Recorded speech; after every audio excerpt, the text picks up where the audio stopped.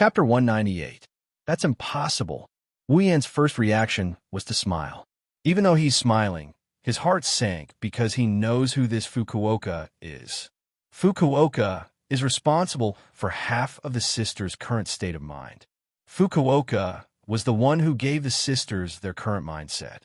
That's why Wu Yan wouldn't believe it if someone else said it. But since it's Fukuoka, he has to believe it. Mikoto doesn't know who Fukuoka is, but she heard the words Absolute Aptitude User Evolution Plan clearly. She panicked when she heard that this nightmarish plan was restarted. Are you telling the truth? Tell me. Mikoto yelled. If it wasn't for Wu Yan and the others, she wouldn't be able to hold herself back and grab Fukuoka's collar. Grabbing Mikoto's hand, Wu Yan pulled her to his side and consoled her. Mikoto, don't panic. Let's hear what she has to say first. Yan. Mikoto looked at Wu Yan worriedly. She nodded and backed away. Her eyes were glued to Taishin's body. She didn't look away at all. Fukuoka looked at everything coldly until Mikoto calmed down. Then she looked at Wu Yan. Looks like Misaka Mikoto trusts you a lot. Wu Yan smiled but didn't say anything. He asked in a low voice, Can you tell me what's going on? Why is the Absolute Aptitude User Evolution Plan restarted? Clearly, there are very few sisters left, and they can't support the plan at all, right? Shinobu gave Wu Yan a deep look. She's very confused. How did this young man know so much about such a highly confidential matter? The plan itself is the same.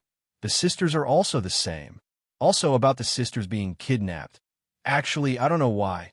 Fukuoka thought for a while and said. Her voice was flat, but it wasn't hard to hear the helplessness in it. I don't know why. Hearing this, Wu Yan couldn't help but frown. He didn't know why this plan that couldn't produce a result was actually started again. What was going on? Could it be Alistair's idea again? If that was the case, then what exactly was he planning? Seeing Wu Yan's distressed face, Mikoto couldn't help but feel a bit of heartache.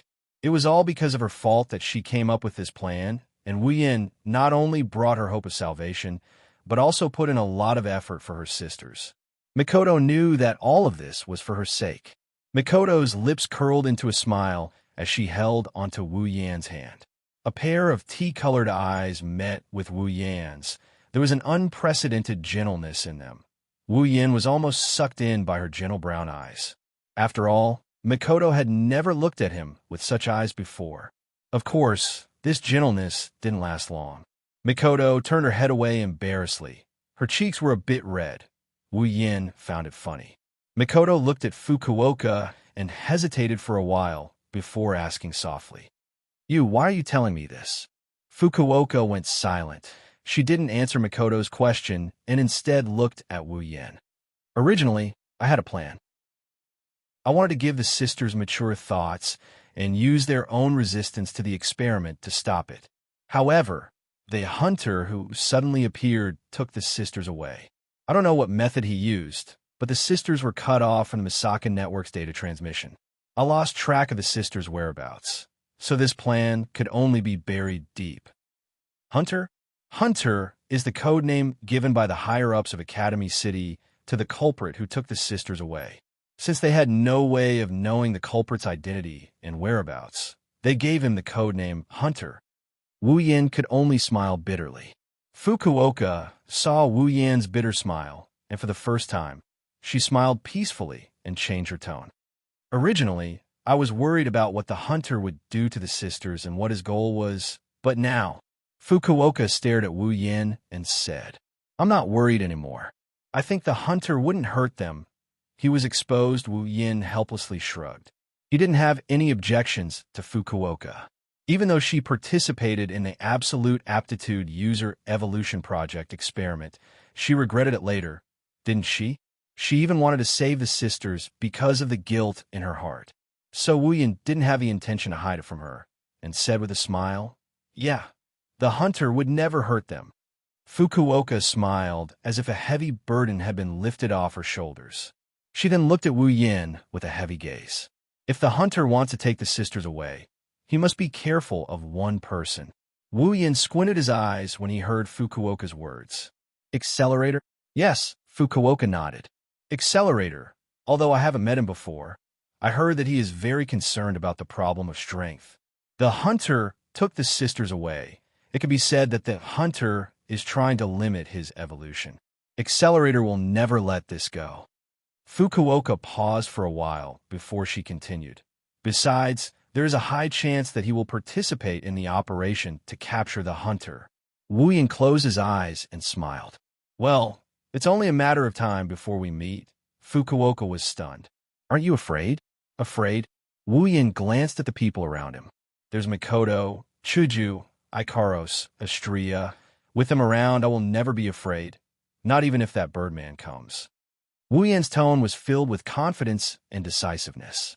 Fukuoka went silent for a while before she said helplessly, Then, I can only wish you good luck. Bushu's letter left. Everyone looked at her back and stood there in a daze. They seemed to be digesting the news Bushu's letter brought. Only they knew what they were thinking. Yin, tell us, what should we do? Chuju's voice broke the silence.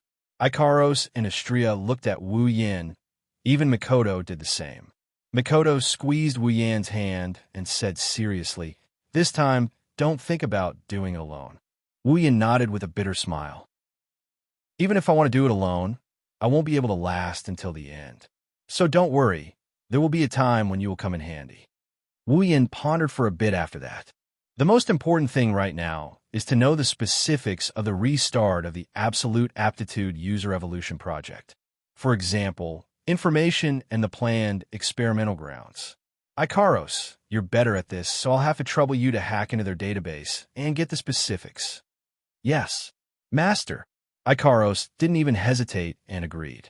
For her, Wu Yin is already her absolute master. Wu Yin chuckled when he saw the storm brewing on everyone's faces. Of course, we'll have to wait until we get back. For now, let's enjoy the Midsummer Festival. Agreed. Astria was the first to raise her hand. She returned to the dining table at the speed of light and continued to munch on her food, making everyone sweat. Seeing that Mikoto was still a little concerned, Wu Yin said softly, All right, don't think too much. Even if the Absolute Aptitude Evolution Plan is restarted, the worst-case scenario is the sisters dying. At that time, we'll just revive them. With the genetic life supplement, there won't be a problem. Mikoto glanced at Wu Yin and nodded. Her expression relaxed. She's still a bit worried, but at least it's not like he's going to die, right?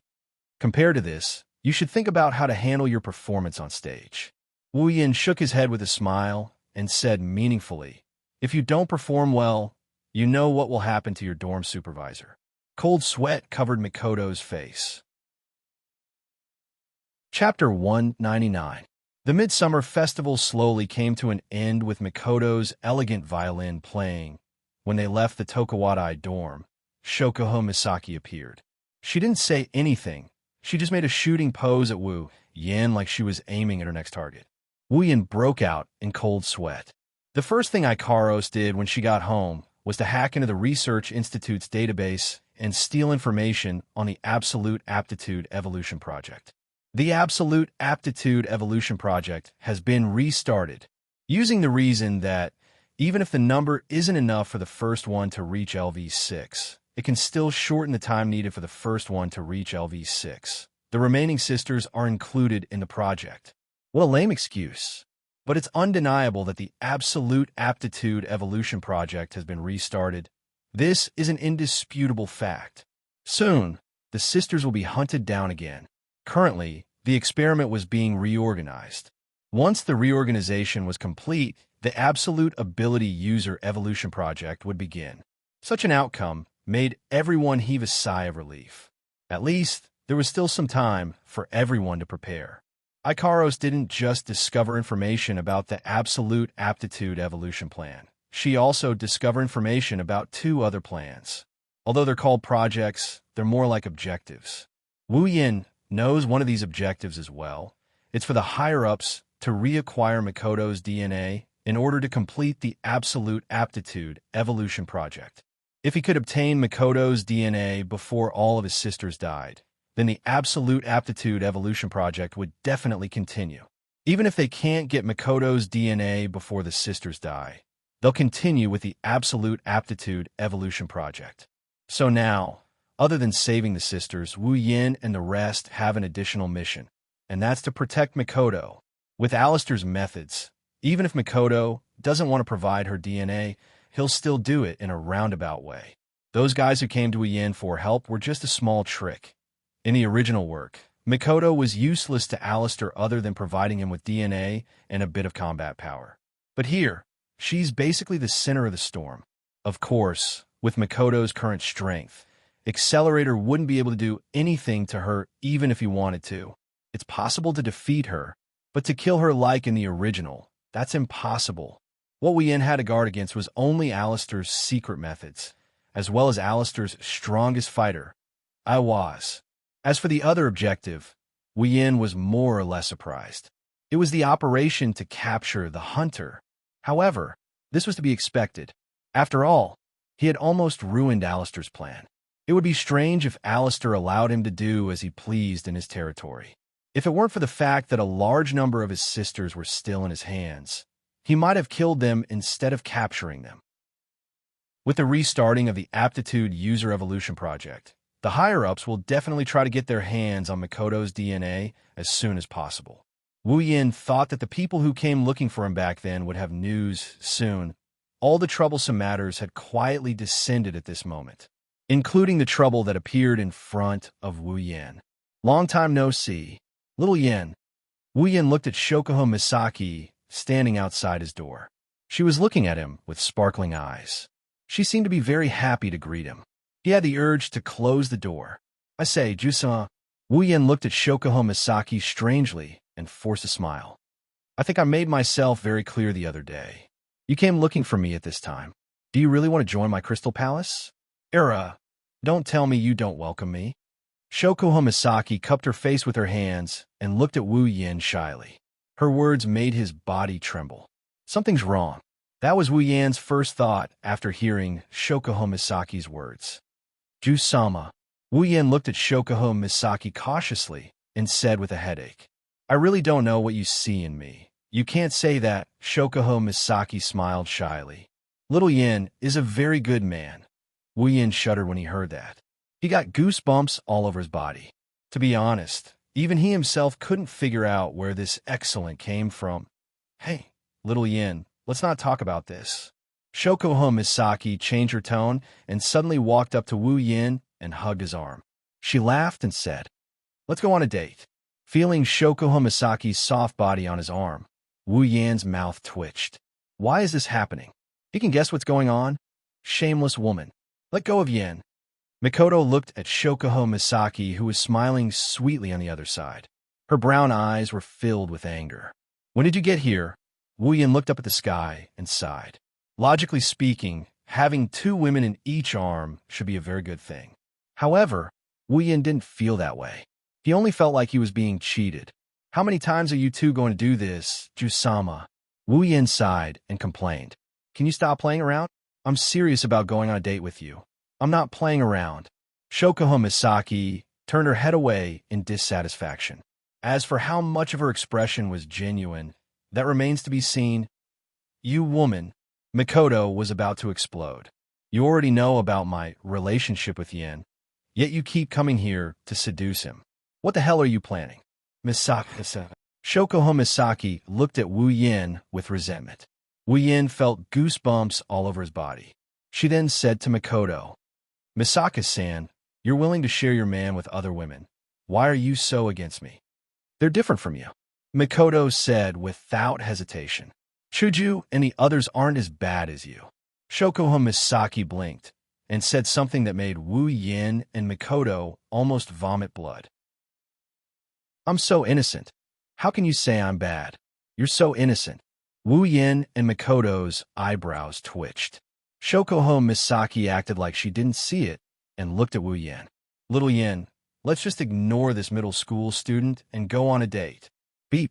Electric currents started jumping around. It's obvious that Ju-sama's words hurt Mikoto greatly. In a blink of an eye, the two girls were in a new round of arguing. Wu Yin's ears were ravaged by the two girls. His head almost exploded. Why am I the unluckiest one every time? Is it because I didn't vote when I was reading? Is this karma? Looking at Ju-sama's smiling face, Wu Yan's heart was filled with resentment. It's all because of this girl. Shokuho Misaki, who was in the middle of arguing with Mikoto, suddenly froze.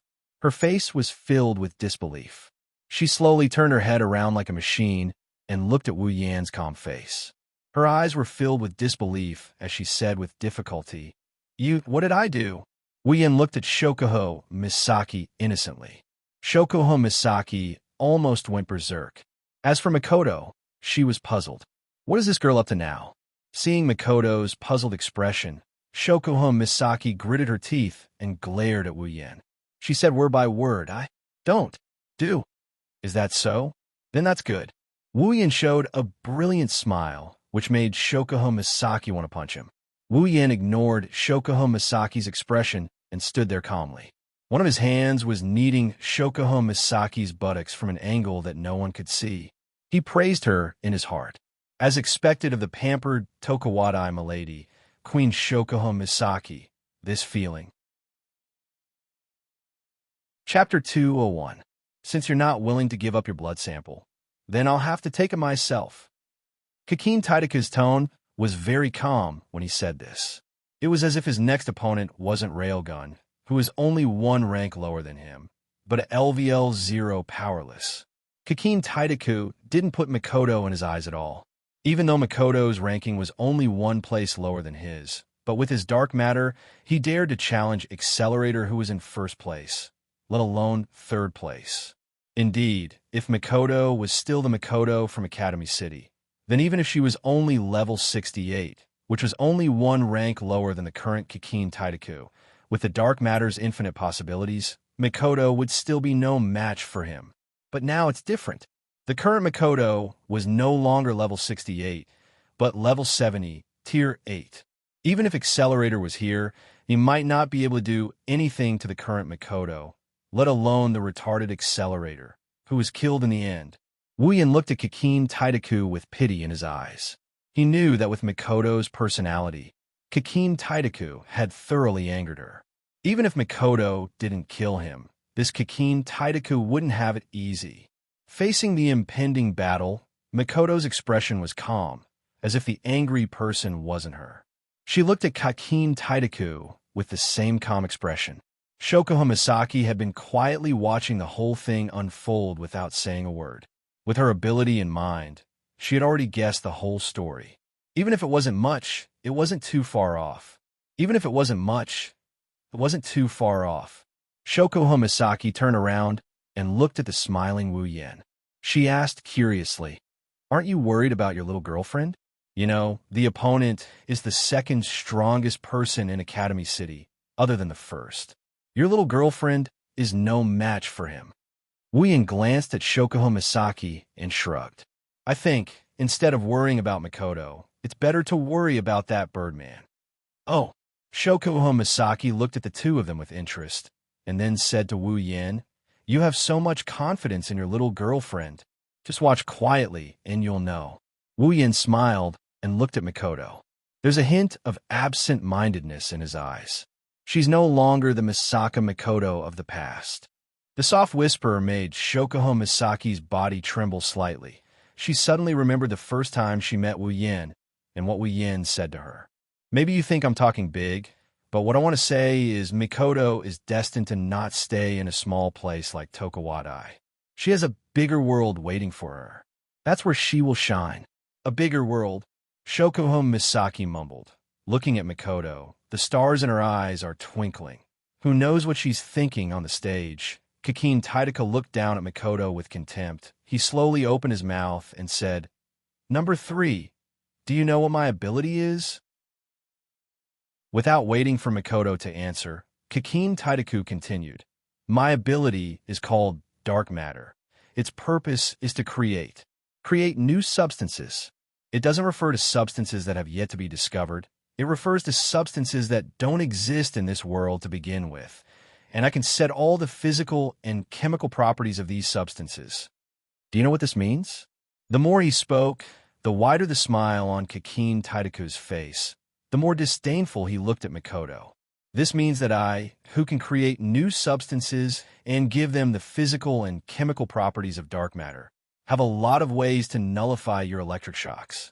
Your ability to manipulate electricity is useless against my dark matter, Kakin Taidaku said proudly to Mikoto. How are you going to fight me like this? Mikoto didn't say anything. She remained silent. It's like the calm before the storm. It's very oppressive. Kakin Taidaku didn't know what Mikoto was thinking after hearing his words, but it's undeniable that Mikoto's calm demeanor made him feel pressured. On the other side, Wu Yin and Shokuha Misaki heard Kakin Taidaku's words. They both gasped in surprise at the power of dark matter. Kakin Taidaku is indeed the strongest ability user after Accelerator. He can create substances at will, even if they don't exist in this world, but to be able to touch upon the field of creation, even if it's just a little, it's already extraordinary.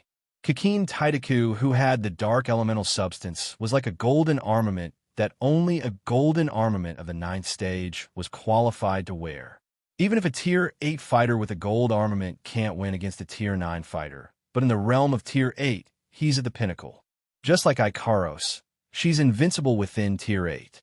And Kakin Taidaku with dark matter is the same. In the realm of Tier 7, he's at the pinnacle of the pinnacle. It's no wonder that even an idiot like Accelerator would be fooled by him. Even Mujino Shizuri, who's only 2 tiers lower than Kakin Taidaku, was almost beaten to a pulp by him in the original work. Kakin Taidaku does have the qualifications to be arrogant. Of course, it's only in the realm of Tier 7. Beep beep beep.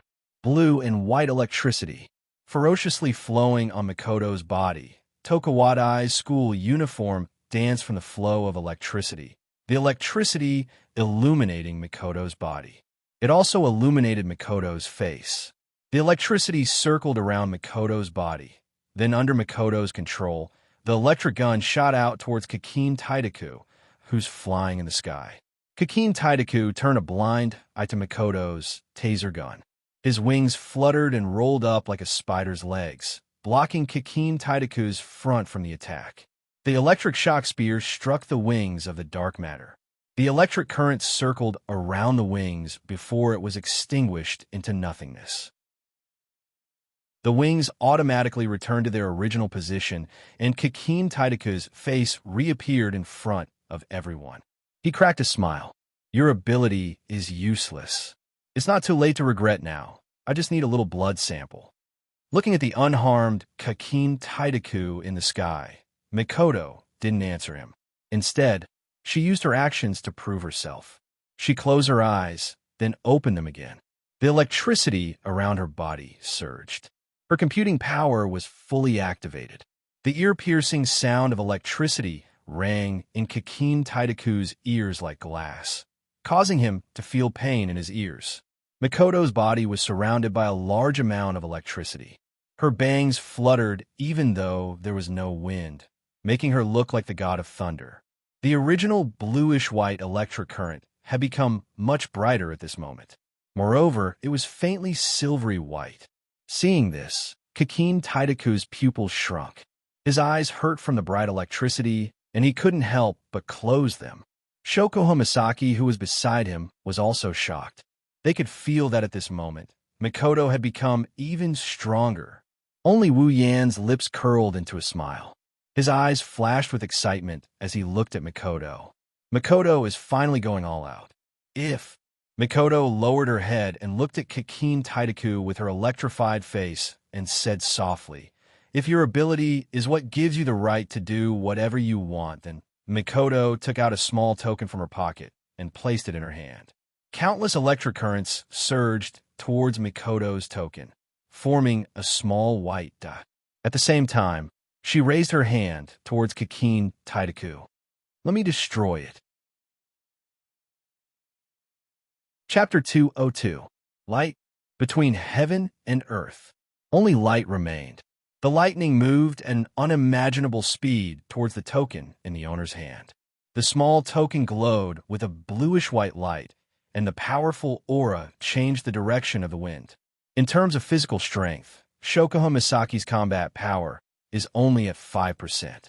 The strong wind blew her voluptuous body left and right.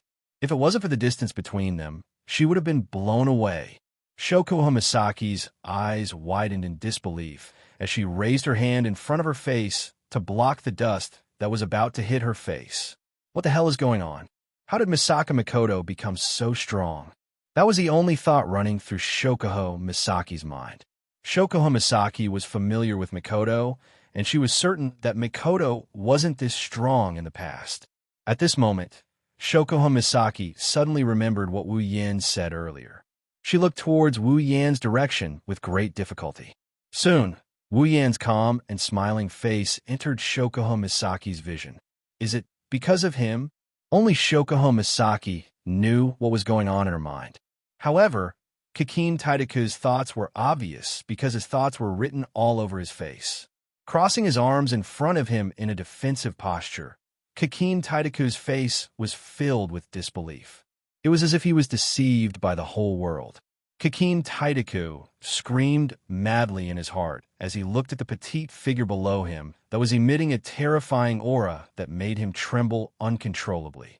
This is impossible. After a moment of disbelief, Kikin Taidaku's face was completely twisted with madness. Looking at his trembling hands, Kikin Taidaku looked at Mikoto. At this moment, another figure appeared in front of Kikin Taidaku's eyes. White hair, red eyes, and dressed in a striped prison uniform. He was as thin as a match. The man who made Kikin Taidaku tremble in fear for the first time in his life. Now, the people were different. However, the same thing was happening again. In Kikin Taidaku's eyes, the girl with tea-colored hair and tea eyes seemed to be a white-haired demon with red eyes. Then in Kikin Taidaku's eyes, they gradually merged into one. This kind of thing, how is that possible? The fear in Kikin Taidaku's heart had completely crushed his rationality. He roared madly, and the 3 pairs of wings on his back flapped violently. Instantly, a white beam of light shot out from the wings. Mikoto looked at the beam of light that was getting closer and closer to her, but she ignored it. She raised the coin in her hand and aimed it at the beam of light, at the crazed Kikin Taidaku behind it. When the white light beam was only a centimeter away from Mikoto, the orange light beam dispelled the white part of the light beam. The white light beam was torn apart in an instant. A thick orange light beam tore through the white light beam and shot towards Kikin Taidaku at a speed not visible to the naked eye. Like a meteor streaking across the sky, the railgun landed on Kikin Taidaku's body with a powerful force. Boom! The railgun that could penetrate anything in its path landed on Kikin Taidaku's body. Instead, the sound of a missile exploding was heard. In a blink of an eye, the area where Kikin Taidaku was standing was shrouded in black smoke. His figure could no longer be seen clearly. All that was left was the orange light of the super railgun, leaving behind a tiny orange light. Mikoto lightly brushed her bangs with her hand that was glowing with blue and white lightning. She snorted lightly. Her brown eyes had a trace of satisfaction. She seemed to be very happy that the railgun shone again. Shokuho Misaki stared blankly at the heroic Mikoto in the center of the battlefield. She, who had always been against her, was now immersed in her opponent's railgun that lit up the sky. She couldn't regain her senses for a long time. Wu Yan, on the other hand, had an excited smile on his face. No matter how many times he watched Mikoto use the railgun, he still couldn't get enough of it. In the sky, a corner of the area that was shrouded in smoke suddenly protruded out. A battered and exhausted figure with tattered clothes flapped 3 pairs of equally tattered wings and rushed out. He fled into the distance with all his might. In the blink of an eye, he disappeared from everyone's line of sight. She still went easy on him. Looking at Mikoto, who was walking towards him, Wu Yan's eyes flashed with a trace of helplessness. But it will only last for a moment. If Mikoto really did kill that almighty second brother, Wu Yan would be more surprised. Misaka, Mikoto. Shokuho Misaki looked at Mikoto seriously, as if she was getting to know her all over again. She then turned her attention to Wu Yan. Looking at the helpless expression on Wu Yan's face, Shokuho Misaki thought of something and a smile appeared on her face. She looked like a little girl who just saw candy. Things are getting more and more interesting. Academy City, School District 7, inside the windowless building, in the strange space, the strange and surprising figure was still floating in the liquid that seemed to be nourishing him in an omnipotent and unchanging manner. He was gently floating in the liquid that seemed to be nourishing him. In front of Alistair, there was also a floating screen. Alistair, as usual, was doing his job as a voyeur. On the screen, there was the scene of Kikine Taidaku appearing in front of Mikoto, the scene of Mikoto rejecting Kikine Taidaku's request, the scene of them clashing, the scene of Mikoto's electrocution being ineffective, the scene of Kikine Taidaku mocking Mikoto. Of course, there was also the scene of Mikoto using her railgun to kill Kikine Taidaku. After Kikine Taidaku ran away and Mikoto walked towards Shokuha Misaki, Alistair turned off the screen in front of him and went into deep thought. If Shokuha Misaki, Mikoto, or Kikine Taidaku were here, they would realize that the scene was exactly the same as what happened to them. The only thing missing is Wu Yan's figure. Perhaps in this silent space, there was someone who couldn't stand it anymore. Unable to bear the loneliness, he began to make his own voice, breaking the silence of this space. Your calculations have been negated. Alistair didn't say anything. He knew what the owner of the voice was talking about. A chess piece jumping out of your plan. In my memory, this is the first time something like this happened to you, right? Amidst the noise, a male or female voice rang out again. This time, Alistair finally reacted. It's not really jumping out of my plan. Misaka Mikoto is still within my calculations, but the plan needs to be changed. A chess piece will always be a chess piece, as expected of you. The owner of the voice said this. It's hard to tell if it's a sarcastic comment, or maybe it's nothing. When Alistair heard this, he immediately closed his eyes. Only his calm voice still echoed in this space.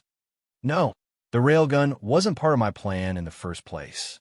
Misaka Mikoto herself was just a part of the plan. Her mission was to provide the DNA to complete my plan. What about now? The chaotic voice said again. No matter what, the opponent has more or less exceeded your expectations, right? Alistair opened his eyes. There was no anger in them, only calm and tranquility. The railgun is still a chess piece. Oh, the owner of the voice seemed to be interested. Has he turned from worthless to a pawn that can be used? This time, Alistair had nothing to say. Misaka Mikoto's ability has indeed exceeded his expectations. Ability assessment was a secret assessment made by Academy City to determine the potential of a person's superpower development. It meant that the moment a person was born, the extent of their superpower development was already predetermined. Just like Mikoto, her attainment assessment was LV5. But now, Mikoto's ability had completely shattered her quality judgment. Chapter 203. The owner of the messy voice knew about the accomplishment judgment as well. It could be said that as long as Alistair knew about it, there was nothing she didn't know. However, the owner of the voice didn't know what Alistair was thinking. After all, he was stronger than Alistair, but in terms of intelligence, the owner of the voice had never met anyone who could surpass the person in front of him who had been with him for a long time. That's why when Alistair fell silent, the owner of the voice knew that Alistair must be thinking about something. Thus, the owner of the voice also fell silent. Alistair recalled the day when the first Misaka sister was stolen. Ever since that day, his plan that had never deviated from its original plan was messed up. The theft of the Misaka sisters was the first time in his life that he had miscalculated. Inside Academy City, no one could escape his control. Because of the existence of the hovering loop, Alistair was able to control every single change in the city. On the other hand, the disappearance of Misaka's sister had completely destroyed Alistair's confidence in the hovering loop. With Alistair's personality, of course, he would not be angry about it. Instead, it was a harsh reminder. It reminded him not to rely on the hovering loop too much. Since then, Alistair had gradually organized an effective intelligence network. Combined with the hovering loop that had not diminished in function, he had once again brought everything that happened in Academy City into his control. He thought that with his calculations, his plan would be back on track soon. Who would have thought that Misaka Makoto's strength would once again exceed his expectations? Alistair realized that ever since the disappearance of the first Misaka's sister, everything seemed to be revolving around a central point and gradually changing, as long as he could control that central point. Recalling the series of events that didn't make sense, Alistair closed his eyes again. The hunter. At the same time, in the sky above Academy City, a shocking piece of news suddenly appeared on the screen of the floating airship that had never been seen descending. Makoto's picture appeared on the screen of the airship. Beside it was a message: Academy City's third-ranked railgun, Misaka Makoto, has won the battle against Academy City's second-ranked dark matter Kikin Taidaku. From today onwards, Academy City's LVL5 ranking has been reorganized. Super Railgun, Misaka Makoto has risen to second place. Kikin Taidaku, the dark matter, fell to third place. When this message appeared on the screen of the floating airship and was seen by everyone in Academy City, the entire city was in an uproar. The super electromagnetic gun had risen from third to second place. The impact of this matter was not small, especially to those who were in the dark and knew about the accomplishment judgment. This was like a heavy bomb to them. It bombarded them until their minds went blank. Misaka Makoto, who was supposed to be third place and unable to surpass the first two, suddenly broke the judgment of accomplishment judgment and tree diagram designer. He had overturned his own estimation. What did it mean to overturn the judgment of accomplishment? This meant that the so-called trash that they had treated as ants and casually abandoned in the past was very likely a mistake. As for those white mice that they treated as treasures and studied every day, it was very likely that they would become a huge flaw in their research. The research that revolved around the topic of ability would be beaten black and blue. And in Academy City, wasn't the topic of ability the most important topic? All the research related to accomplishment judgment and the use of accomplishment judgment would all be overturned. How could the scholars who had become famous because of this research and were currently researching it not go crazy? Of course, all of this only happened in the dark side of Academy City. On the bright side of Academy City, where hard work is the key to improving one's ability, there wasn't as much of a commotion. Other than Tokawadai. On this day, in Tokawadai, Makoto's picture was hung all over the screens and walls of the school. The girls of Tokawadai were also celebrating their trump card becoming the strongest existence in the entire Academy City other than the number one. Those Missy who already had a crush on Makoto to begin with fell even deeper into the trap now. Strangely enough, Tokawadai's other LV5, Shokuho Misaki, seemed to be acting strangely regarding the fact that Makoto had become the second most influential person in Tokawadai. Shokuho Misaki, who viewed Misaka Makoto as her greatest rival, was actually acting like she didn't care at all. Shokuho Misaki, who was usually in charge of the Queen's faction, suddenly acted like she didn't care at all. As for why this happened, only Shokuho Misaki herself knows the answer to that question. Academy City, School District 7, Wuyan's house. Cheers. Wuyan, Makoto, Chuju, Ikaros, Astria, Kuriko, Ruko, and Wiharu gathered together and raised their drinks and clinked them together. Misaka-senpai, congratulations on becoming number 2, Ruko said to Makoto in high spirits. Wiharu, beside her, also smiled happily. It was obvious that they were really happy about Makoto's ranking. Thank you. Makoto rubbed her head embarrassedly.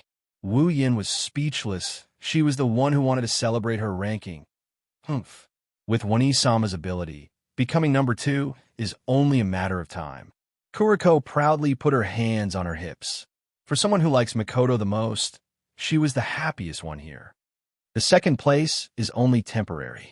Soon, Wani-sama will defeat the first place and become the strongest metahuman in Academy City. Kuriko clenched her fists in anticipation. Her eyes were filled with stars as she looked at Makoto in a daze. Ah, Wani-sama, my beautiful and powerful Wani-sama, please allow me, Kuriko, to use my loving embrace to express my excitement. After that, Kuriko disappeared and reappeared in Mikoto's arms. She hugged Mikoto's waist tightly and rubbed against Mikoto's chest that was slowly being developed by Wu Yin.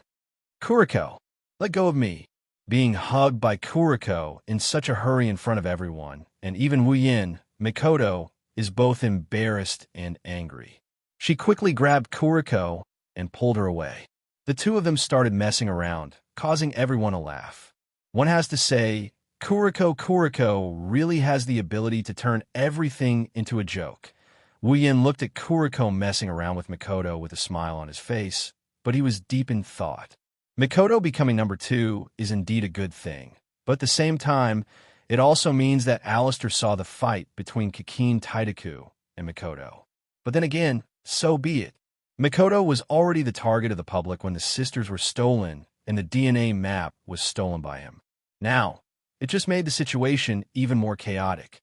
Perhaps he could even take advantage of this chaos to fish in troubled waters and rescue the rest of his sisters once and for all. Of course, that's a matter for the future. At this time, Wu Yan's phone suddenly rang, causing the noisy scene to go silent. This means that even though they were messing around, their attention was still on Wu Yan, including Kuriko, Wiharu, and Ruko. After all, he was the only male here. How could he not be noticed? Wu Yan smiled apologetically at everyone and took out his phone.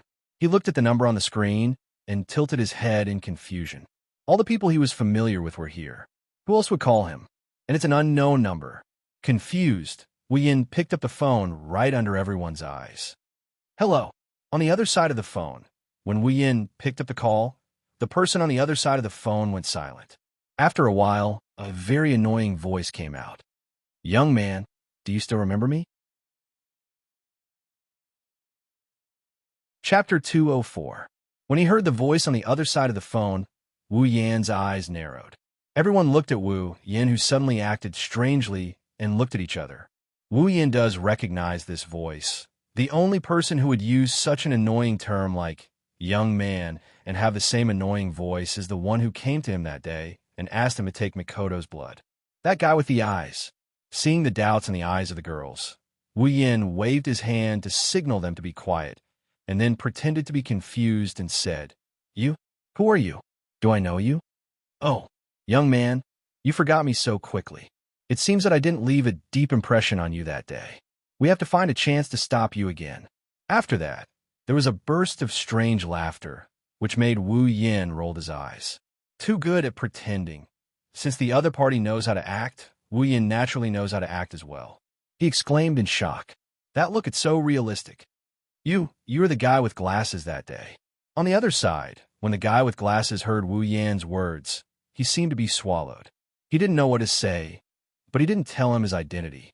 He couldn't let him know his identity, so he could only sullenly say, Yes, I'm the guy with glasses that day. Ian secretly laughed twice and then hesitantly said with a trembling voice, Why are you looking for me? The guy with glasses sneered twice. This time, his voice was really cold, which proved that he was a little angry in his heart. Young man, you seem to have forgotten that you still owe me a favor. I didn't forget. I've always remembered it, really. Wu Yan shouted in panic, which made the guy with glasses think that Wu Yan was afraid. Only the girl sitting in front of Wu Yan could see that under Wu Yan's panicked expression, there was a smile on the corner of his mouth. Is that so? The guy with glasses deliberately dragged his words. But why haven't we received any news about it yet? Did you really get Miss Saka Mikoto's blood? Due to the silence in the room, the voice on the other end of the phone was exceptionally loud. Naturally, the words of the bespectacled man reached the ears of the women who were trying their best to eavesdrop, including Mikoto. She stood up with a swoosh. She looked at Wu Yan with a look of surprise. Her eyes are filled with all sorts of questions and suspicions. She no longer wanted to know the identity of the person on the other side of the phone, but if they were here for the blood in her body, then it could only be related to the Absolute Ability User Evolution Project. And if she didn't hear wrongly, that person seemed to be looking for Wu Yan to steal her blood, and Wu Yan seemed to have agreed. How could Mikoto not be confused? Of course, it was only a suspicion. If she suspected that Wu Yan was in cahoots with the other party, she would be the first to not believe it. It's just that Makoto was too sensitive about wanting to steal her blood and DNA. Wu Yin quickly gestured for Makoto to calm down. Makoto sat down, but it was obvious that her face was a little pale. Another attempt to steal her blood. Since Makoto heard it, the others naturally heard it too. As an insider, Chuju's expression turned serious. Astria didn't even dare to breathe loudly. Only Kuriko, Ruko, and Waharu's faces were filled with confusion. Wu Yin bitterly smiled. If he knew this would happen, he wouldn't have picked up the phone so openly. Makoto and Chuju were fine. He didn't intend to hide it from them. But how should he deal with Kuriko and the other two? I haven't gotten it yet. You should know that Makoto is now the second in line. I'm just a powerless. How do you expect me to get her blood? That's none of our business. The bespectacled man rudely said. How you do it is your business. We only want results. But Wu Yin deliberated over his words and carefully said, anyone would be suspicious if you say you want to take someone's blood for no reason. The bespectacled man snorted. The reason I approached you was because I heard that you and Misaka Makoto seem to be quite close. With your relationship, the chances of you obtaining Misaka Makoto's blood is very high. And if you can't complete the mission, even though they were separated by a phone, Wu Yin could hear the underlying threat. It's nothing more than being useless and getting rid of him. This tone made Wu Yin very unhappy. He could only suppress his displeasure and act like a movie king once again. You give me some time. You don't have much time. The bespectacled man slammed the table hard. Wu Yin could hear the bespectacled man's impatience. We must get Misaka Makoto's blood today. That's too much. Wu Yan's mind was spinning like crazy. It seems like Makoto defeating Kakin Taidaku and becoming the second in line has affected them greatly.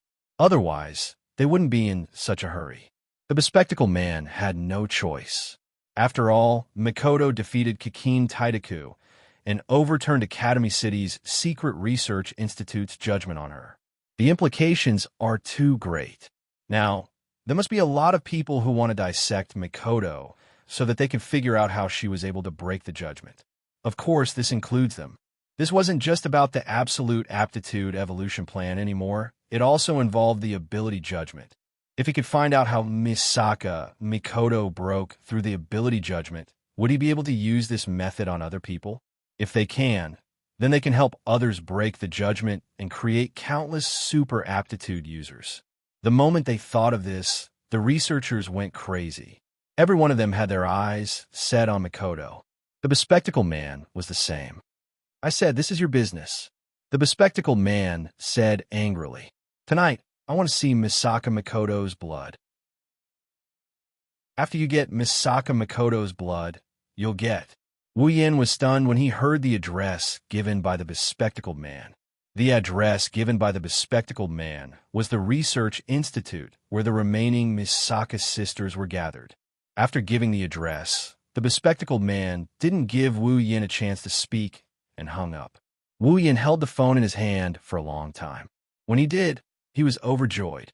This was a great opportunity to sneak into the Research Institute openly and save his sisters. Yin, what's going on? Who's that person? Seeing Wu Yin put away his phone, Makoto couldn't wait any longer. She wanted to know everything. Wu Yin sighed. He knew that Makoto was anxious. After all, this was one of her worries. But Kuriko and the rest were here. How am I supposed to answer your questions? Wu Yin had no choice but to tell them about the deal he made with the bespectacled man.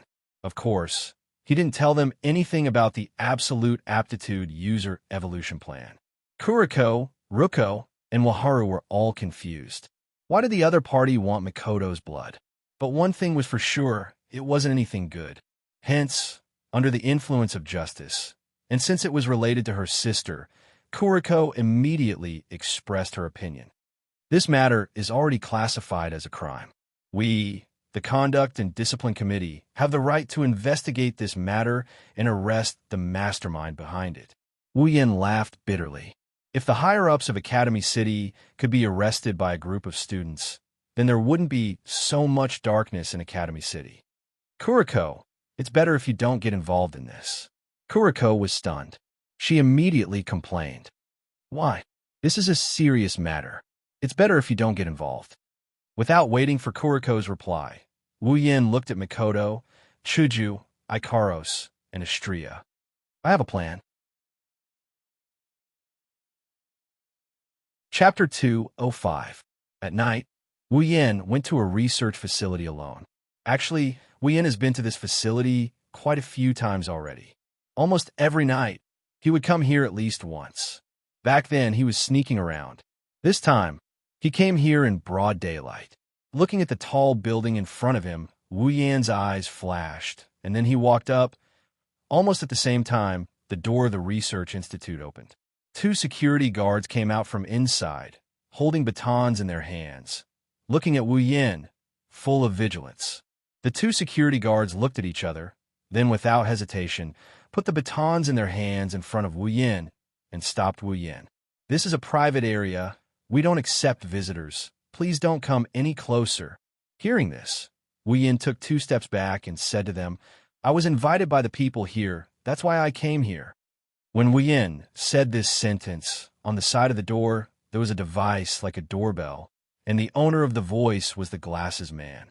He was invited by me. Bring him in. The 2 security guards quickly said yes, and then brought Wu Yin in. One of them led the way, and the other stood behind Wu Yin. It felt like they were escorting him. Along the way, Wu Yin passed by a lot of robots that looked like garbage cans, and even passed by layers of guards. Looking at the heavily guarded research institute, Wu Yin hated it so much that his teeth itched. Almost every time, it was these hateful guards and endless precautions that made him return empty-handed for many nights. And he couldn't save even one of his sisters. If it weren't for his sisters still in this research institute, Wu Yin would have been annoyed by them and directly attacked. Of course, attacking by force was definitely not a good idea. After all, the number of sisters was very small, and the people in the research institute had a lot of opportunities to transfer the sisters while he was attacking. At that time, he would return empty-handed. But today was different. As long as he could sneak into the research institute, Wu Yin had enough confidence to rescue his sisters. Soon, Wu Yin was brought to a room. The bespectacled man was sitting in the room, pacing anxiously. When he saw Wu Yin, he revealed a happy smile. He casually waved his hand and dismissed the 2 security guards who were leading the way. It seemed that the bespectacled man had a very high status in this research institute. Young man, you really keep your word. The bespectacled man walked in front of Wu Yin, patted his shoulder, and said earnestly. That pretentious look made Wu Yin almost unable to hold back and beat him up. He could only pull out an ugly smile.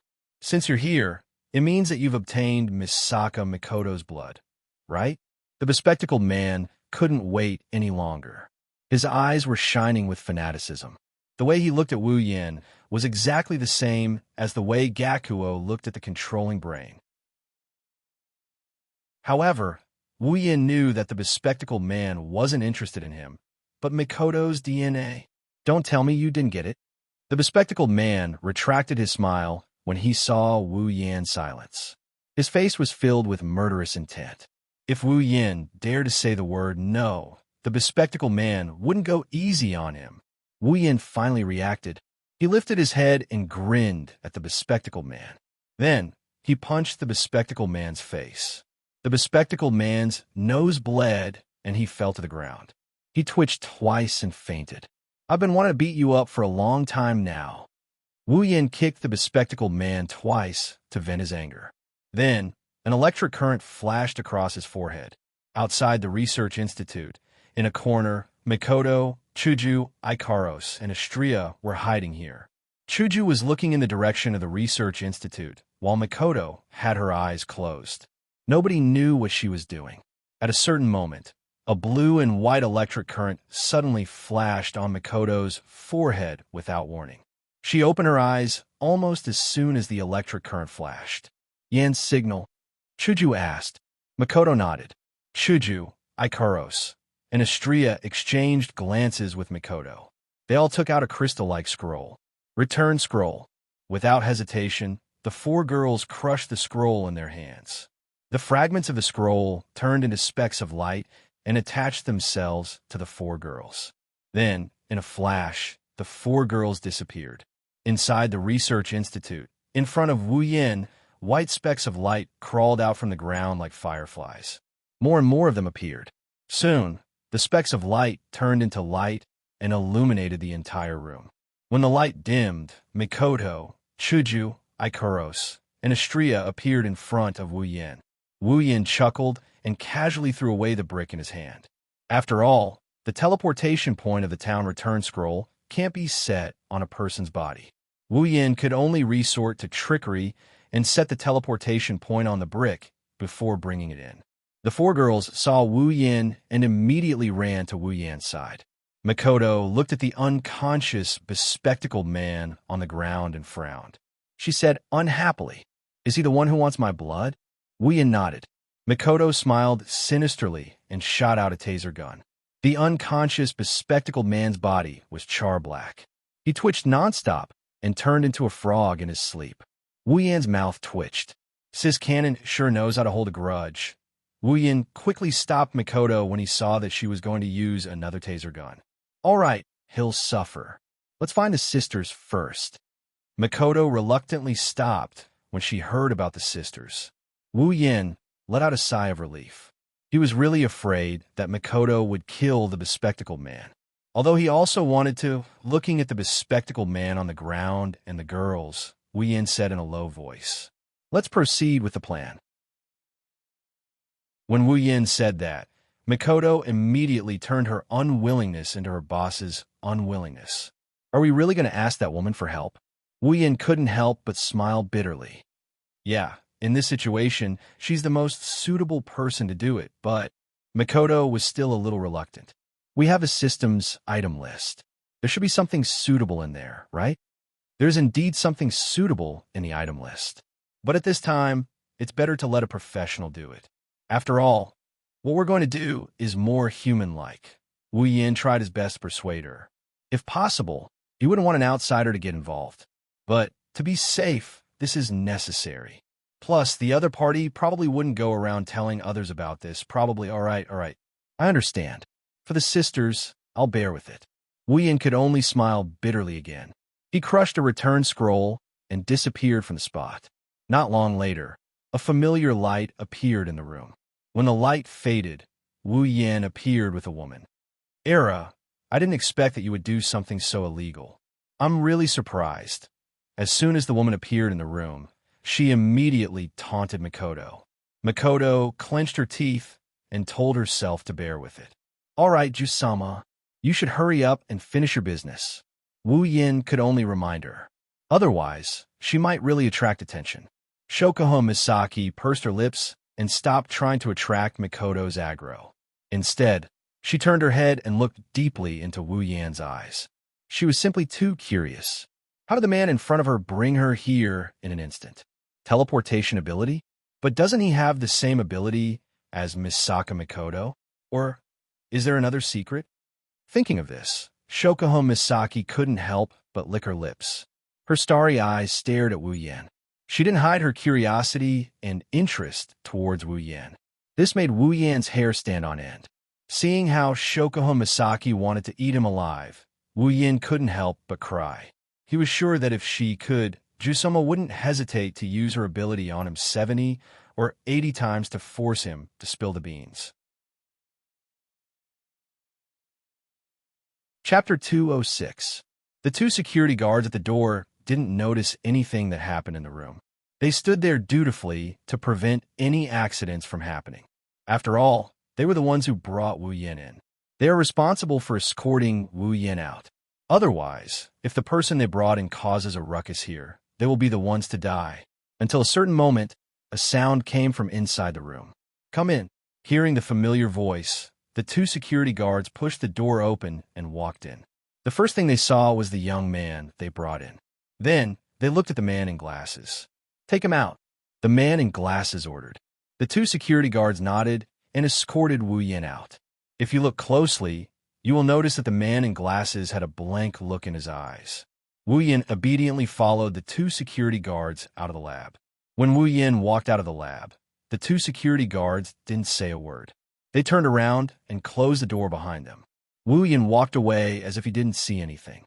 When he couldn't see the lab anymore, Wu Yin stopped. He took out a return scroll and crushed it. Wu Yan's vision blurred, and he reappeared in the lab. Just as Wu Yin appeared, Mikoto, Chuju, Ikaros, Astria, and Shokuho Misaki appeared out of thin air. They were holding a cloak in their hands. Shokuho Misaki touched the cloak curiously. Her eyes were shining with curiosity. What kind of cloak is this? It can turn invisible. Wu Yin shrugged and said, A cloak that can turn invisible. Of course, it's the invisibility cloak. Shokuho Misaki didn't ask any more questions. She looked at Wu Yin with her starry eyes. Her lips curved into an intriguing smile. She even tapped her lips with her finger. One day I'll definitely make you spill all your secrets, she thought. Wu Yin saw Jusama's expression, but he didn't care. If Jusama can blackmail him into telling her about herself, she wouldn't be able to run away when the time comes. With that in mind, Wu Yin turned around and looked at the man in glasses. So what happened to this guy? Shokuho Misaki said. The part about your memories and today's events are mostly deleted. Wu Yin released a sigh of relief, and he smiled at Shokuho Misaki. Thank you, Queen. Shokuho Misaki covered her mouth and giggled. No need to thank me. Remember what you promised me. After hearing this promise, Mikoto expressed her dissatisfaction, and Hinajiku was also quite displeased. The two girls turned their heads away, out of sight, out of mind. Wu Yin smiled sheepishly. Of course I won't forget. No matter how I look at it, I'm the one who got the better end of the deal. He went through a lot of trouble to get Jusama to help him, and in the end, he got a date with her. Wu Yin didn't know what Shokuho Misaki was up to, but he's the one who got the most out of this. I'm looking forward to it. Koho-sama covered her smile and took out a crystal scroll. She looked at it curiously and looked at Wu Yin with a bit of reluctance. What an interesting thing. You have to give me more next time, little Yin. Wu Yin rolled his eyes. He knew that Shokuho Misaki's attention to him had increased by 100% due to the series of magical items. However, Koho-sama was smart enough to know what to ask and what not to ask. She held herself back from asking. After Shokuho Misaki crushed the return scroll and disappeared, Mikoto and Chuju turned around and looked at Wu Yin with serious expressions. Mikoto even looked a bit excited. Finally, she could be of help. Wu Yin nodded at everyone when he saw them looking at him. Let's do as we said. Mikoto and I will sense the location of the sisters and rescue them.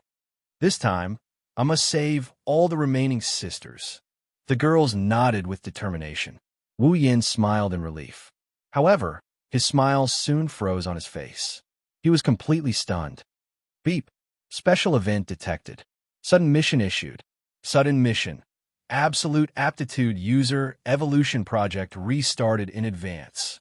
Under the arrangement of the researchers, Accelerator was heading to the experimental site. There, the military clone, Sister Misaka, was on the brink of death. Mission: find the experimental site of the Absolute Aptitude User Evolution Project and rescue the dying military clone, Misaka's sister. Mission reward: equipment, items, ability, and summoning points, 10,000 points. Beep. Special event detected. Dungeon Mission 2 restarted in advance. Dungeon World. Magic Catalog. Dungeon Mission. Rescue. Mission 1. Save 20,000 Misaka sisters. Revive all the dead Misaka sisters and heal the Misaka sisters who are still alive. Collect all 20,000 Misaka sisters and store them in the biocontainment device. Mission reward: equipment points, item points, ability points, summoning points 1,000,000 each. Mission 2. Defeat the strongest Esper in Academy City, Accelerator. Mission reward: randomly summon a character. Mission 3. Locked. How did this happen? Wu Yin was speechless. The sudden activation of the Absolute Aptitude User Evolution Project caught Wu Yin off guard. He was supposed to rescue the remaining sisters, wasn't he? Yin, what's going on? Why did the experiment suddenly start? Wu Yin still hasn't recovered from the sudden turn of events when Mikoto yelled at him in a panicked manner. If it weren't for the fact that he did something beforehand, her voice would have attracted the attention of the people in the research facility. Hearing Makoto's words and the serious expression on the girls' faces, Wu Yan was taken aback. "You all know about it?" Chuja nodded and said in a serious tone, "The system has already shared the mission with us. Looks like this is a little urgent." "It's more than urgent." Wu Yan smiled bitterly. "Now, whether or not we can find the experimental site is a problem. What should we do?" "Yen." Makoto's face turned pale. "If we don't stop it soon, that sister." Wu Yin fell silent and smiled bitterly in his heart. Even if it wasn't for the mission, Wu Yin couldn't just watch one of his sisters die in front of him, let alone Makoto. The most logical thing to do now is to continue with his plan and rescue the remaining sisters. As for the sister that's undergoing the experiment, he can use the genetic life serum to save her. But forget about Wu Yin. No one here would want to do that, because they all treat their sisters as human beings, not tools to be manipulated. They can ignore their deaths and look at them rationally. They can't do it. Yin, Makoto, calm down. Seeing Wu Yin and Makoto in a panic and unable to calm down, Chuju quickly stepped forward to stop them. "Hurry up and think of a solution. That's the most important thing." "Yes, there's a way, there's a way." She said that, but her expression didn't calm down. She's still running around in circles. Wu Yin, on the other hand, calmed down first. "Looks like we have to split into two teams. One team will stay here and rescue the sisters. The other team will go and stop Accelerator." Wu Yin pondered for a moment and finally said, "Let me go to Accelerator." "You're going?" Hinagiko frowned. "Yin, Accelerator is definitely a Tier 8 fighter. You're only a Tier 7. You're no match for him." Wu Yin smiled bitterly. Chuju's words hit his weak spot. But Makoto and Chuju don't know anything about Accelerator. He's the only one who knows a thing or two about Accelerator. If I don't go, who will? Chapter 207. After explaining the reason to Chuju, Makoto, Ikaros, and Xianxia, the four girls went silent. They really don't know Accelerator. Forget about his abilities. They don't even know what he looks like. Wu Yin, on the other hand, knows Accelerator very well. Not just his looks, but his personality and abilities as well. That's why there's no reason to stop Wu Yin. But you're not Accelerator's match. You might not be able to do anything even if you go. Seeing Wu Yan's determined expression, Chuju couldn't help but feel a little anxious. The other three girls also had the same expression. They're worried something will happen to Wu Yin. Wu Yin smiled and comforted them. "Don't worry, it's not like I don't have a return scroll. If worst comes to worst, I'll just take the sisters and leave. If that's the case, what about the second mission? Aren't we supposed to defeat Accelerator?" Chuju looked at Wu Yin as if she could see through Wu Yan's thoughts. "With your personality, there's no way you'd run away without even trying." Wu Yin went silent. He felt helpless.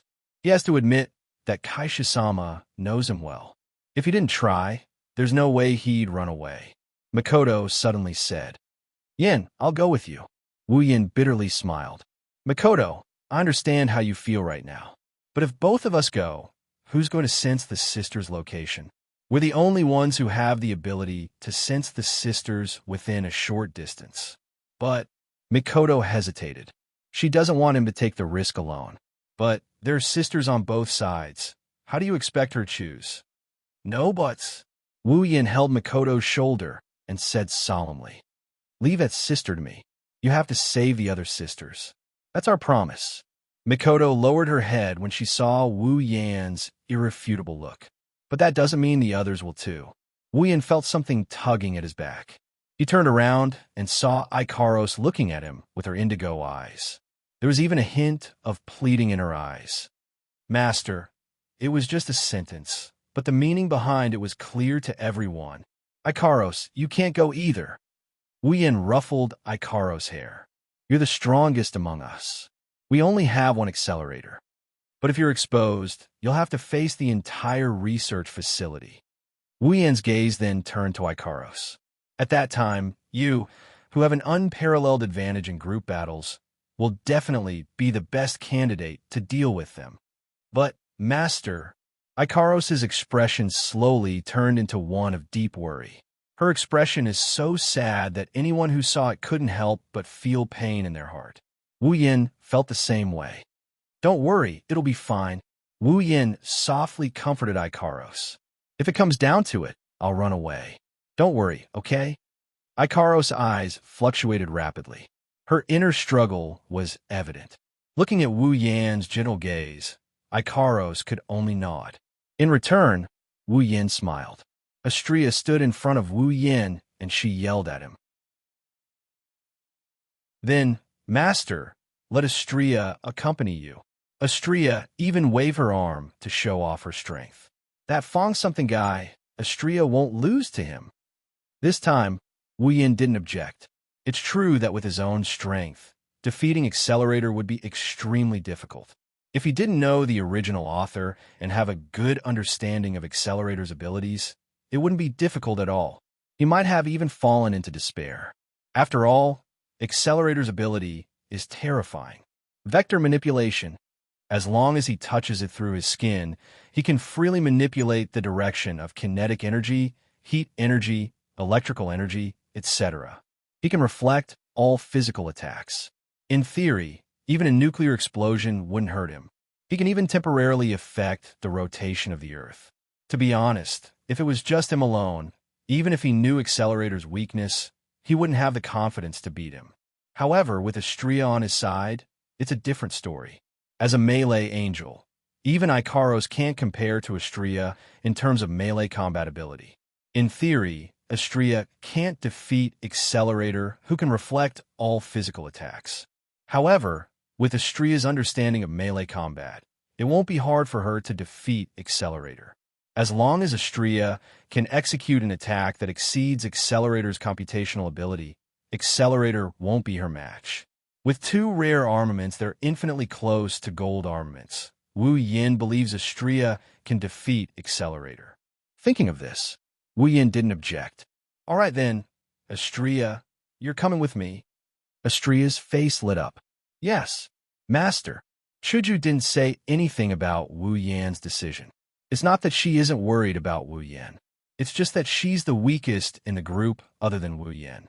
She won't be of much help even if she goes with them. Chuju had no choice but to ask. Then, how are you going to find Accelerator? Wu Yan lowered his head and thought for a while. After a while, he touched the biocontainment device in his hand. Looks like I can only rely on my sisters. You're thinking of? Wu Yan nodded. He touched the biocontainment device, and a figure identical to Mikoto appeared in front of everyone. She looked around in a daze, and when she saw Wu Yan, she froze in place. Misaka found a weirdo. Misaka said in surprise. Wu Yan's face twitched. Why are you calling me a weirdo? Because you're the thief who stole the Misakas and the good person who healed them. But you're also a pervert who locked them up in a dark place to sleep. That's why I'm calling you a weirdo. Misaka tried to explain to the weirdo in front of her why he's a weirdo. Even at this critical moment, Wu Yan was still stunned by Misaka's sister's powerful speech. However, Misaka's sister didn't pay attention to him anymore because she noticed Mikoto. It's Wani-sama, Misaka said in surprise. I'm happy to be able to meet Wani-sama. Hearing this, Mikoto felt a surge of warmth in her heart. At the same time, her determination to save her sisters grew even stronger. I'm happy to be able to meet you too. But, sister, I have something I need your help with. You're the only one who can help me. After Mikoto finished her explanation, Misaka's sister was silent for a long time before she lifted her head and spoke. Why do you want to save the Misakas? Their bodies are borrowed and their hearts are fake. They only cost 180,000 yen per body. All you need to do is press a button and you can make them. Mikoto bit her lips so hard that she almost broke her skin. Wu Yan clenched his fists and hugged his sister. Mikoto was stunned by the scene in front of her. Who said your bodies are borrowed? Who said your hearts are fake? Wu Yan vented his anger by shouting. Your bodies, your hearts, they were all cut off from Mikoto's body. It's Mikoto's DNA that made you. Everything you have belongs to Mikoto. I'm not from the research institute of those bastards. So, don't humiliate yourself. Misaka Sis was stunned. Her lifeless eyes moved a little. She mumbled, "Everything we have belongs to Wani-sama." "That's right." Wu Yin looked into her eyes, and he continued in a gentle tone. "So, for the sake of your Wani-sama, I beg of you, sis, please help us. For Wani-sama." Misaka Sis looked at Mikoto. She saw the excitement and guilt on Mikoto's face. "Yes, for Wani-sama." Chapter 208. Night on a deserted street. A man and two women were running wildly in a certain direction. One of the women was even carried on the man's back due to lack of physical strength. Misaka's sister had her eyes closed. Every once in a while, she would open her eyes and point in a certain direction. Wu Yin and Xianxia were running in that direction, hoping to catch up to the experiment before it starts. The biocontainment device on his hand disappeared. Wu Yin gave it to Mikoto. Ikaros, Mikoto, and Chuju are there, so Wu Yin wasn't worried about them. He just needed to focus on this side. If it weren't for Wu Yin and Xianxia's strong bodies, they would have collapsed from exhaustion by now. Until a certain point, the sister finally said something. "It's right in front," Misaka said confidently. Wu Yin didn't speed up. Instead, he stopped and allowed Xianxia, who was running behind him, to crash into Wu Yin. Her voluptuous breast pressed against Wu Yin's back and bounced off Wu Yin. Wu Yin stumbled and almost fell to the ground from Xianxia's voluptuous breasts. He didn't know what to feel. Was he glad that he put Misaka's sister down first? Or was he hoping that Xianxia crashed into Misaka's sister? If it wasn't for the timing, he might have screamed in pleasure. "Master!" Xianxia acted like nothing happened. She looked at Wu Yin in confusion. She didn't understand why he suddenly stopped. The same goes for her sister. Wu Yin sighed helplessly when he saw Xianxia's confused expression. He just told her something, and she forgot about it. What should he say to her? Wu Yin didn't explain. He took out a capsule from his inventory. Xianxia was enlightened when she saw the capsule. She took out a capsule from her inventory as well. Transformation capsule changes the user's appearance and physique to 100%. The user must consume a reversion capsule to restore their original appearance. 2,000 item points. The transformation capsule is the item Ikaros and Xianxia use to stop the hounds and item. If possible, Wu Yin doesn't want to expose himself. After all, it's easier to do things while hiding in the shadows. The moment Wu Yin and Xianxia consumed the polymorph capsules, their figures and appearances changed completely. Even if someone familiar with them came here, they wouldn't be able to recognize the two of them. Ignoring Misaka Sis, who was calmly yelling that the weirdo and his companions transformed, Misaka Sis exclaimed in shock. Wu Yin ran forward. Xianxia and Misaka Sis quickly followed after him. Soon, a barren rocky ground appeared before their eyes. The rocky ground was very spacious, and Misaka's sister, who was about to conduct her experiment, stood in the middle of it all, as if she was afraid that no one would be able to find her. "Where's Accelerator? Is he not here yet?" Wu Yin looked around and didn't see Accelerator. He let out a sigh of relief. At the same time, he felt a little disappointed. After all, Accelerator was his second mission. Misaka's sister saw Wu Yin and the others running towards her. She asked, "Are you guys here to save Misaka?" Misaka said with an inexplicable feeling. "Is Accelerator not here yet?" Wu Yin wasn't surprised that Misaka's sister knew he was here to save her and accepted his rescue. After all, Misaka's sisters are connected to the Misaka network. Whatever he said to one of them, she would know as well. Wu Yin nodded when Misaka's sister nodded. Wu Yin looked at the two identical sisters and asked, "Which sister are you?" Misaka is a military clone. Her serial number is 00001. Misaka answered honestly. She was unhappy that the weirdo didn't know her serial number. This is the Misaka's sister who led the way.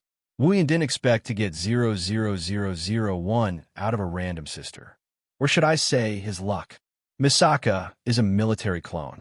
Her serial number is 10032. Misaka introduced seriously. This is the sister who is going to conduct her experiment. However, her serial number surprised Wu Yin. 10032. Isn't that the sister who was saved by Tume in the original work? What a coincidence. She's the one who will be restarting the experiment. Looking at Misaka 10032, Wuyin didn't see anything special about her. She was saved by Tume in the original work, and now he saved her. She's pretty much the same as the other sisters. Ugh, that's nonsense. All right, sisters. Wuyin only used their serial numbers to identify them. Wuyin was against calling them by their serial numbers. You should leave this place first. It will be dangerous if you stay beside the battle later. Wuyin could have just left with the sisters. However, this is related to his second mission. Wuyin didn't want to leave without trying anything. At least with Xianxia around, they still have hope. Misaka 00001 nodded. Misaka 10032 asked, "Are we going to Wani-sama's place?" Misaka asked expectantly. That's right. Wuyin stuffed a return scroll into Misaka 10,032's hand and said with a smile, "Go find your Wani-sama. She's waiting for you." Misaka 10032 nodded. Her eyes flickered as she accepted the return scroll from Wuyin. Xianxia's crimson eyes flashed. She looked at a corner and called out to Wuyin, "Master, you're here?" Wuyin slowly turned around and looked at the direction Xianxia pointed at. There, a figure slowly walked out from the shadows. White hair, red eyes, striped clothes like a prisoner. His body was as thin as a stick. He looked like he could be pushed down by a strong gust of wind. If it wasn't for the vicious expression on his face, no one would believe he's the strongest ability user in Academy City. Accelerator. Accelerator. Level 70, Wu Yan's pupil shrunk. He's level 70, Tier 8. Accelerator was stunned when he saw the two Misaka sisters and two strangers. He said impatiently, "What's going on? Who are you two? Are you here to inform me that I have to kill 2 more puppets for today's experiment? I don't care." Anger flashed in Wu Yan's eyes. The way he looked at Accelerator also turned hostile. Even if it wasn't for the mission, just because of what he said just now, Accelerator must be beaten up today. Wu Yan lowered his head and ignored Accelerator. He said to the two sisters, "You two, leave first." The sisters looked at Wu Yan and then at Accelerator. They nodded and crushed their scrolls before disappearing into thin air. Spatial ability? Accelerator looked at the spot where the Misaka sisters were standing and said in shock, "What's going on? How did those puppets know how to use spatial abilities?" Puppets. Wu Yan closed his eyes and calmed his emotions. He looked at Accelerator with a calm expression. Wu Yan's expression showed how angry he is. When Accelerator was about to say something, his phone suddenly rang. He frowned and picked up the phone impatiently. "Hey, what's going on?" The person on the other side of the phone said something, and Accelerator's impatience disappeared. When the call ended, Accelerator was expressionless. He looked at Wu Yan and Xianxia with a sinister smile. "I see. You want to stop me from becoming invincible? Then prepare to die."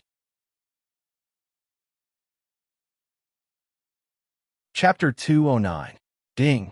Sudden quest completed.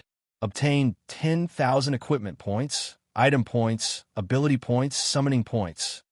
After Misaka's sister teleported away, the sudden quest completion notification popped up.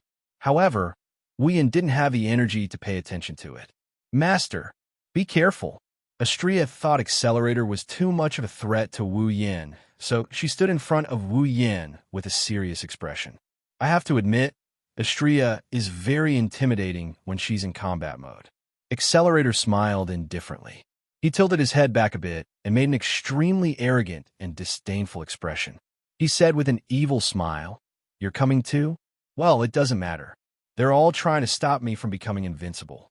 I'll just kill them all." Accelerator.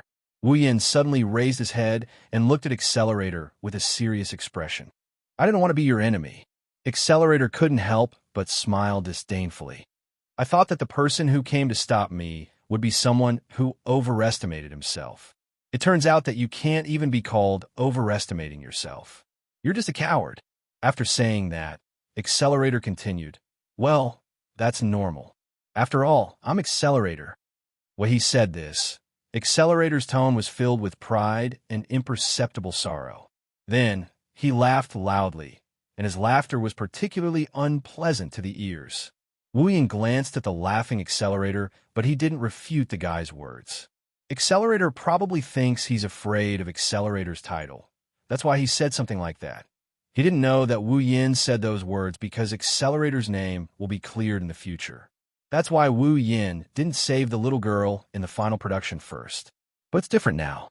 Even though Accelerator will be cleared in the future, he treated his sister like trash, a puppet, and an existence that can be killed at will. That alone is reason enough for me to beat him up. Accelerator's laughter got softer and softer. He looked at the man and woman in front of him who didn't react at all. He pursed his lips and smiled sinisterly. Then, before I hunt those mannequins, let's do a warm-up. With that, Accelerator raised his foot and gently stomped on the ground. A violent shock wave spread out. The shock wave spread across the ground. With Accelerator as the center, the ground within a 5-meter radius crumbled into dust. The ground shook violently. Wu Yin and Xianxia quickly stabilized themselves. They jumped back a few meters and looked at Accelerator at the same time. What a strong, destructive power! Tilting his head and smiling evilly, Accelerator softly spat out 2 words. Die! Pebbles floated up from the ground, and after pausing in the air, the pebbles rushed towards Wu Yin and Xianxia in a frenzy, creating sonic booms in the process. Wu Yin didn't doubt that these pebbles could penetrate his body. He raised his hand and black iron sand shot out from the ground. It wrapped around Wu Yin and formed an iron wall to block the incoming pebbles. Xianxia's eyes glowed red. A blue and white round shield appeared on her wrist out of thin air. She raised it in front of her. A transparent crystal barrier formed by data extended from the edge of the shield. It covered Xianxia's body. The pebbles hit the barrier, but they only made a few crackling sounds before disintegrating into dust. Aegis equals 1 area of effect shield. Xianxia's strongest shield. Yo, I'm going to start too. After Accelerator's attack was over, Xianxia roared with vigor. She took out her super photon blade and swung it behind her. Xianxia, attack! Xianxia dashed towards Accelerator at an unimaginable speed. Accelerator's face fell when he saw her speed. The blade landed on Accelerator's body. Xianxia felt a huge force coming from the hand holding the blade. She was sent flying back at a speed faster than she was flying. Wu Yin helplessly facepalmed. He already told her that she can't attack Accelerator directly. She has to change her strength. Yet, she still slashed at him like a fool, as expected of an idiot. Xianxia finally remembered Wu Yan's instructions. She lowered her head and flew back to Wu Yan's side. She glared at Accelerator with a huff. Looks like he's blaming someone else for this. Xianxia's attack should have been reflected back at Accelerator. She should have taken quite a bit of damage. However, there wasn't even a scratch on Xianxia's body. Accelerator was surprised to see this. You're pretty fast. Looks like your defense isn't bad either. Accelerator's mocking smile disappeared. He looked at Xianxia with a dark expression. However, your attack is useless. He spread his hands, and the surrounding atmosphere suddenly fluctuated. Under Accelerator's control, a huge tornado quickly appeared around him, revolving around his body. Play with me for a bit longer. Don't die so quickly. Accelerator looked at Wu Yin and Xianxia. Then, the tornado headed towards Wu Yin. Why me? Of course, no one could answer this question. The black waves turned into a similar tornado, but this one was black in color. It had nothing to do with wind. It was just a sand wave made of iron sand. The iron sand tornado collided with the real tornado. Wind and waves spread out in all directions. The 2 tornadoes canceled each other out. They didn't deal any damage to each other. However, the ground shook and rocks rained down on Wu Yin. A golden figure stood in front of Wu Yin. He raised his small round shield, and a data shield appeared at the same time, blocking all of the rocks. Wu Yin saw Xianxia blocking Accelerator's attack for him. He clenched his fist, and an iron sand sword formed at his palm. Wu Yin rushed out from Xianxia's side and appeared in front of Accelerator in an instant. The man appeared in front of him in the blink of an eye. Accelerator was surprised. Of course, he was surprised by the man's speed. How are these two so fast? However, Accelerator didn't care about the iron sand sword coming at him. Instead, he flashed Wuyin a disdainful smile, as if he's mocking something. With Reflect, who can hurt him? The black iron sand sword stabbed viciously at Accelerator's chest. When it came into contact with Accelerator, the iron sand sword was shattered by an unknown force. Accelerator looked at Wu Yan's hand and was stunned.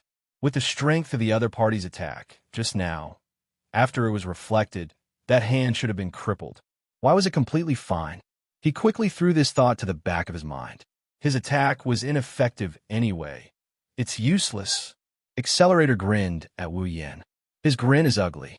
He lifted his leg, and the place where Wu Yan is standing was enveloped by a cloud of dust. Wu Yan stepped back and quickly retreated. He looked at his hand that was holding the iron sand sword. It was trembling. The web between his thumb and forefinger was torn. He clenched his fist and ignored the blood flowing out of his wound. Wu Yan gritted his teeth and showed a troubled expression. As expected, it's not easy to change the direction of your attack when it comes into contact with Accelerator's Reflect. But, looking at Accelerator not far away, Wu Yan grinned. He shook off the blood on his palm and formed another iron sand sword. It wasn't a complete failure. Wu Yan's hand was still there. That is the best proof. Chapter 210. It hadn't even been a minute since the battle started, but the originally intact rocky ground had been destroyed into a mess, as if it had been plowed by something. The one who did all this is the man standing in front of me, Accelerator. It had to be said that Accelerator's ability was truly terrifying. He only needed to exert a little bit of force, and he could magnify it countless times, causing such great destruction. Any attack that comes into contact with Accelerator will be reflected back at him. Both his attack and defense are terrifying. There's no way to deal with him. Of course, this so-called unsolvable was only relative. At this time, Accelerator's expression was very gloomy because the man and woman standing in front of him were able to withstand his attacks for so long. They said that they wanted to accompany him for a bit longer, but after a while, Accelerator became angry. They should be at least LV5 by the looks of it. Why haven't I heard of them before? Accelerator narrowed his eyes. He didn't want to think about it anymore. His foot stomped on the ground fiercely. With a loud bang, the ground shook once again. The ground that was already in a mess was once again ravaged. Accelerator didn't know how he changed the force he applied. Distorted stone pillars were sent flying from the ground like spikes. They swept through the path between Accelerator and Wu Yan and Xianxia. They came crashing towards Wu Yan and Xianxia. Black iron sand gushed out from the ground and formed into iron whips around Wu Yan.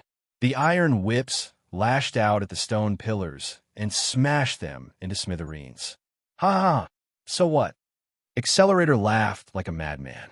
He stomped on the ground, causing the ground to tremble violently. More irregular stone pillars shot out from the ground. This time, not only Wu Yan and Xianxia are in front of them, even behind them, left and right irregular stone pillars shot out from the ground and rammed into the two in the middle. Wu Yan was shocked. So it was Xianxia. If she could use her wings, this attack wouldn't be a problem. But it's too late to use her wings. The irregularly shaped stone pillars that were attacking them from all directions quickly arrived beside the two of them. Then they slammed into the two of them. Boom!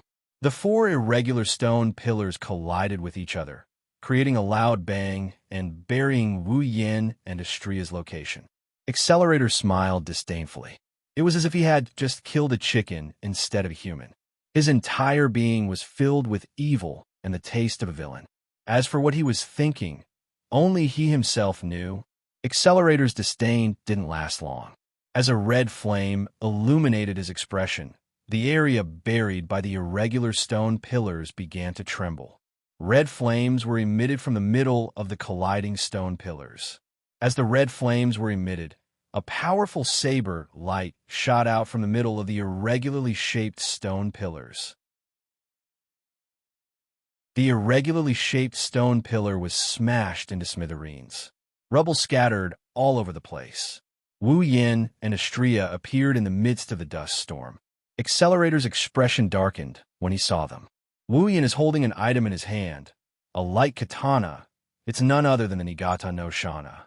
Using chaotic return to Horizon Waltz. To break the irregular pillars wasn't that hard, but it still made Wu Yan's face covered in dirt. Luckily, this appearance isn't his real appearance. Master, are you okay? Xianxia didn't seem to care about the dust on her nose as she asked Wu Yan in a hurry. Wu Yan couldn't help but laugh at her antics. I'm fine. Looks like he's fine. Accelerator's voice entered their ears, causing them to frown. Accelerator glanced at the irregular stone pillar that had been blasted apart by the red sword light and turned into a pile of rubble. He clicked his tongue and snorted. This level of attack can't hurt you? Looks like it's not destructive enough. Wu Yan's lips twitched when he heard this. You almost turned this place upside down, and you're saying it's not destructive enough. So what if I did? Aren't you still standing there, alive and kicking, provoking me? Accelerator laughed. Gradually, his smile turned into a maniacal laugh. If I become invincible, do you think small fries like you would still dare to provoke me? Accelerator pointed at Wu Yan. All of you want to step on me and steal my title. Even small fries like you who have never heard of me can provoke me. Isn't that so? Wu Yan ignored Accelerator's rambling. He looked at Accelerator with pity in his eyes. This guy who can't even dream of getting what he wants is probably the most pitiful of them all. Accelerator didn't know if he was venting or just saying it casually. He snickered when he saw no reaction from Wu Yan and the others. As long as I become invincible, no one will dare to provoke me. Since you want to stop me from becoming invincible, then die. The wind changed direction. The cyclone formed by the violent winds roared and bellowed above Accelerator's head. Master! Wu Yan looked at the cyclone above Accelerator and then at Xianxia's serious expression. He nodded after a moment of silence. Xianxia smiled, and a data frame appeared in her eyes. At this moment, the whirlwind was already heading towards the two of them. Behind them, there were also huge rocks that covered the sky and covered the earth, falling like meteors. Wu Yan took a step back in the face of such a terrifying attack. He focused his attention on Accelerator Passage. While Accelerator Passage slid, Wu Yan grabbed Niigata with both hands. Xianxia's crimson eyes were filled with sci-fi vibes as she looked at the incoming rocks and wind. Her back trembled slightly, and a pair of pure white wings emerged from her back. Wings! Accelerator frowned. He didn't care about Xianxia's wings. After all, Kakin Taidaku, who always coveted his position, also has wings. He has 3 pairs of wings. Accelerator frowned because he didn't know why, but he had a bad feeling about this. Finally, the cyclone and the falling rocks arrived. Xianxia let out a shout and flew into the sky. She arrived at the closest point to the cyclone at supersonic speed and slashed with her sword. A bright light shone from the cyclone and Xianxia's lightsaber. At the same time, Xianxia sliced the cyclone apart with a single slash. The tornado was sliced apart and turned into wind blades. The wind blades scattered on both sides of the ground.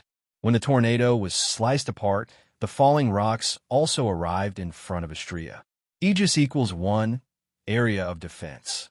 Activate. Xianxia's shield shone brightly, and a crystal-like wall of data emerged from the shield. She looked at the data in front of her eyes, and the shield shone brightly. The range was several times wider than the Aegis equals L area-type protective shield that he had used before. Boom, boom, boom, boom. The continuous barrage of boulders slammed into Xianxia's Aegis, AoE defensive barrier, causing a series of loud explosions before shattering into pieces. The Aegis, AoE defensive barrier, let out a few muffled thuds, but they couldn't damage Xianxia's Aegis, AoE defensive barrier, in the slightest. As a number of large rocks decreased, the small meteorites that were falling from the sky also disappeared. Accelerator's face turned gloomy again. He knew that he had underestimated his opponent again. His strength, attack power, and defense power.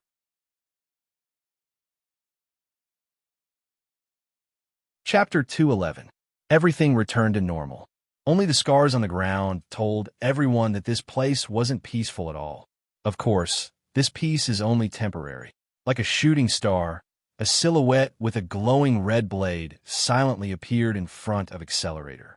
Accelerator's expression changed slightly as the red glow of the blade filled his vision. Wu Yin hesitated when he saw Accelerator's expression. He's hesitating if he should use his full strength. If his attack gets reflected, he'll be in big trouble. Of course, in less than a second, Wu Yin tightened his grip on the sword. The hesitation in his eyes disappeared, leaving behind only determination. A bright red glow filled the entire blade of the Xianxia. I must succeed this time.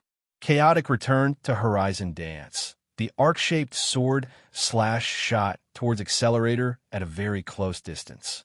Accelerator's expression changed slightly before he regained his composure and shouted at Wu Yin, who was standing in front of him. Didn't I tell you? Is it useless? The blade of Chaotic Return to Horizon Dance was stopped by an unknown force, just as it was about to land on Accelerator's body. Then, the blade of light suddenly twisted. The blade of Chaotic Return to Horizon Dance, which was supposed to slash at Phantom's chest, changed direction under the influence of an unknown force and slashed at Phantom's shoulder. What? Accelerator's expression changed greatly. He reflexively took a step back. After that step, the saber light slashed down on his shoulder. After a loud explosion, Accelerator's location was covered by a cloud of black dust. As for Wu Yin, he leaped and left the area the moment he used Chaotic Return to Horizon Waltz. We did it! Xianxia cheered in the air. She flapped her wings and drew a beautiful arc in the air. She landed beside Wu Yin, and a few pure white feathers floated down from the sky. We won. Master, Xianxia said happily to Wu Yin. However, Wu Yin only responded with a bitter smile. You won? It's not that easy. Wu Yin looked at the dust-shrouded area in front of him. Xianxia was taken aback, and she quickly turned her head to look at the dust-shrouded area. A breeze blew the dust away. When the dust dissipated, Accelerator appeared in front of Wu Yin and Xianxia. His body was covered in black dust. He was holding his shoulder with one hand. Blood was slowly flowing out from there. Accelerator lowered his head, making it impossible for others to see his expression. He raised his trembling hand to cover his shoulder. When he saw the blood on it, his vermilion pupils abruptly constricted. Blood. With a hint of shock, confusion, and even more disbelief, he mumbled. He looked at the blood on his hand and suddenly smiled. Ha, ha, ha, ha, ha, ha. As if he had gone mad, Accelerator ignored the burning blood on his shoulder. He looked at the blood on his hand and laughed crazily. Wu Yin tightened his grip on his sword. Xianxia took a step back and said weakly, "You, did he turn into an idiot? How can he laugh when he's injured?" Accelerator raised his blood-stained hand high in front of his face, as if it wasn't blood but a lottery ticket. He laughed crazily. Blood. It's blood. I'm actually bleeding. I'm actually injured. Ah, Master, what? What's wrong with him? Xianxia tugged on Wu Yan's clothes. Accelerator is filled with malevolence and malice. Xianxia couldn't help but feel a little intimidated by the eerie atmosphere around him. Wu Yin smiled bitterly. He looked at Accelerator in silence. He felt something was wrong with Accelerator. Accelerator's laughter stopped abruptly. He turned to Wu Yin and said expressionlessly, "Hey, you injured me." A monstrous killing intent emanated from Accelerator and enveloped both Wu Yin and Xianxia. Xianxia was fine. She just narrowed her eyes. Wu Yin, on the other hand, felt a chill down his spine as he furrowed his brows. Wu Yin and Xianxia's expression changed. Xianxia reacted the fastest. She hugged Wu Yin before he could react. She flapped her wings and flew into the air. In the next second, the place where Wu Yin and Xianxia were standing was reduced to rubble. None of the rubble was bigger than a finger. Wu Yin and Xianxia looked at the ground in shock. On the ground, with Accelerator as the epicenter, not a single piece of land was left unscathed. Wu Yin gulped. Other than Icaros, Wu Yin has never seen such destructive power before. Master, Xianxia's voice pulled Wu Yin back from his daze. When Wu Yin regained his senses, he looked up. Countless rubble filled his vision. Astrea flapped her wings. Hugging Wu Yin, she couldn't use her Aegis-type shield. She could only rely on her outstanding maneuverability to dodge the incoming rocks. Soon, countless tornadoes appeared behind the rubble and charged towards Wu Yin and Astrea, who were still in midair. "Ah, this is so annoying," Astrea screamed.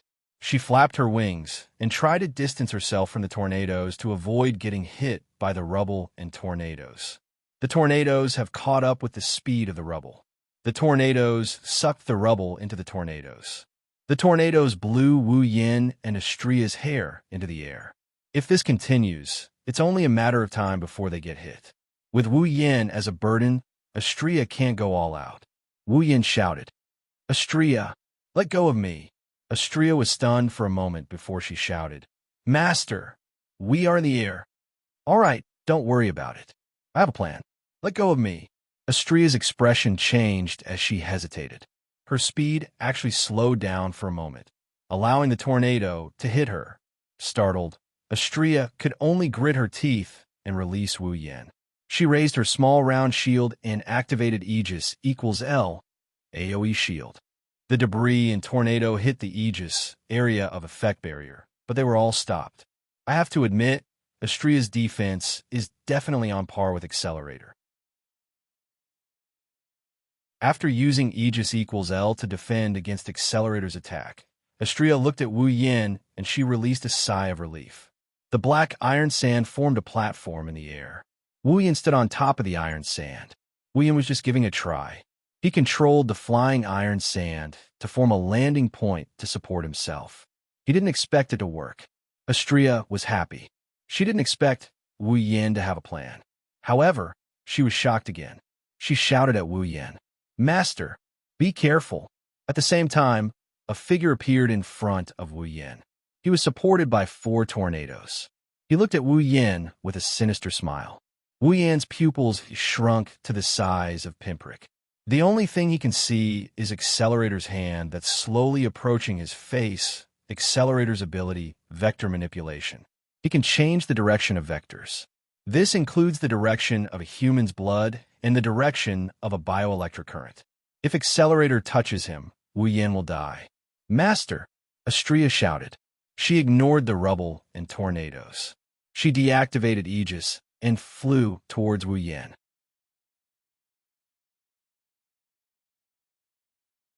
Chapter 212.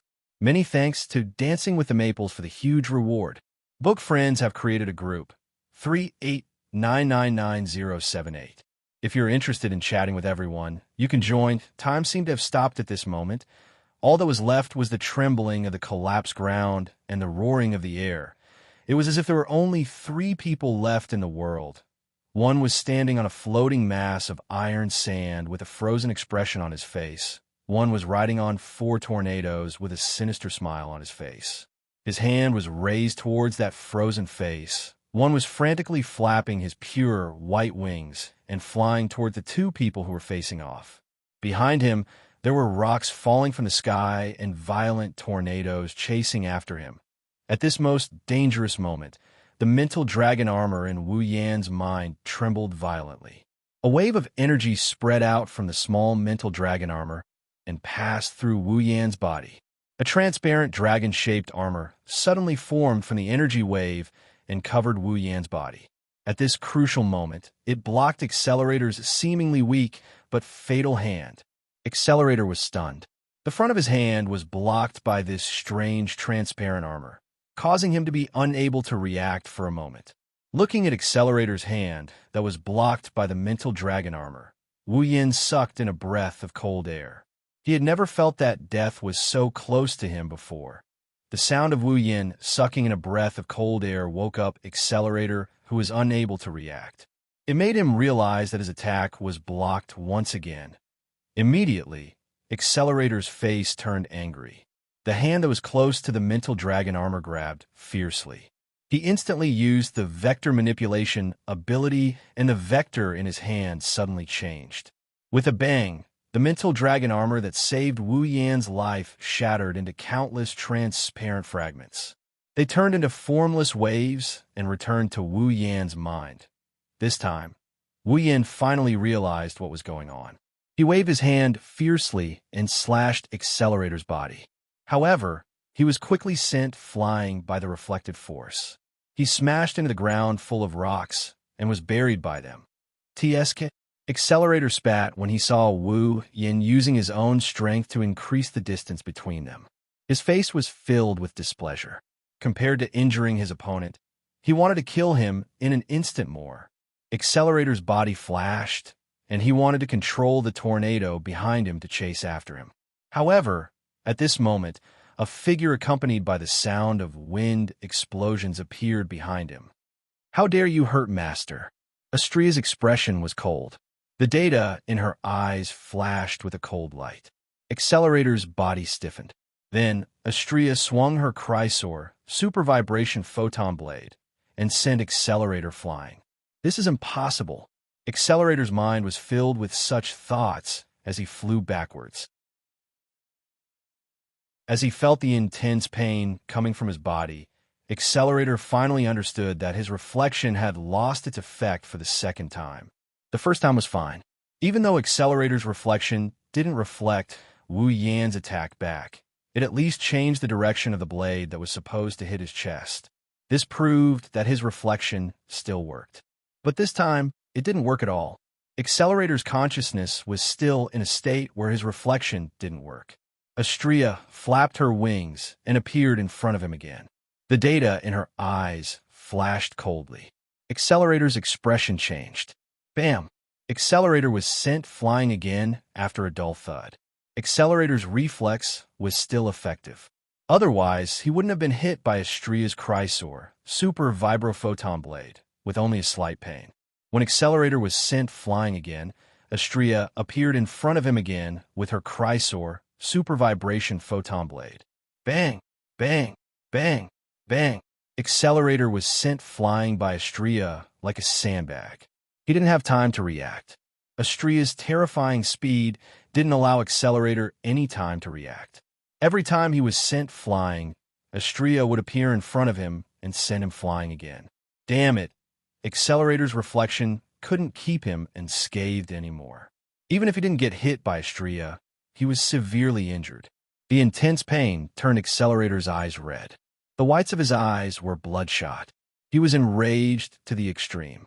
His face was distorted. Despite being sent flying again, Accelerator spread his arms. The atmosphere fluctuated with Accelerator's movement. A giant tornado formed at an incredible speed. Under Accelerator's control, it swept toward Astria. Astria was furious because Accelerator injured Wu Yan. She ignored the tornado and spread her pure white wings to the maximum. She flew towards Accelerator with terrifying speed. The distance between the angel and the tornado was shrinking. Both of them were moving at an incredible speed. They closed the distance between them in less than a second.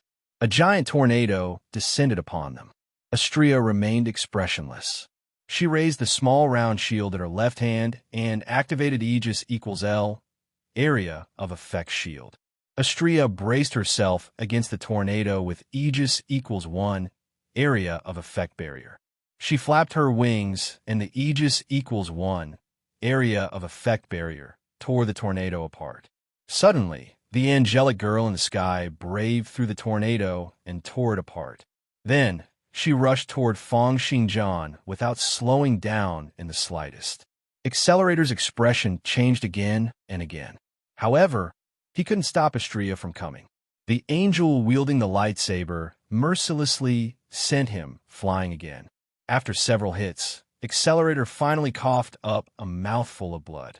He crashed into the ground and got buried under the rubble. He suffered the same fate as Wu Yan. Astria didn't even pant after such an intense exercise.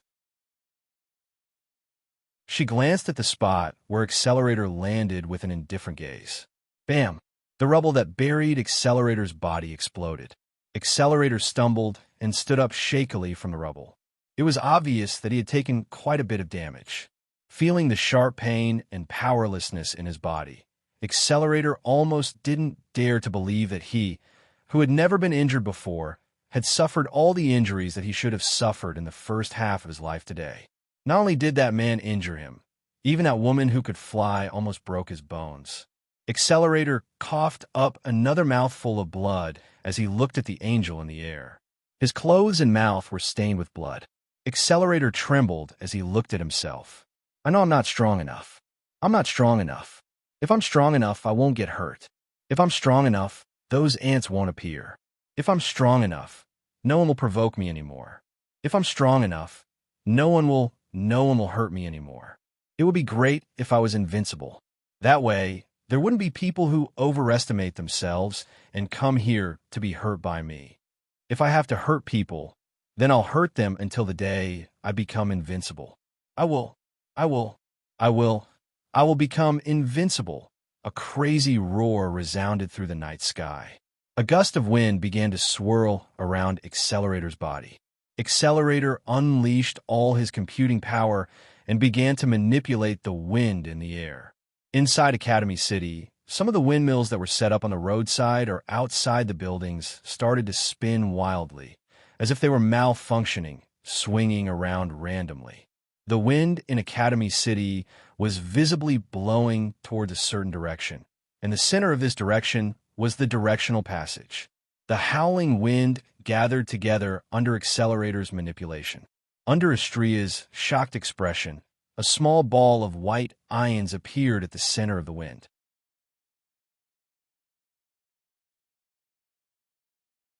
Chapter 2:13. Wu Yin was buried in the rubble. Wu Yin looked like he's asleep as he laid quietly on the rock that buried him. His consciousness is hazy, and even his breathing is getting labored. Even though his body was in pain, Wu Yin was unable to regain his senses. Not only did he not care about the pain, he allowed it to wreak havoc in his body. So tired. I want to sleep. This was the only thought in Wu Yan's muddled mind. This thought almost covered up the pain and suffocation he felt from the rubble. The mental dragon armor was broken. Even though Accelerator's fatal attack was blocked because of it, the mental dragon armor could not be used for a period of time. Therefore, Wu Yan's slash with all his strength was reflected back to him by Accelerator's armor. In addition, the impact of Wu Yin crashing into the ground, unlike Accelerator. Wu Yin didn't have vector manipulation, so he couldn't reflect the impact like Accelerator did. He had to take the full brunt of the impact, and his body took quite a bit of damage. At this moment, he was buried in the pile of rocks. The pain and suffocation took away all the strength in his body. It also made his head become muddle-headed. He just wanted to faint like this and be done with it. Just as he was about to fall asleep, a gust of wind howled above him, giving him a bit of time to recover from his fainting slumber. So noisy, Wu Yin struggled to open his eyes, but what appeared in front of him was boundless darkness. Only his ears could hear the wind howling above him. Can you not be so noisy? Can't you let me sleep? Who turned on the fan so loudly? Sigh, I don't care anymore. I'll just sleep. TSK, why does my body hurt so much? He struggled to open his eyes, and he slowly closed them again. Wu Yin just wanted to go back to sleep this time and not let anyone wake him up because he's really tired. Unfortunately, the heavens were against him. An emotionless mechanical voice rang just as Wu Yin was about to fall asleep. Ding! Mission 1 completed. Obtained 10000 equipment points, item points, ability points, and summoning points. Mission 1, equipment points, item points, ability points, summoning points. What is this? Oh, right, this is my mission. Mission 1, I think it's to save all the sisters. Now it's done. That means Mikoto, Chuju, and Ikaros have already saved all the sisters. As expected of them, Wu Yin, who was about to pass out, suddenly started fighting against the endless drowsiness. He fought back against the pain and suffocation and fought for strength in his body. Mikoto and the girls already succeeded. How can I fail? Wu Yin's body shook, his eyes shot open, and he tightened his grip on the Nyet An Temple Shana. On the ground, Accelerator stood still. The shattered rocks around him had been blown away by the wind he had summoned. The ground that was full of shattered rocks was instantly cleared out, revealing an open space for the rock plate. Using his ability, Accelerator gathered all the wind in Academy City. A small silver-colored ion ball was slowly being formed from the gathering wind. More and more wind gathered here to replenish the silver-colored ion ball. As the ion ball got bigger and bigger, Accelerator's face got crazier and crazier. On the spur of the moment, Accelerator had used vector manipulation to control the wind in the entire Academy City, but he hadn't expected that he would come up with something like this. However, Accelerator wasn't surprised at all. Instead, he was very excited because he could feel how powerful this ion ball is. Ha ha! Accelerator laughed out loud in excitement as he watched the sphere of ions growing larger and larger above his head. This time, he would definitely be able to blast that winged woman into smithereens. In midair, Astria's face hurt from the strong wind. She raised her hands to shield her face. The wings on her back let out a whine. The pure white feathers were blown to the ground by the wind. The wings she was proud of became Astria's biggest obstacle. The surface area was too big and the wind was too strong. Astria couldn't get close to Accelerator. She could only watch as the dangerous ion ball got bigger and bigger. Astria tried her best to pull her wings together to support her body. She didn't want to get blown away. That was the only thing she could do. She could feel how terrifying the ion cluster above Accelerator's head was. To be honest, even with Aegis equals 1 area-type protective shield, she didn't have absolute confidence that she could block that ion cluster. From this, one could see how terrifying Accelerator is. In terms of level, Astria is much higher than him. However, in terms of strength, Astria only has the upper hand. If the battle had dragged on like this, Astria would have won. However, with Accelerator's use of the plasma ball, the situation has become a little unclear. Unable to move forward, Astria couldn't stop the ion ball from forming. She could only raise her small round shield and hope her Aegis equals L area of effect barrier can block it. It's useless. Accelerator laughed maniacally and shouted at Astria, who was in midair. Even if you have the same defense as me and can block one, can you block 2? Or 3? With my computing power, I can use this attack 4 or 5 times. Are you confident you can block 4 or 5 of these attacks? Astria didn't say anything. She raised her small round shield with determination. She silently expressed her determination. Accelerator's smile faded. His expression turned serious. He clenched his fist, and the wind gathered even faster. Master, Astria looked at the ion ball. Wu Yan's gentle smile flashed in her mind. Her expression became more determined. I can block it. The ion ball has grown to the size of a wash basin. Its power is getting stronger and stronger. Astria's expression darkened. More. Accelerator tried his best to control the wind and infuse it into the ion ball. Just a little bit more, and the power of the ion ball will be enough to tear apart Astria's Aegis equals L area of effect barrier. Suddenly, a red sword beam shot out from a pile of rubble.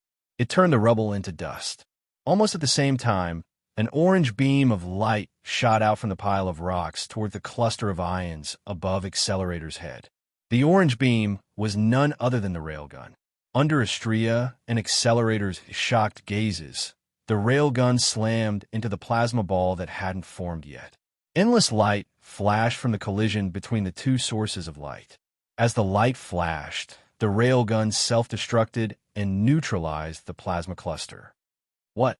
With the disappearance of the ion cluster, the gale also dispersed and disappeared. Astria and Accelerator looked towards the direction where the railgun came from. When they saw the scene, their faces changed. Astria was happy while Accelerator was gloomy. His clothes were tattered and his body was covered in dust. Wu Yan was panting heavily. He stood there with great difficulty. He held his sword in one hand and his other hand was held flat. Blue and white electric arcs flashed on his hand. Master, you bastard. Yes. The one who used the railgun is Wu Yan. Wu Yan tried his best to stabilize his wobbly body. He was panting heavily. His face was pale. It's unknown if it's because of the railgun or because of the damage he received. However, he still had a smile on his face. I haven't fallen yet.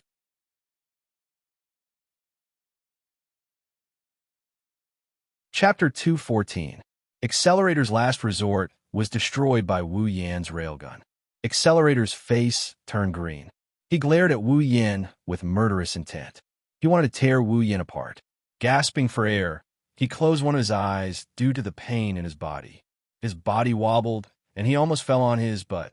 Taking a full blow from his own attack and crashing into the ground from the air, he was hit by countless large and small stones.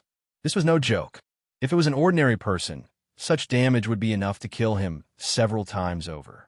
Plus, he was buried underground for a long time. He was short of oxygen. His body was sending out signals of weakness. Wu Yan relied on his willpower to support himself. The railgun used up quite a bit of Wu Yan's strength. Even if he's LV5 and met the requirements to use railgun, he couldn't take it anymore. He stumbled and fell to the ground. A pair of delicate hands reached out from the side and caught Wu Yan. They stabilized Wu Yan. "Master, are you okay?" Looking at Astria's worried expression, Wu Yan smiled weakly at her. "I'm fine." Wu Yan looked at Accelerator. He was surprised when he saw Accelerator's blood-soaked clothes. He asked Astria, "Astria, can you attack Accelerator?" "Yes." "Master." Wu Yan let out a sigh of relief. Since Astria found a way to counter Accelerator's reflection, as long as he doesn't let Accelerator use his plasma balls, defeating him shouldn't be a problem. Thanks to the fresh air, the suffocating feeling subsided a lot. Wu Yan also regained a lot of his strength. He broke free from Astria's grasp. "Astria, you will be the main attacker." Wu Yan looked at Accelerator and said to Astria, "I can probably use the railgun one more time. I will find an opportunity to support you. You will find an opportunity to defeat Accelerator." "Yes, Master." She wanted Wu Yan to rest so she could deal with that Accelerator guy. But, looking at Wu Yan's pale face, she couldn't do anything to stop him. She could only agree with him. Wu Yan hesitated for a moment. "Don't kill him." Astria flinched when she heard this. Doubt appeared in her crimson eyes, but she didn't ask anything. Whatever Wu Yan says, it is what it is. She held a coin in her hand and activated her computing power. However, she didn't use it yet. Instead, she stored it up. "Go." The Chrysor shot out from her gauntlets again. Astria swung the Chrysor and charged towards Accelerator. Accelerator's expression changed. He knew his reflection was useless against the girl in front of him. He didn't want to take another hit from Astria. He stomped on the ground. A large amount of rubble rolled up from the ground. It wrapped around Accelerator's body tightly. At the same time, Accelerator spread his arms and summoned a tornado towards Astria. The tornado didn't pose any threat to Astria at all. Astria didn't even need to use her Aegis-type barrier. She tilted her wings and dodged the tornado easily. The Chrysor, Super Vibration Photon Blade, slashed at Accelerator, shattering all the rocks around him. When Astria was about to land a hit on Accelerator, Accelerator disappeared on the spot. At the same time, four tornadoes of different sizes descended from the sky. They attacked Astria and buried her. Astria didn't receive any damage from the violent tornadoes. She swung her Chrysor, Super Photon Blade, around her and sliced apart the tornadoes surrounding her. Astria flapped her wings and arrived in front of Accelerator. The saber viciously slashed down on Accelerator's body. Through some unknown method, the huge force passed through Accelerator's body and slammed into his body.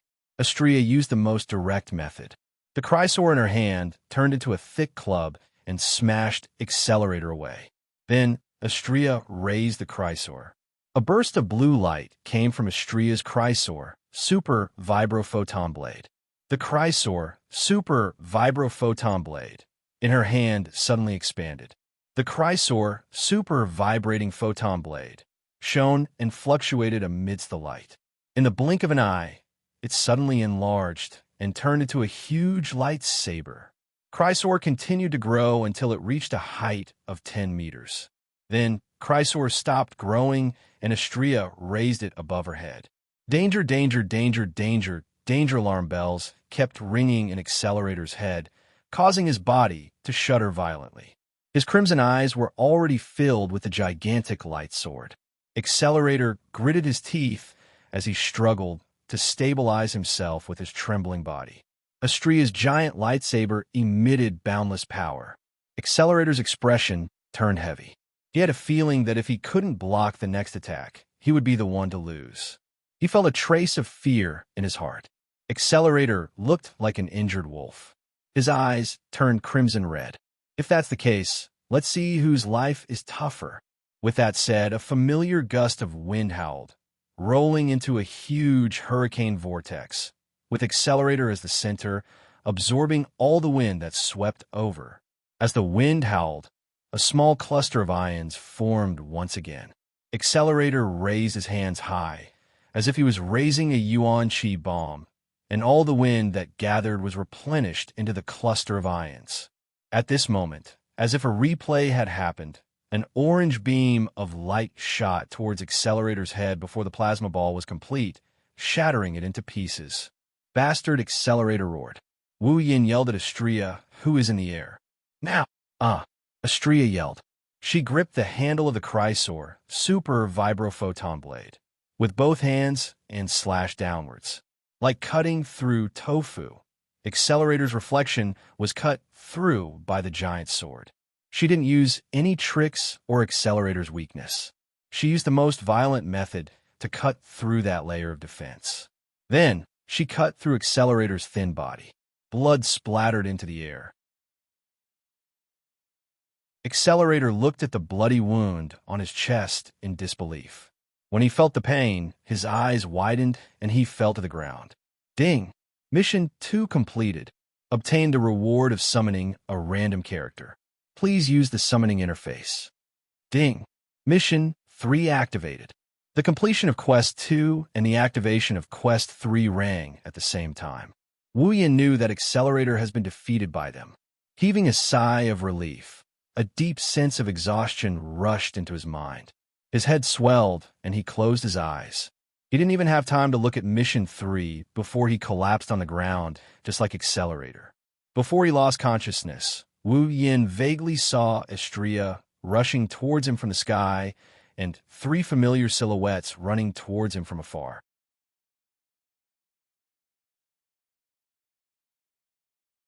Chapter 215. As soon as he regained consciousness, Wu Yin struggled to open his eyes. He stared blankly at the ceiling not far away and uttered a famous sentence. I don't recognize this ceiling. As soon as he spoke, Wu Yin realized that his originally excruciating pain was actually gone. This surprised Wu Yin greatly. Where am I? This is the hospital. An old frog-like face suddenly replaced the ceiling and appeared in front of Wu Yin. Startled, Wu Yin reflexively threw a punch at the frog-like face. The frog-faced man screamed and retreated a few steps while covering his face. Only then did Wu Yin realize that the frog-faced man was wearing a doctor's white gown. A doctor in a white coat with a frog-like face. How could Wu Yin not recognize who this person in front of him is? Underworld Soul Chaser. I didn't expect someone who hasn't been to the hospital to know my name. The frog-faced. Oh no, the Underworld Soul Chaser said to Wu Yin in annoyance while covering his face in pain. But even if you know me, you don't have to punch me the moment you see me. How much do you hate me? Wu Yin chuckled in an embarrassed manner. Unknowingly, Forget it. I just came to check on your condition. Since you still have the strength to hit people, it means that you're fine. After that, the Underworld Soul Chaser walked out of the room. It seems that his first impression of Wu Yin wasn't that good. Before leaving the room, the Underworld Soul Chaser turned back and said, "Oh right, the little girl next to you has been watching over you for an entire night." Wu Yin flinched. Only now did he notice that there's someone sleeping on his lap on the other side of his body. Looking at the tea-haired girl sleeping soundly, but with a trace of unconcealable worry between her brows, Wu Yin smiled gently and stroked her bangs. Perhaps because she felt Wu Yin's touch, the tea-haired girl's eyelids fluttered, and she immediately woke up. "Yin, you're awake." Mikoto looked at Wu Yin in surprise. The worry between her brows slowly disappeared when she saw Wu Yin wake up. Wu Yin nodded with a smile and continued stroking Mikoto's hair. "How long have I been asleep?" Wu Yin's action made Mikoto blush a little, but she didn't refuse. You've been asleep for an entire day. After that, Mikoto immediately asked, How is it? Do you feel any discomfort? No, other than feeling a little. Looking at his own body, Wu Yin smiled. At the same time, he was secretly impressed.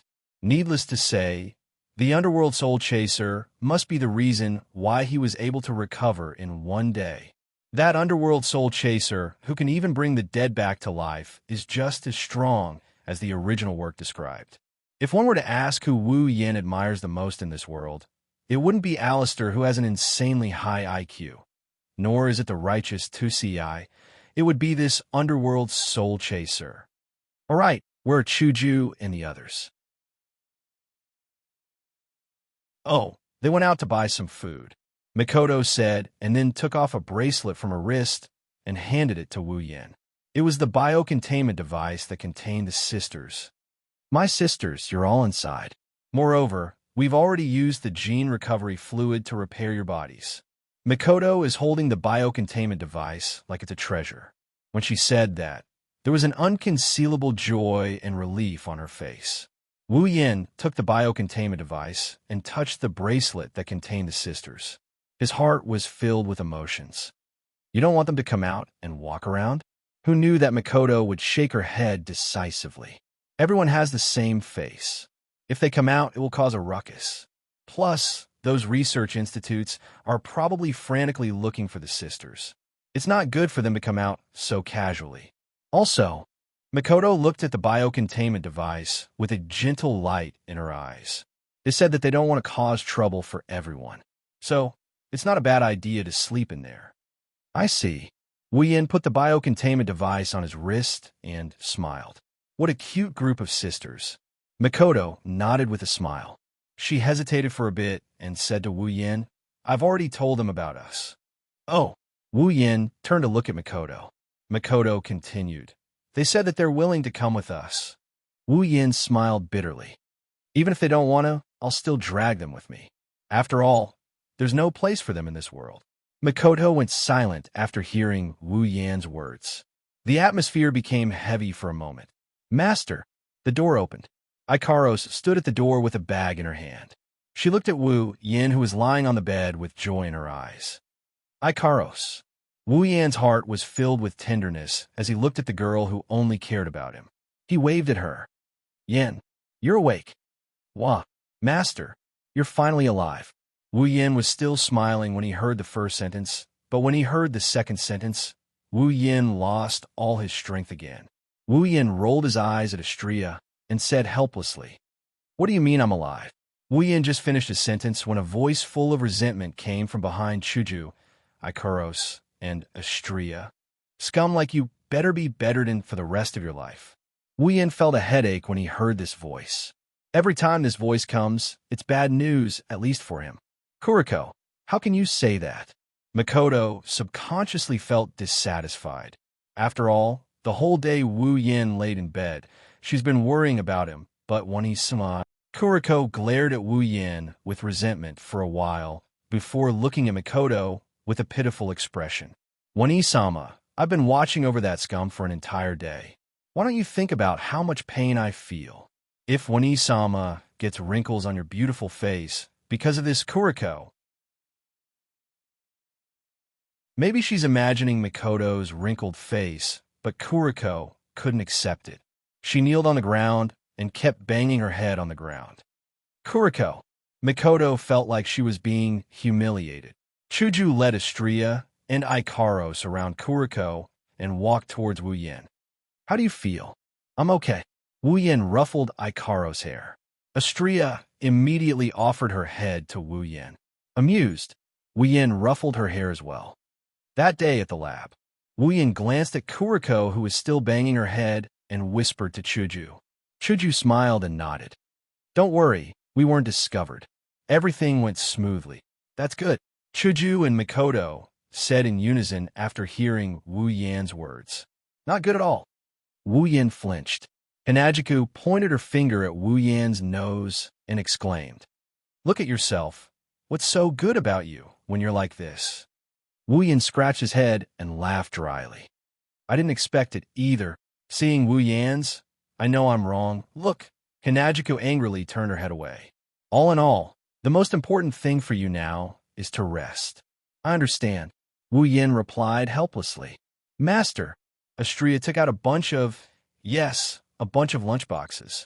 She took one of them and gave it to Wu Yin. She didn't want to part with it, as she said. Master, this is for you, it's delicious.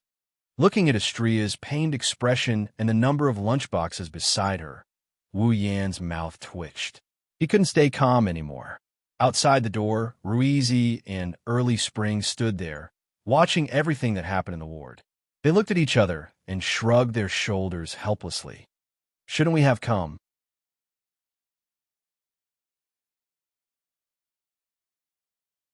Chapter 216.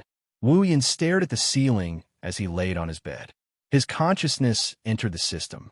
Makoto, Kuriko, and the others have already gone back. They're still students of Tokuwadai, so they can't skip class. Hinajiku, Astria, and Ikaros also went back home. Wu Yin is the only one left in the large ward. His consciousness entered the system, and the system projection appeared in front of him. Wu Yin looked at it and he clicked on the character's status. Character. Wu Yin abilities. Sword Mastery. Cooking Mastery. Complete Memory. Chaotic Return to Horizon Dance. Electro Master. LV5. Equipment. Shana of the Eastern Temple. Rank C. Dragon Armor. Rank C. Summons. Misaka Mikoto. Gue. Chuju. Ikaros. Astria Equipment Points. 171000 Item Points. 740000 Ability Points. 201000 Summoning Points. 220000 Level.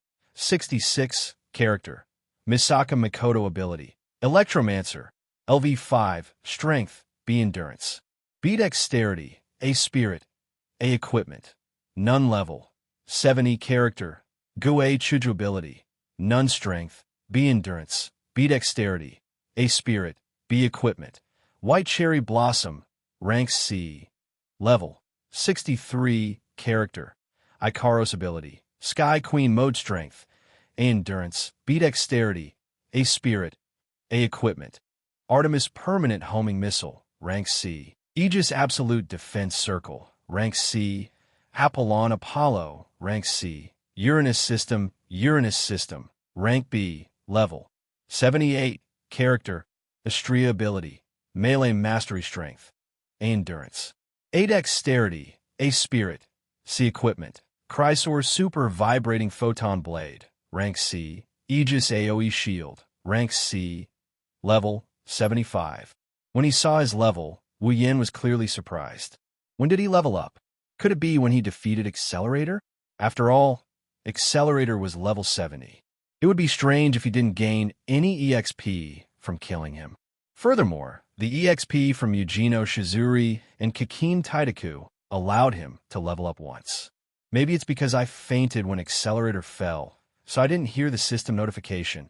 However, 2 rank 7s and 1 rank 8 only allowed him to level up once. It was getting harder and harder to level up.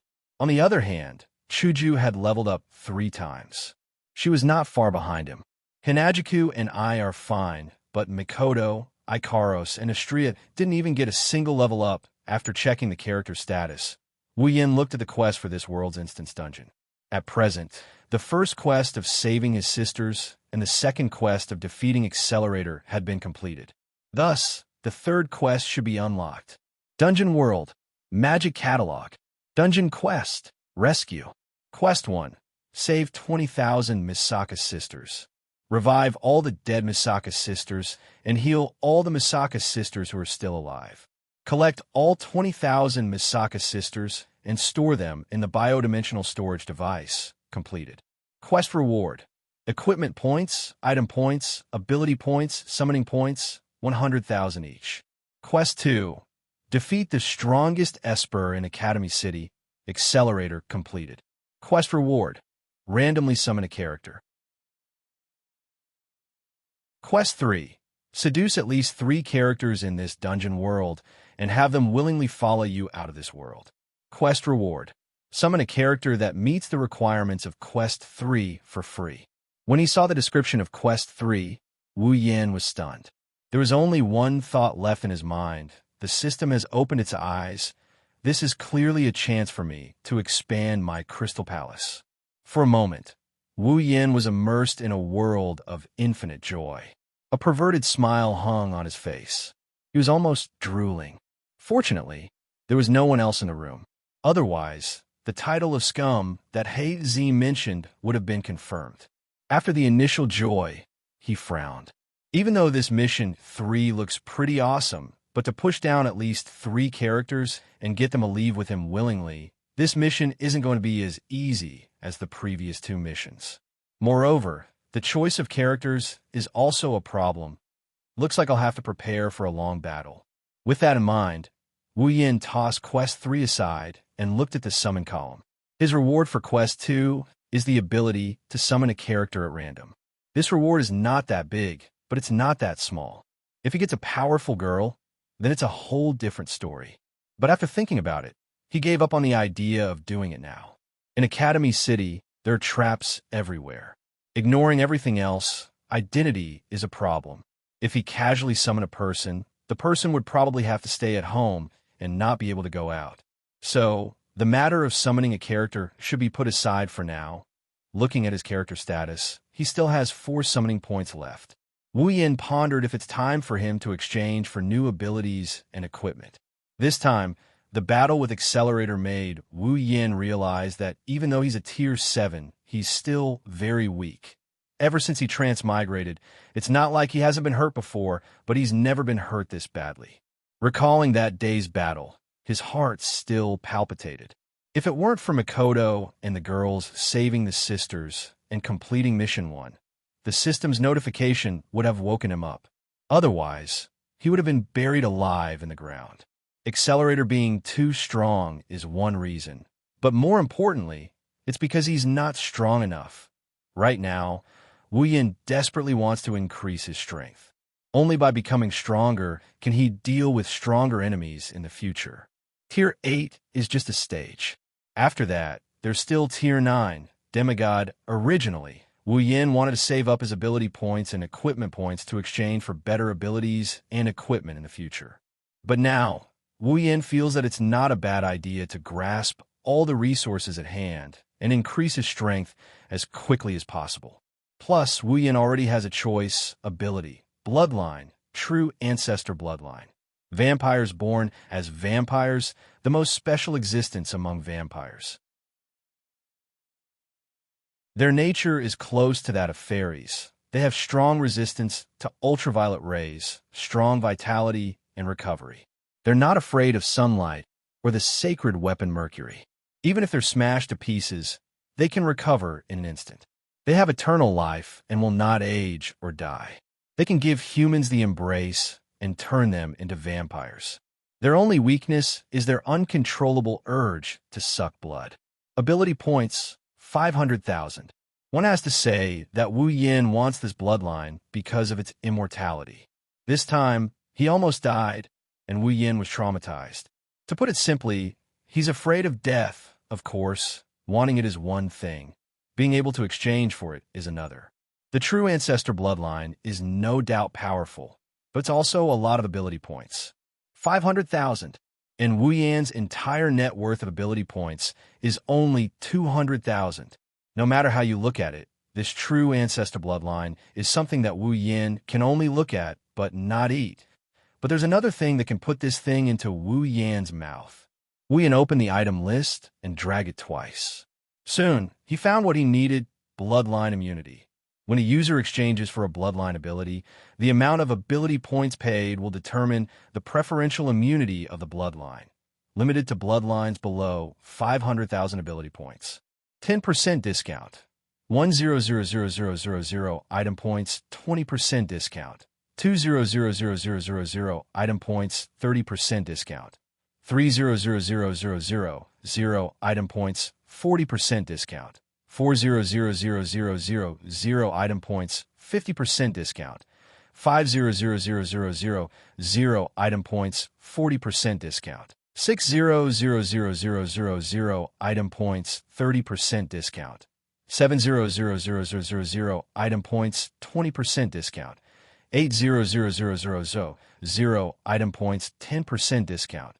900,000 item points full immunity. 10 million item points.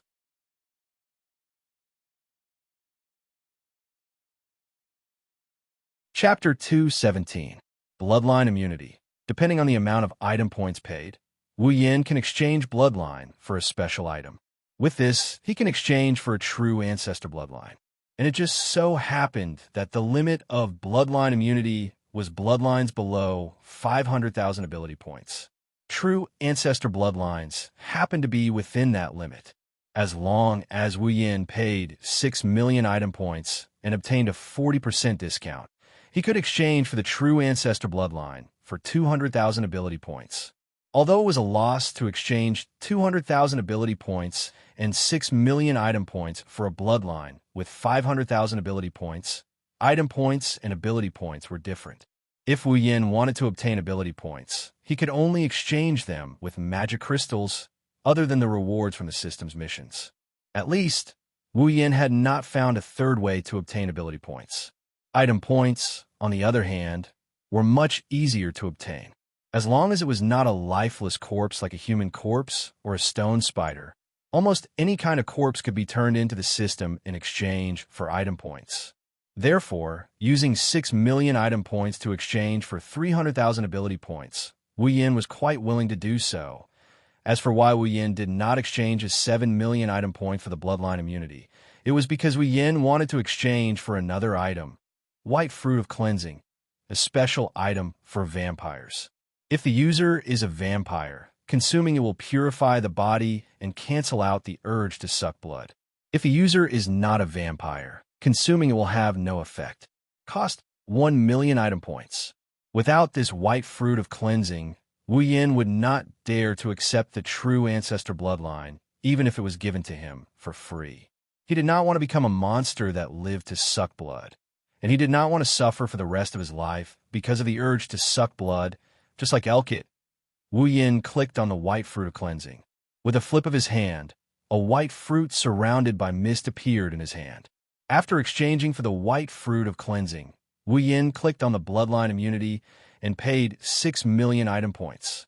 Ding! Bloodline Immunity exchange successful.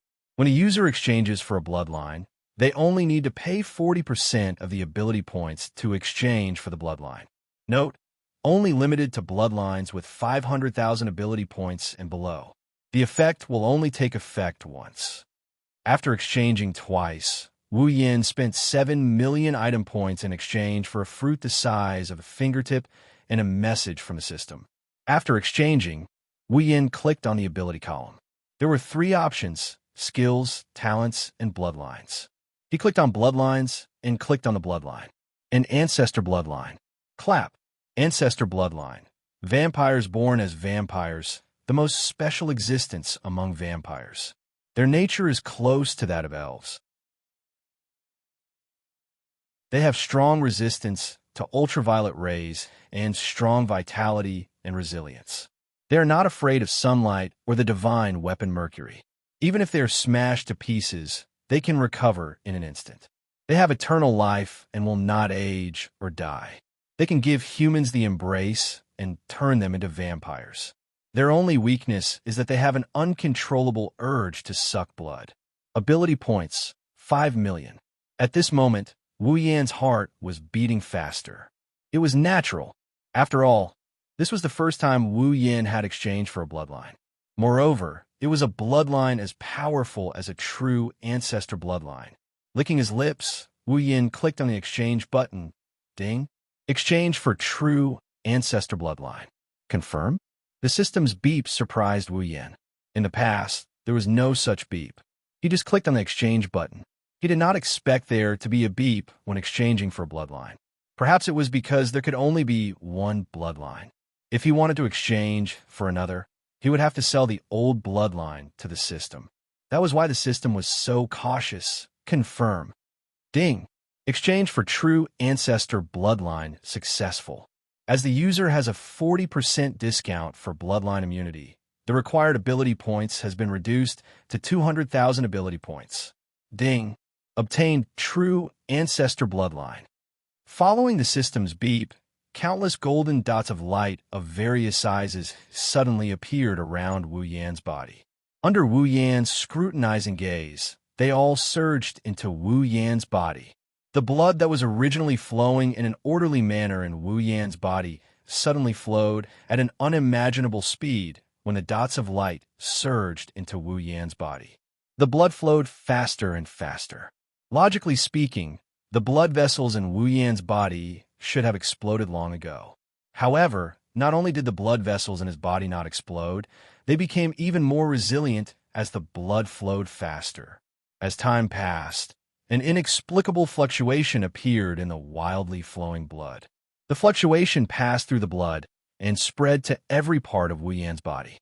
Then it was absorbed by every cell and every tissue. The more fluctuation it absorbed, the stronger the cells and tissues became. They became stronger at a speed visible to the naked eye.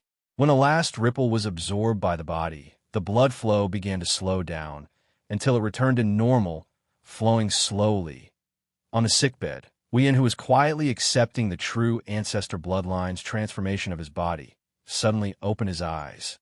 There, the originally black pupils had disappeared, replaced by a pair of wine-red pupils. Wu Yan stretched lazily. His entire body felt as if it was soaking in a hot spring. It was extremely comfortable. He could feel that his body had become unexpectedly strong.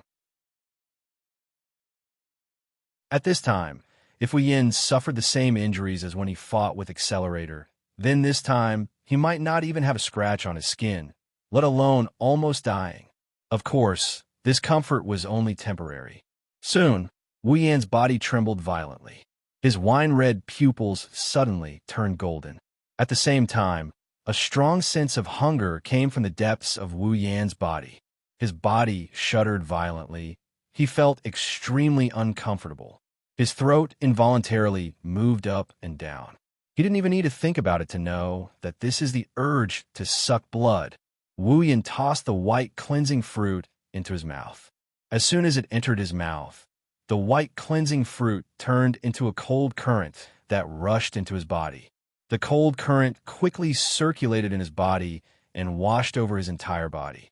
Wu Yan stopped trembling, and his golden pupils returned to their original wine-red color. Wu Yan felt his body become much lighter. Wu Yan clenched his fists, and he mumbled, "That should do it, right?" After exchanging for the true ancestor bloodline, Wu Yan didn't close the system projection. Instead, he clicked into the equipment section and found a piece of equipment, Meteor Knight, B-grade, also known as the Bow of Annihilation. With one arrow, the enemy will be annihilated. No arrow needed, automatic homing. 150,000 equipment points. Wu Yan had been eyeing this bow for a long time. It wasn't just because it was a B-grade gold armament. It was also because the system's evaluation said that it was infinitely close to A-grade. It's also because of this rating that's infinitely close to an A grade, and the description that says, one arrow, the enemy will be annihilated, that he gave up on exchanging for a B grade sword. Xianxia of the Nippon Den isn't at the point of elimination yet. If he can get his hands on a sure-kill bow like this, Wu Yan's killing power will increase by leaps and bounds. The moment he clicked on the exchange, a pitch-black bow that shines like stars appeared in Wu Yan's hand. Wu Yan smiled. But when he saw his character's status, he couldn't bring himself to smile. Character: Wu Yan abilities: True Ancestor Bloodline, Sword Expert, Cooking Expert, Complete Memory, Chaotic Return to Horizon Dance, Electromaster, LV5, Equipment: Xianxia the Templar, C grade, Dragon Armor, C grade, Meteor Knight, B grade, Summons, Misaka Mikoto, Gue, Chuju, Ikaros, Astria Equipment Points, 21,000 item points, 4,000,000 ability points, 1,000 summoning points, 22,000,000 level, 66.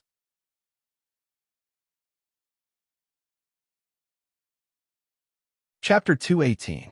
Character: Wu Yan abilities: True Ancestor Bloodline, Sword Expert, Cooking Expert, Complete Memory, Chaotic Return to Horizon Dance, Electromaster, LV5, Equipment: Xianxia of the Holy Temple, C, Dragon Armor, C. Meteor Knight, B. Summons, Misaka Mikoto, Gu8, Shuju, Ikaros, Astria Equipment Points, 21,000 Item Points, 400,000 Ability Points, 1,000 Summoning Points, 22,000 level, 66.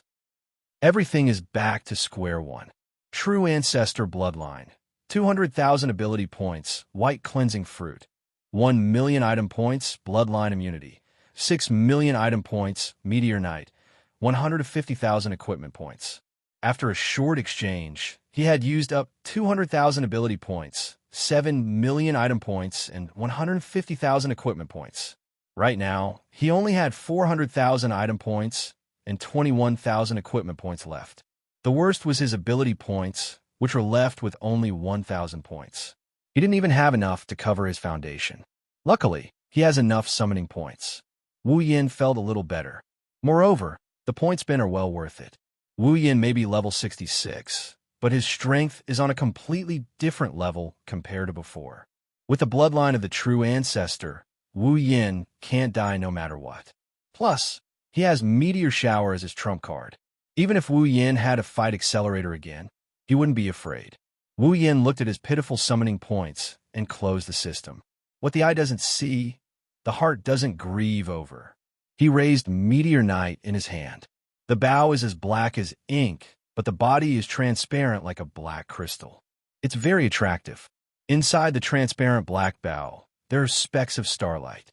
Elegant, beautiful. Even Wu Yin looked at Meteor Shower in a daze. If it wasn't for the fact that it's AB rank, anyone would have treated it as a work of art. If you think that Meteor Shower is only beautiful, then you'll die a horrible death. In terms of rank, it's the same as Ikaros Apollo, infinitely close to an A rank armament. In terms of power, it's even stronger than Ikaros Apollo. Moreover, Meteor Shower has an automatic tracking function. In other words, Wu Yin doesn't need to aim at all. As long as the target is locked on, even if the target runs to the ends of the earth, he would still have to take the hit of Meteor Shower. Caressing the elegant bow, Wu Yin nodded in satisfaction. He just didn't know how powerful it would be if he used it. She said it's stronger than Apollo, but how would he know if he didn't see it with his own eyes? Of course, Wu Yin isn't stupid enough to shoot an arrow here. He doesn't know how strong Meteor Knight is, but Wu Yin has seen the power of Apollo with his own eyes. To put it bluntly, if Ikaros uses Apollo to shoot an arrow at Academy City, the city will be gone. Meteor Shower is even stronger than Apollo. If Wu Yin were to fire an arrow here, Alistair would definitely come after him. After all, he doesn't have Ikaros' absolute defense circle that can block the shockwaves from Apollo's explosion. What a beautiful bow! Just as Wu Yin was immersed in the beauty and power of Meteor Knight, a delicate voice suddenly came from beside him. Wu Yin's hand that was holding the bow trembled. He almost dropped Meteor Knight. Patting his chest with lingering fear, Wu Yin didn't want to drop the beautiful Meteor Knight. Even if it's a B-grade gold armament, in terms of hardness, even if Ikaros used all her strength, she wouldn't be able to scratch it. When he saw who it was, Wu Yin immediately rolled his eyes. Queen Sama, can you stop scaring people? Shokuho Misaki ignored Wu Yan's complaints. She reached out with misty eyes and touched the Meteor Knight in Wu Yan's hand. What a beautiful bow! Where did you steal it from? Hearing this, Wu Yan's innate chi rushed from his chest to his throat and got stuck there. Wu Yan almost choked to death. What do you mean by stolen? This is rightfully mine. Is that so? Shokuho Misaki looked at Wu Yan suspiciously. With one look, she froze. Her starry eyes flashed with a strange light. Shokuho Misaki looked at Wu Yin blankly before asking him in a shocked tone. Why did your eyes turn red? My eyes turned red. Hearing Shokuho Misaki's words, Wu Yan's first reaction was to be stunned. After all, his eyes are on his body. He doesn't have the ability to see his own eyes without the help of external forces. Shokuho Misaki didn't say anything. She took out a mirror from her bag and placed it in front of Wu Yin.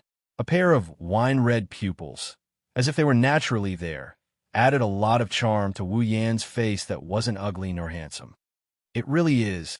Touching his own eyes, Wu Yin understood. This is the effect of the true ancestor bloodline. He is now a true ancestor vampire. Not bad. Wuyan didn't answer Shokuho Misaki's question. Shokuho Misaki is pretty curious about him anyways. Adding 1 or 2 more wouldn't hurt at all. Isn't there a saying that goes like this? When a girl is curious about you, she's not far from falling for you. Although he doesn't know how true this saying is, Wuyan doesn't mind making it true. After all, he has a glorious mission 3 waiting for him to complete. Otherwise, he might as well aim at Jusama first. Staring at Wu Yan's deep wine-red pupils, Shokuho Misaki's starry eyes flickered. But Jusama knows that her problem is like throwing a meat bun at a dog. It's a one-way trip. Shokuho Misaki stood up. Just when Wu Yan thought she would run away in a fit of pique, Shokuho Misaki took out a remote control from her bag and pressed it on Wu Yan. Beep. Following Jusama's action, a flash of electricity appeared in front of Wu Yan, making Wu Yan feel helpless. Jusama, are you trying to control me? Yes. Shokuho Misaki didn't have the slightest awareness of her wrongdoings. Her starry eyes once again met Wu Yan's wine-red pupils. If possible, I really want to control you. Then use psychological control to learn all your secrets. Hearing this, Wu Yan rolled his eyes. No, it's more like he rolled his eyes. Haven't you heard of it? A man with secrets is the most attractive. I've only heard of this saying among women. Men should be more attractive with deeper secrets. Well, it doesn't matter. With a flip of his hand, the meteor shower disappeared from Wu Yan's hand. It was stored inside his space ring. Shokuho Misaki raised an eyebrow, but didn't ask any more questions. She knew that Wu Yan wouldn't say anything. So she just smiled and said, "What a pity, such a beautiful bow. How nice would it be if I had it?" Wu Yan looked at Shokuho Misaki with a half-smile. Jusama, do you know that the beautiful bow you speak of can destroy the entire Academy City if you pull it? Shokuho Misaki was shocked. Then she laughed. Era, you must be joking with me. What do you think? Jusama still had that half-smile on her face, but she couldn't laugh this time. Based on her understanding of Wu Yan, this sentence is most likely true. Shokuho Misaki covered her mouth. If it's true, then I want it even more. Wu Yan helplessly shrugged and sighed. Then, Jusama, why did you come here? Don't tell me you're here to see me. Era, is that not possible? Fine. Wu Yan felt powerless when he said that. Shokuho Misaki smiled and put her face in front of Wu Yan. Do you still remember the promise? Wu Yan's face fell. Don't tell me you wanted to go on a date with you now. Why would I? Shokuho Misaki said and walked out of the room, leaving behind only one sentence. See you tomorrow at 7, Tokuwadai Dormitory.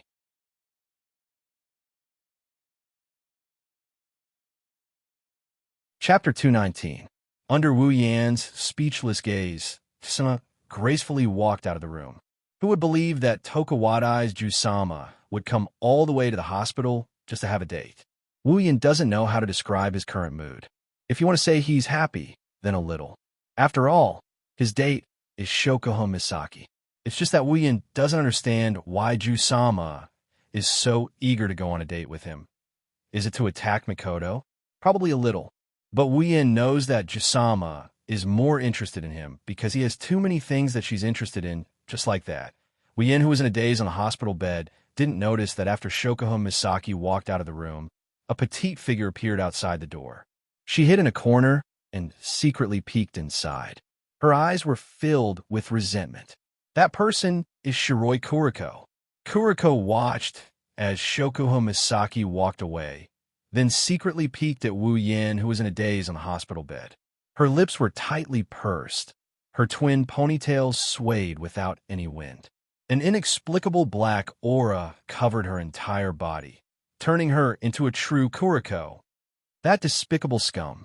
Not only did he steal my one-isama, he even dared to have an affair outside. And it's with that Shokuho Misaki. Whenever she thought of her one-isama falling into the hands of that scum, and only a member of his crystal palace, Kuriko's entire body went into a frenzy. She almost tore off her clothes.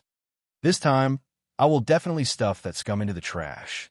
Kuriko made a decision that she didn't know how many times she had secretly made this decision. She chuckled and saw that Wu Yin was still in a daze. She immediately thought that this opportunity will not come again. With a light leap, she disappeared from the spot. An inexplicable sense of crisis suddenly appeared in Wu Yan's heart, pulling him back from his daze. When he regained his senses, it was already too late. The pink pig-tailed creature showed up in front of Wu Yin with a creepy smile, straddling his bed and pressing a small hand on Wu Yan's chest. Wu Yan's expression changed when he realized what had happened. He looked at Shiroi Kuriko, who had suddenly appeared in front of him and her hand on his body. He knew that he was going to die today. Scum! Go to the trash can and think about life. Following Shiroi Kuriko's resentful voice, Wu Yin also disappeared from the room. Shiroi Kuriko was the only one left sitting on Wu Yan's bed. She was laughing coquettishly as if her scheme had succeeded. In an empty alley, a figure suddenly appeared on top of a trash can. With his head down and feet up, he firmly plunged into the trash can. N%, ashen face from the stench of the trash can. He couldn't help but curse out loud. Looking at the trash can that is getting closer and closer to his face, his potential erupted as he reached out his hands and grabbed the edge of the trash can. He stood upside down on top of the trash can and froze there. A steady stream of stench entered Wu Yan's nose. Wu Yan's hands trembled, and he almost fell into the trash can. Gritting his teeth, Wu Yan tilted and fell to one side. He would rather fall into a dog's mouth than fall into a trash can. Wu Yan's wish of falling was quickly realized. His face, which had become much more handsome because of his wine-red pupils, fell to the ground. He howled in pain. If he hadn't become a true ancestor and his body had become much stronger, he would have been disfigured standing up from the ground. Wu Yin covered his face and said hatefully, "Shiroi Kuriko, you damned Yuri girl. I will remember this." Although Yuri girls are very loving and Shiroi Kuriko is a petite and cute girl, Shiroi Kuriko has clearly left the Yuri level and is heading towards the pervert level. Against a pervert, Wu Yin believes that he can still bear to do it. "Mikoto, why are you so popular?" Muttering to himself, Wu Yin didn't notice that because of his words, he had attracted another person's attention.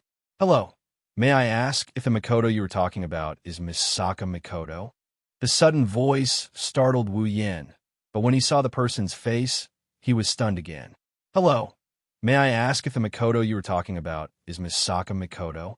The person saw Wu Yan's dazed expression and thought that he didn't hear clearly, so he asked again in a very gentle voice. But Wu Yin knows that although this person isn't a bad person, he's definitely not a good person either. It's Sali. In the original work, the magician who had a crush on Mikoto and betrayed the organization to join the Academy City Black Ops. The one who pretended to be the grandson of the chairman of Tokawadai Middle School, Haihara Mitsuki. In other words, Wu Yan's love rival. Why is he here? Wu Yin frowned slightly and smiled at Sali, who is now disguised as Haihara Mitsuki. "Oh, do you know Mikoto?" Sali took a deep look at Wu Yin and smiled warmly at him.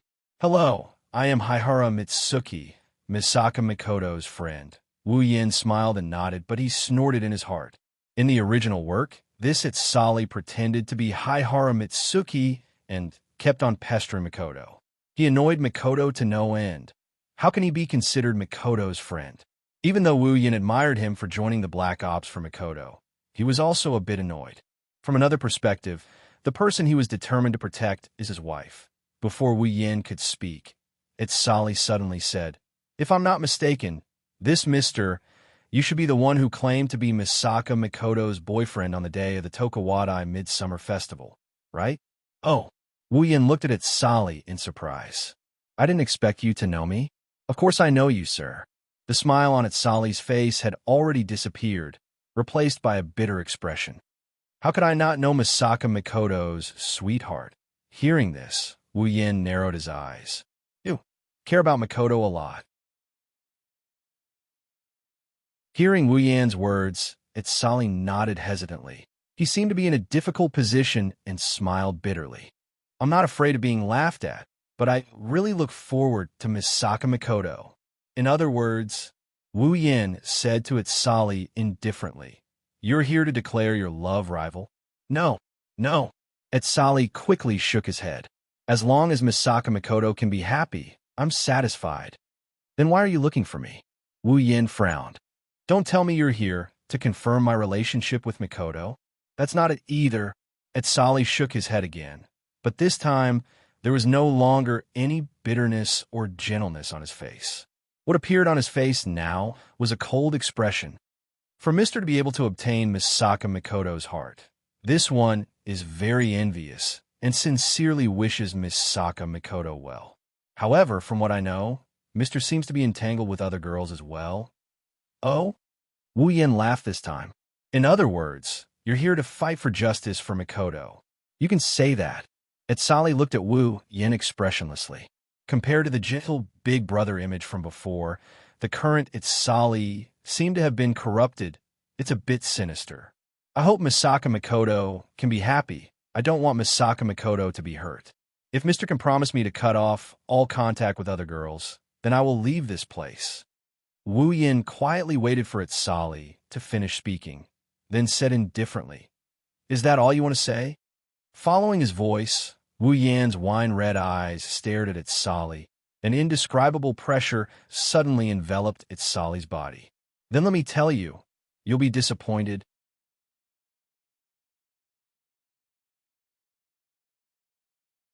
Chapter 220. In a spacious alleyway, Itsali looked at Wu Yin, who was emitting a terrifying aura. Cold sweat started dripping down his forehead.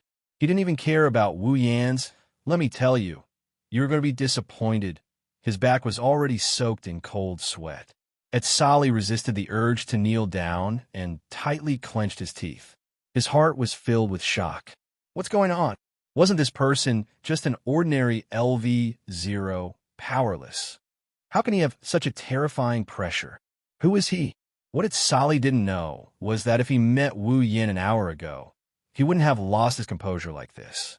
Because at that time, Wu Yin wouldn't be able to emit such a level of pressure. At least, it wouldn't make a magician like Itsali have the urge to kneel.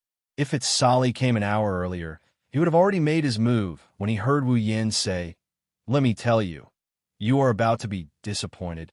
Because at that time, Wu Yin didn't have the true ancestor bloodline. True ancestor bloodline. With this bloodline, Wu Yin could be considered a true ancestor in name only. Although he became a true ancestor, Wu Yan's level didn't increase. Originally, the true ancestors referred to those special vampires. They had great potential and could grow to the peak of existence. However, this did not mean that they had such great strength from the beginning. At the end of the day, true primogeniture is like the top of the food chain. They are there to intimidate the vampires of the same race. They aren't a symbol of strength. True primogenitors can reach the pinnacle of power in the end, but Wu Yin hasn't reached that level yet. Compared to other true ancestors, Wu Yin was undoubtedly much weaker. It wouldn't be an exaggeration to say that he was the weakest true ancestor. However, this didn't change the fact that Wu Yin was a true ancestor. No matter how weak he was still a true ancestor. Wu Yin also had the deterrence and pressure of a true ancestor. Therefore, it could only be said that Itsali really didn't come at the right time. His wine-red eyes emitted an evil aura. Wu Yin looked at Itsali, who was sweating profusely, and an ethereal voice rang in his ears. "Mikoto, I'll make her happy. You don't have to worry about that. As for the other girls, I'm sorry, but I won't give up on them just because of your words. Originally, what you said sounded like you were being unreasonable. You said I'm unreasonable." Hearing Wu Yan's words, Itsali's eyes turned red. For a moment, he actually broke free from Wu Yan's pressure and shouted, "You actually said that my idea of making Misaka happy is unreasonable." "That's right." Wu Yan didn't care about Itsali's twisted expression and continued, "You think you can make Mikoto happy by doing this, but you don't think from her point of view. Let me ask you, when I was with the other girls, did you see Mikoto sad? Did you see Mikoto unhappy?" Itsali was speechless at Wu Yan. He unwillingly shouted at Wu Yan. Then are you sure you can make her happy? You're the one who's fickle. How can Miss be happy? Hearing this, Wu Yan lightly shook his head. That's right. I'm fickle because my heart has already been divided by many girls. But even if it's divided, this part of my heart is still theirs. You're lying. Etsali angrily glared at Wu Yan. What about the fifth girl? What did she say? She's not your girlfriend, right? Why are you still entangled with her? Miss clearly hates her so much. That's why you're making trouble for no reason. Etsali's face was completely gloomy. He took a few deep breaths and stood up straight. His anger towards Wu Yan actually made him filter out Wu Yan's true ancestor pressure and recover. I really can't accept you. You can't bring happiness to Miss. Wu Yan laughed. Although it was a laugh, there was a hint of coldness in it, making it hard to believe that he was really laughing. He looked at Etsali and said softly, making trouble for no reason. As if the last straw that broke the camel's back, Etsali finally exploded after Wu Yan's making trouble for no reason speech. Feeling something coming in his direction, Wu Yan gently tilted his body to the side and let go of the trash bin behind him that almost disgusted him to death.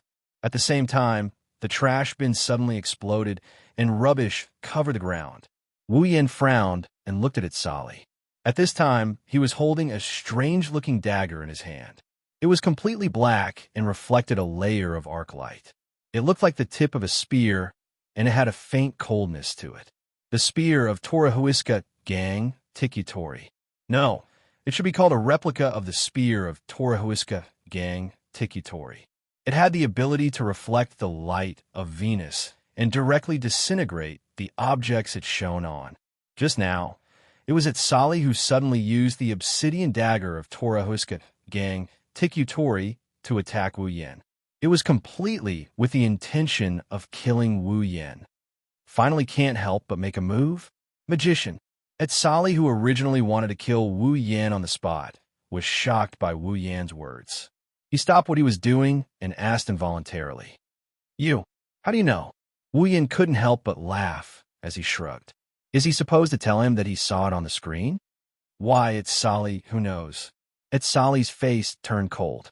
He raised the obsidian dagger to his chest and moved it gently, as if he was looking for an opportunity to attack. You make me feel very surprised, Etsali said coldly. At the same time, his face was slowly filled with black fog, as if he was really turning black. According to the information, you should be a powerless person who has nothing to do, a street thug. However, you're able to release such a terrifying aura and easily dodge the attack of the spear of Torahuiska Gang Tikitori. Even if it's just a replica, it's not something a powerless person can dodge. More importantly, Etsali's black face turned even colder. With such a background, you somehow managed to get in touch with Academy City's number 3, Misaka Mikoto, out of the blue. But according to our investigation, you've never had any contact with Misaka Mikoto before this. Who are you? Who am I? Wu Yan laughed and shook his head. From what you're saying, it seems like you've already started investigating me. You're asking me who I am. How laughable. Wu Yan. Etsali waved his obsidian dagger coldly. Your existence has exceeded our organization's understanding of Academy City. To prevent unforeseen events from happening, I will kill you today. As soon as he finished speaking, several invisible arcs of light shot towards Wu Yan at an incredible speed. His wine-red eyes glinted with a cold light. It's as if he can see these invisible arcs coming at him. He didn't move from his spot. He just tilted his body slightly and dodged them. His movements were very carefree and casual. Etsali seemed to have been provoked by this. He waved his obsidian dagger, and countless arcs of light shot towards Wu Yan, sealing off all of Wu Yan's escape routes. Facing the barrage of bullets, Wu Yan stomped on the ground. Sparks of electricity appeared under his feet. Like a signal, a thick layer of iron sand rushed up from the ground and arrived in front of Wu Yan. Iron sand. Etsali's expression changed greatly, not because of how powerful the ability to manipulate iron sand was, but because he was too familiar with the ability to manipulate iron sand. because this is Misaka Mikoto's ability.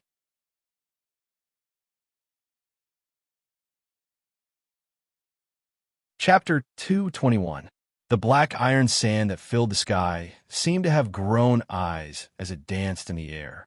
The endless iron sand formed a wave-like barrier. As it surged, it completely blocked the attacks of the replica Torohuiska's spear of Tik Atori in its Sali's hands. The formless arc hit the black wave, and at the same time the arc was blocked, the black iron sand also turned into dust and disappeared in the air. Wu Yan's eyes turned cold. As expected of the spear of Torohuiska, even if it was just a replica, it still had powerful lethality. No matter who it was, if they were hit by it, they would not be able to come out unscathed, even if it was him. If it was before, Wu Yan would have to be careful. That kind of absolute decomposition power is too big of a threat to him. But now, with the true ancestor bloodline, even if it's decomposed, he can recover in an instant.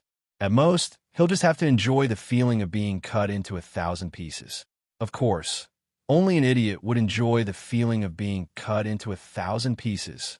Sali stared blankly at the unscathed Wu Yan. He didn't care that his attack was ineffective. Instead, he asked, "Why did you use her ability?" Wu Yan stared at Sali and sighed.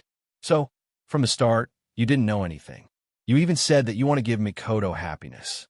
This time, Sali was silent. At the same time, there was a bit of jealousy in his eyes. That's right, he was jealous of Wu Yan. He was jealous that he could sit on a beauty. He was jealous that he could have the same ability as the person he admired. Logic told him that in this world, there can't be the same ability. The other person's ability is just similar. But his intuition told him that he really didn't know anything. He didn't know why the other person could hide his identity so well. Even their organization couldn't get any specific information about him. He didn't know why the other person had the same ability as Misaka Mikoto. And it was so strong. There were too many things that he didn't know. It made Sali fearful. It wasn't because he was afraid of Wu Yan's mysteriousness. It was because he was afraid of his own ignorance. He was afraid. He was afraid that he really didn't know anything. He was afraid that he didn't know anything about the person he liked. He was afraid that he was being unreasonable because of his ignorance. Because Wu Yan's behavior already told him that he really didn't know anything. You bastard. The fear of the unknown made Sali want to escape. He roared hysterically at Wu Yan and waved the replica of Torohuiska's gun of Tikutori towards Wu Yan. However, just as Sali raised the replica of the spear of Torohuiska above his shoulder, an orange beam shot out and shattered the replica into pieces before he could react. Sali took 2 steps back in shock. He looked at Wu Yan, who was pointing a finger at him, and said in disbelief, "Super. Railgun, you can't believe it?" Wu Yan said faintly. At the same time, he took out another coin from his pocket and held it in his hand. Lightning flashed. "Do you want to confirm it with your own eyes?" Sali felt a strange sense of danger lock onto his body. Even if he didn't want to believe it, he could only choose to believe it. His face slowly turned gray. Sali weakly kneeled on the ground. His eyes were lifeless. I really didn't know anything. The coldness in his wine-red eyes was slowly retracted by Wu Yan. Wu Yan sighed. At this moment, he felt that he was too evil. After all, this kind of confrontation was too much for Sali. No matter what, the other party did it for Mikoto's sake. Even if he felt a bit uncomfortable, he didn't have the right to stop someone from liking someone. He may be petty, but he wasn't that petty. Looking at Sali, who had completely lost his will to fight, Wu Yan looked at him with pity. This person who couldn't express his feelings, whether it was in the original work or now, he was a pitiful person. Thinking up to here, Wu Yan didn't plan on interfering anymore. He turned around and slowly walked out. When he passed by Sali, he suddenly raised his head and said to Wu Yan, Can you promise me to protect her forever?" Hearing this, Wu Yan stopped in his tracks. In his heart, he felt a bit helpless. In the original work, when Sali was defeated by Tumei, he turned his feelings into a request. He asked Tumei to protect Mikoto forever. Unfortunately, Tumei only saw Mikoto as a friend. Mikoto was too far away for a LVL-0 like him. Therefore, he didn't know if it was just a casual remark or if it was something serious, but Tume agreed. And now it's still the same thing. But the target is him. Wu Yin turned around and looked at Sali. He sighed and said softly, "You should take back what you just said. Can't I agree?" Sali bitterly smiled. "You're right. What right do I have to make such a request?" Wu Yin shook his head and looked up at the sky. Looking at the incomparably blue sky, his voice softly echoed in this small, empty alley. "The bond between me and Mikoto was formed a long time ago. It's so deep that it's incomprehensible to others." Wu Yin touched his chest and closed his eyes. He quietly listened to his own heartbeat. Because he knows, from the day he summoned Mikoto, their heartbeat has been at the same frequency. When there is still a place for us in this world, we will be together forever. When the world can no longer tolerate our existence, we will live and die together. Gently opening his eyes, Wu Yan's wine-red eyes were filled with tenderness that could melt space. It was as if he could see through the barrier of space and see the beauty in the distance. Our lives are intertwined. Protecting and whatnot is no longer a word that can maintain our bond. That's right, there's no need for that. For two people whose lives are intertwined with each other, the word protect doesn't mean much anymore. As long as Wu Yin doesn't die, then Mikoto, Hinajiku, Ikaros, and Astria, who are intertwined with him, will never die. Wu Yin, who has the true ancestor's bloodline, is equivalent to having eternal life. Those who are intertwined with his life will accompany him forever. Since a long time ago, none of them could leave each other because their lives were fused together. Is there a need to protect and whatnot? Sali listened to Wu Yan's words in a daze. His consciousness sank into an abyss from which he can never escape. Because, in front of Wu Yan's words, he felt his own heart was so small. Perhaps this would be the best ending for him. Sali smiled, as if a burden has been lifted from his shoulders. His eyes are no longer lifeless. The black mist on his face has disappeared, revealing the face he stole from Mikoto. His smile is as bright as the sun. As if he was relieved, in his heart, all his thoughts turned into a single sentence. "I wish you both happiness."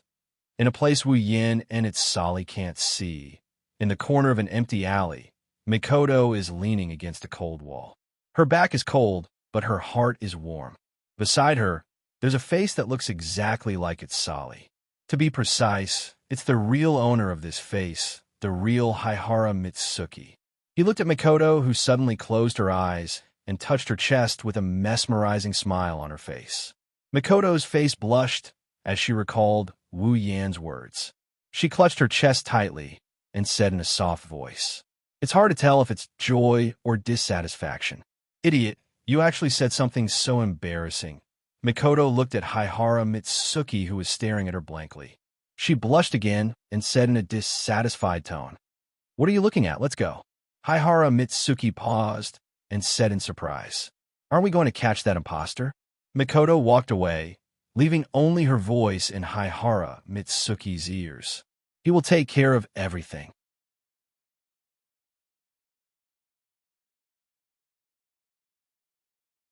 Chapter 222. Hearing Sali say, "I wish you all happiness," in such a relaxed tone, Wu Yin smiled. This is another almost perfect ending, isn't it? Mama, looks like it's over, meow. Wu Yan's expression turned serious. He immediately turned his head towards the source of the voice. There, another familiar figure that he has only seen on screen slowly walked out from the shadows and stopped in front of Wu Yin. Seeing this figure, Wu Yin was stunned. He was a bit speechless. This is more and more like the original plot, except the main character is himself. He has short blonde hair like a leech. He's wearing a flowery shirt and shorts, light blue sunglasses on his face, and a golden chain around his neck. His arms look especially long, almost reaching his knees. He's also very tall. He looks like a hoodlum. Tsuchimikado Motoharu. Looking at the Kyushu accent in front of him and the cute sound of meow at the end of his sentence, he looks like a comedian. Wu Yin was also in disbelief. On the surface, he's Toho's neighbor and classmate, but he's also one of Toho's bad friends. Together with Toho and Blue Hair Earrings, they're called the Idiot Trio, and he's also a serious syscon Tsuchimikado Motoharu. In reality, he's a double agent for Academy City and the British Puritan Church of Necessary Evil. At the same time, he's also a multiple agent for many organizations. In order to obtain victory, he's willing to taste blood, lie to everyone, betray the whole world, and even go against human nature. But in reality, he's an existence that protects the balance of the world he lives in. So this is the guy. Looking at Tsuchimikado Motoharu, who still has a hoodlum smile on his face, Wu Yin suddenly felt like he's been deceived by the world. He really can't connect the complicated Tsuchimikado Motoharu in the original work with this guy in front of him. It's not that they don't look alike, but seeing him in real life, Wu Yin really can't help but want to beat him up. Other than the glasses guy, this is another person that Wu Yin really feels like he needs to beat up. Tsuchimikado Motoharu didn't know that he's already on Wu Yin's list of people that need to be beaten up. He smiled at it sourly, then looked at Wu Yin and said to Wu Yin in a tone that needs to be beaten up. Yo, that little bro over there, Meow. Can you let me deal with the person next to you, Meow? Wu Yin took a deep look at Tsuchimikado Motoharu and sighed and said so. Even though I have nothing to lose by letting you deal with him, and it just so happens that I don't know how to deal with him. Now that you're here, you've solved my problem. Tsuchimikado Motoharu's smile widened when he heard Wu Yan's words. However, Wu Yan's next sentence froze Tsuchimikado Motoharu's smile. Glancing at Tsuchimikado Motoharu, Wu Yan shrugged. But I have a change. Why?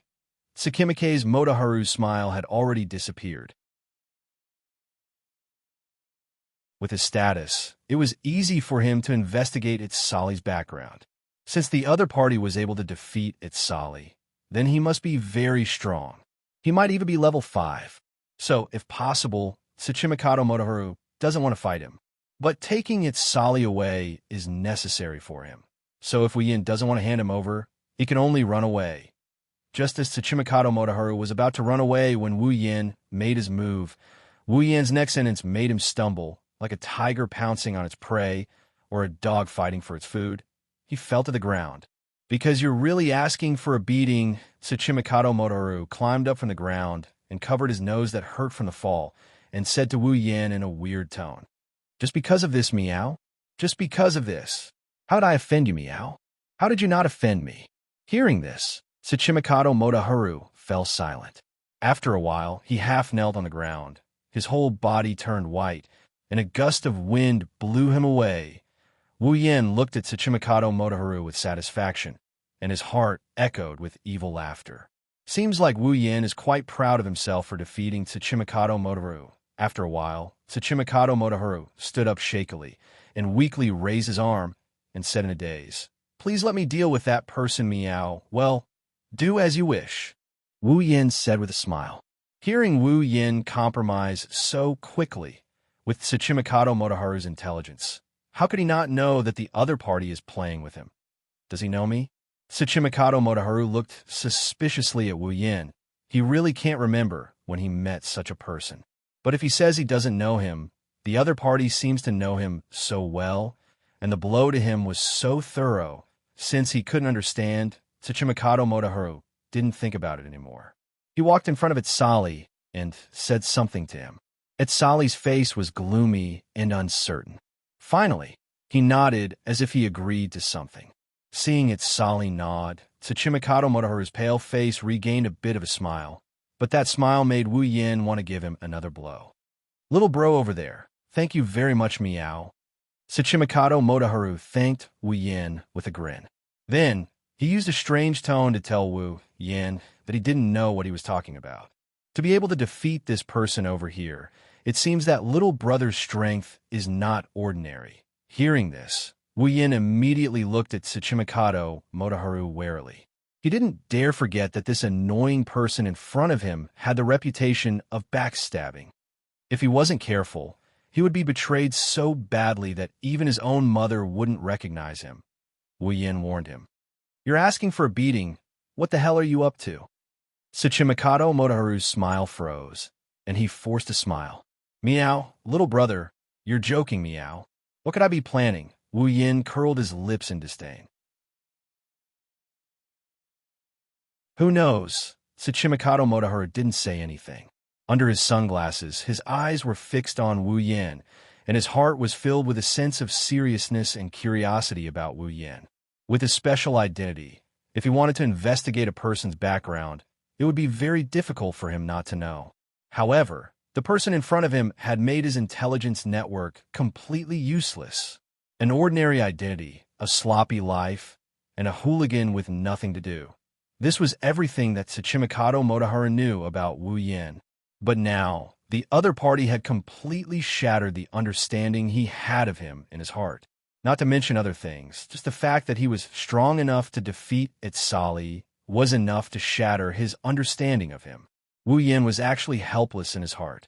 He didn't expect to meet this Tsuchimikado Motoharu, and in a situation where his strength was exposed with the other party's identity, it was possible that his own strength could no longer be kept a secret.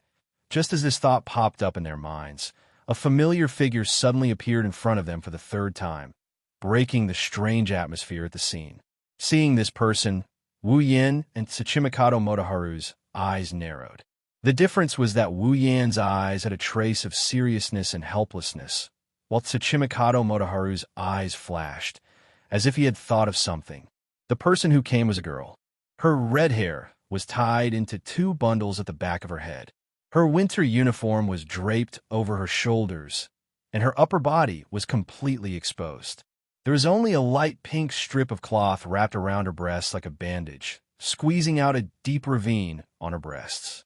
Her breasts were a very revealing miniskirt, as if as long as she bent down, she would be able to see the beautiful scenery inside. It was very sexy, and there was a belt around her waist that could only be used as an accessory. This kind of clothing looked like it was purposely designed to lure people to commit a crime. When he saw this figure, it was the same as when Tsuchimikado Motoharu and Itsali appeared. Wu Yin almost immediately recognized her identity.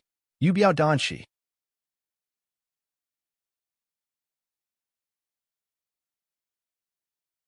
Chapter 223. Tsuchimikado Motoharu. Tsuchimikado Danshi. Itsali. Other than Accelerator, all the surface operatives of Academy City's Black Ops organization, group, are here. Looking at these 3 surface operatives of the future Academy City's Black Ops group, Wu Yin felt a bit helpless. He didn't expect to meet so many awesome people after getting played around by that Yuri creature. Should I say, as expected of a main character's physique? A troublemaker's constitution. Yes, from the moment Tsuchimikado Danshi appeared, Wu Yin knew he was in trouble. Who is Tsuchimikado Danshi? She's the strongest spatial ability user in Academy City. Unlike Kuriko, she can move objects through space without touching them. The future Tsuchimikado Danshi aside, the current Tsuchimikado Danshi has a special identity due to her ability. A guide. She's responsible for bringing the chairman of Academy City, the person Alistair wants to meet, into the windowless building. Now that Tsuchimikado Danshi is here, it means, you're Wu Yin? Tsuchimikado Danshi didn't look at Tsuchimikado Motoharu or at Sali. Instead, she looked at Wu Yin. She hasn't experienced the Remains incident yet, so she didn't show any signs of joining Academy City's Black Ops organization. Naturally, she doesn't care about the double agent and magician here. Looking at Tsuchimikado Danshi, who's as revealing as Ikaros and Astria in their light armor, for the first time Wu Yin thought girls shouldn't come knocking on his door. However, Wu Yin didn't have much resistance against meeting Alistair. He knew his battery barrier ability would only last for a short while. With Alistair's intellect, when the hovering loop had lost its effect, he had probably been secretly setting up a trap to lure him out. Perhaps everything that had happened today was his doing. That's why Wu Yin prepared himself for today's arrival. He just didn't think this day would come so soon. Glancing at the nonchalant Tsuchimikado Danshi, Wu Yin said softly, "Alistair wants to see me?" When he said that, all 3 of them were stunned. Hasuki immediately put away her nonchalant expression, and together with Tsuchimikado Motoharu, they looked at Wu Yin with a serious expression. "Era Meow, bro, you even know that person Meow? Looks like you're not simple, Meow. The three Meows conveyed the shock in their hearts. They can feel how casual Wu Yin is when he mentioned the name that struck fear in their hearts. It was as if he didn't put the name Alistair in his eyes. Actually, Wu Yin is quite wary of Alistair. But Alistair doesn't have the qualifications to make him, a transmigrator, feel fearful of him. Yes, the chairman wants to see you. Her respectful tone showed how unsettled she was. The fact that he could so casually mention the name she feared meant that the person in front of her wasn't someone she could afford to provoke. That's fine too. Wu Yin took a few steps forward and stopped in front of Seiki. Looking at her slightly cowering eyes, he whispered, "Gratitude and grudges will be settled once and for all." His voice was as soft as a mosquito's, but when it reached the ears of the three people present, it was no less than a heavy balm. "Hey, bro, don't tell me you're planning to have a falling out with that person?" Even the word meow was ignored by Tsuchimikado Motoharu. This proved how shocked he was in his heart. When Wu Yin heard Tsuchimikado Motoharu's words, he sighed faintly. "If we were to have a falling out, we would have done so a long time ago." That one sentence scared the three of them. They didn't expect Wu Yin to have a falling out with that person. Wu Yin wasn't lying. Ever since he stole the first Misaka's sister and ruined Alistair's plan, they had a falling out. Tsuchimikado Danshi, Tsuchimikado Motoharu, and Itsali were shocked by Wu Yan's words, but they weren't stupid. Tsuchimikado Motoharu quickly stood up and said to Wu Yin, "I say, bro, if it's possible, it's better if you don't get into too much trouble with that person. You know, this is Academy City. If you get into too much trouble with that person, it won't do anyone any good." Wu Yin looked at Tsuchimikado Motoharu with a faint smile. "Do you think I'm afraid of Academy City?" Wu Yin ignored Izali, Tsuchimikado Motoharu, and Itsali's reactions. He laughed and shook his head. "If it wasn't for that person by Alistair's side, I wouldn't have had to play so many tricks with him. That person, existence, Tsuchimikado Danshi, Tsuchimikado Motoharu, and Itsali's hearts were in turmoil. The three of them trembled and were speechless. How could the three of them not understand the meaning behind Wu Yan's words? The chairman of Academy City seems to have some hidden trump card. They can feel that if they continue to listen, they will come into contact with the deepest secrets of Alistair's heart. What he didn't know is that his words have already caused the three people here to be unable to calm down for a long time. Maybe if he knew, Wu Yin would be secretly pleased with himself. Who knows? Tsuchimikado Motoharu took a few deep breaths and threw away all the complicated thoughts in his heart. His eyes under the sunglasses looked deeply at Wu Yin. Then Tsuchimikado Motoharu took a few steps forward. "Little bro, I don't know how deep your background is to be able to say that you're not afraid of Academy City, but I can feel that what you're saying isn't false. That's why I'm begging you. Please don't fall out with that existence. I'm counting on you." Hearing Tsuchimikado Motoharu's tone that lost its meow sound and sounded very solemn and sincere, Wu Yan's heart was slightly uncomfortable.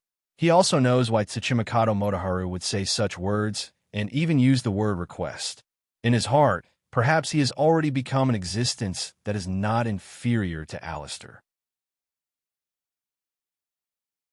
If he falls out with Alistair, then when the two of them fight, it will definitely implicate a lot of people. As the saying goes, when immortals fight, mortals suffer. When that happens, Tsuchimikado Motoharu's wish to protect the balance of his world will be completely shattered. Perhaps Tsuchimikado Motoharu thinks that he is on the same level as Alistair. With his own strength, he might not be able to stop the consequences of the two immortals fighting. That's why he said that. However, Wu Yin bitterly smiled in his heart. Tsuchimikado Motoharu thinks that his relationship with Alistair can be eased, but he doesn't know that from another point of view, the two of them can't be eased. If Alistair wants to carry out his plan, then the existence of his sisters is absolutely indispensable. Wu Yin, on the other hand, will not allow Alistair to use the sisters like he did before, using them as tools. This is a fundamental conflict of interest. How can it be eased? In other words, unless one of them gives up, Wu Yin and Alistair won't be able to get along peacefully. Tsuchimikado Motoharu's hope of easing the tension from his side is unrealistic. His wine-red eyes stared at Tsuchimikado Motoharu. Tsuchimikado Motoharu fearlessly looked back at Wu Yan. Wu Yan knows that if he doesn't give him an answer, then this unscrupulous backstabber, for the sake of peace in his heart, wouldn't hesitate to overestimate himself and stab him twice. Without a plan in mind, Wu Yan can only turn 1,000 words into a single sentence. I'll try my best.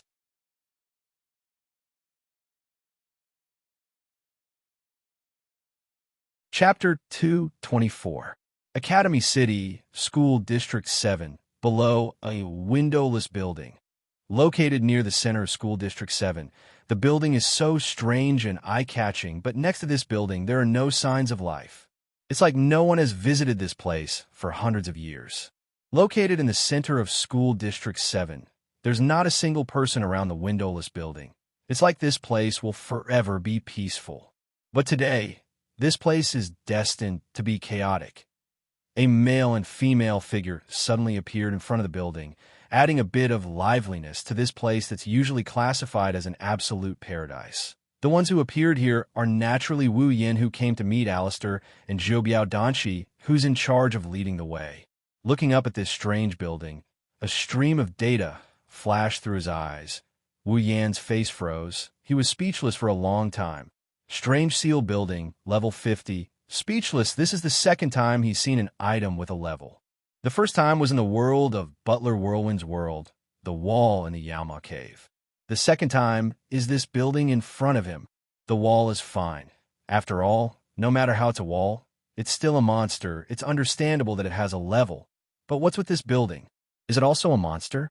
And it's at level 50.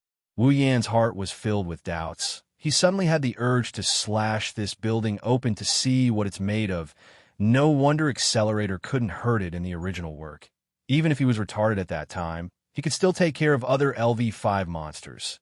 It seems like the reason Accelerator couldn't touch this building in the original work wasn't just because of Alistair's methods. It might be because this building itself is special. On the side, Zhoubiao Danqi quietly waited. She didn't dare to rush Wu Yan. The current Wu Yan is no less than a scourge to her. Of course, Wu Yan saw Zhoubiao Danqi's fear. He didn't know whether to laugh or cry. He didn't want to be associated with that old fox, Alistair, but she put him on the same level as Alistair. Wu Yan looked at this so-called strange sealed building again. He really can't tell if it's alive like the wall, since he can't figure it out. Wu Yan didn't want to think anymore. He put a hand on Zhoubiao Danqi's shoulder. Her body unconsciously trembled. This made Wu Yan speechless to the extreme. This courage, just like in the original work, it's the opposite of Zhoubiao Danqi's great heart. What a small heart. When he really faced Alistair, Wu Yan's heart was filled with calmness. He didn't know if it was because he had seen this on the screen too many times, or if it was because Wu Yan was already prepared, or if it was because of the influence of the true ancestor's bloodline.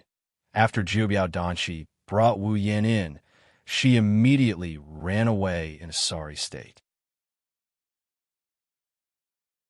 To her, these two fierce tigers could bite at any time.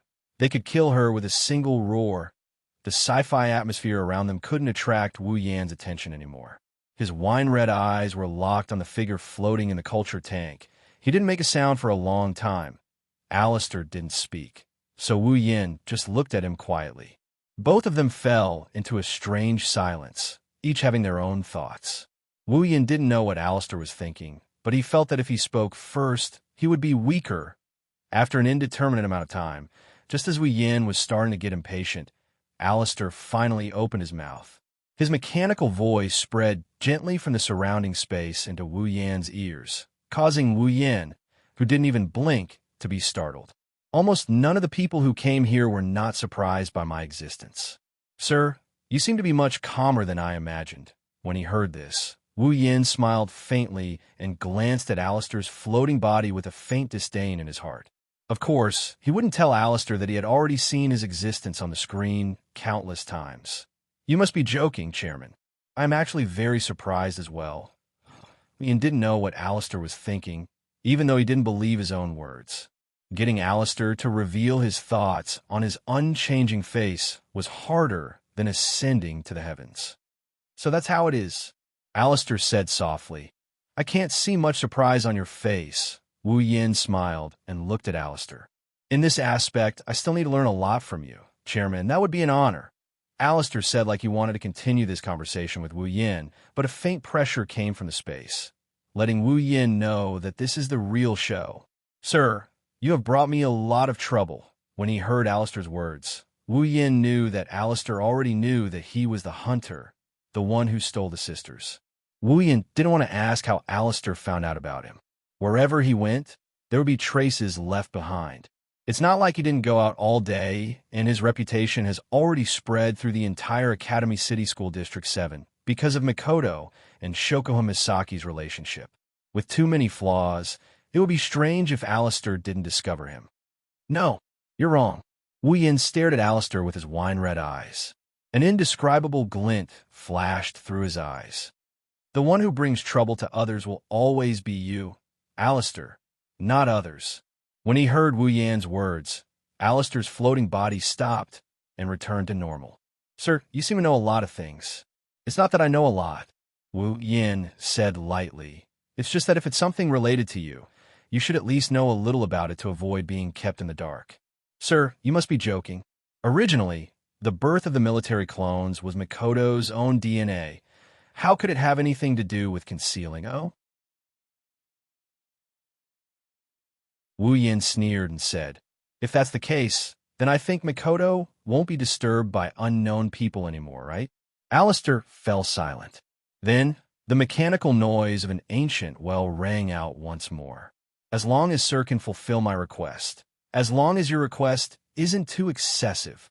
Alistair went silent again, and after a long time, he said, I don't understand, sir.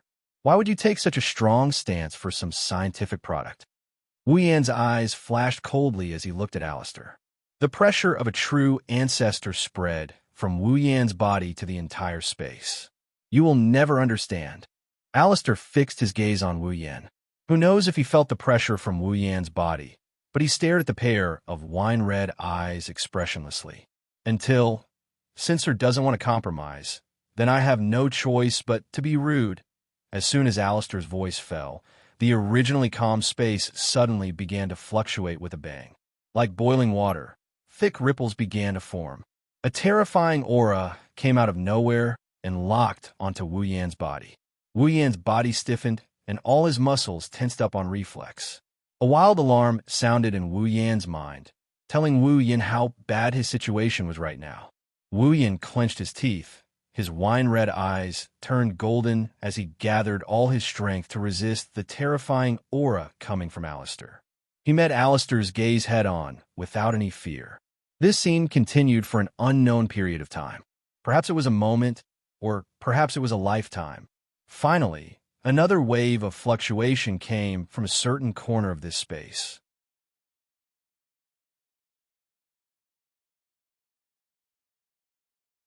Chapter 225. Alistair and Wu Yin looked at each other quietly. Neither of them spoke, but the space around them was no longer as silent as usual. Instead, it was rippling violently like water. Relying on the full power of the true ancestor bloodline, Wu Yan's originally wine-red pupils had turned golden. There were only two possibilities for such a situation to occur.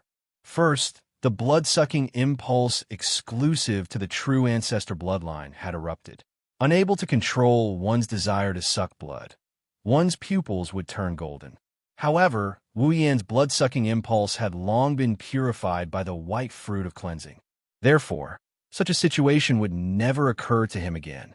The second possibility for the pupils to turn golden was to activate the power of the true ancestor bloodline. Erupting with full power, the true ancestor bloodline was used to the extreme. At this moment, Wu Yin was in such a situation. However, even if Wu Yin activated the true ancestor bloodline to the extreme, he still couldn't completely cancel out that inexplicable eruption of aura that was locked onto him. Such a powerful aura was not something Alistair could achieve by himself. Therefore, it was obvious who the owner of this aura was. That Alistair used his wife as a sacrifice to summon an angel that was different from the one recorded in the Bible. Suddenly, in a corner of the space where Wu Yan and Alistair were already fluctuating, the fluctuations began to condense purposefully. Like a black hole, it spiraled and absorbed, causing Wu Yan's mind to tremble. An extremely resplendent light shot out from the condensed black hole. With the momentum of a sharp arrow, it violently attacked Wu Yan, whose pupils had already shrunk to the size of needles. Danger. Extreme danger.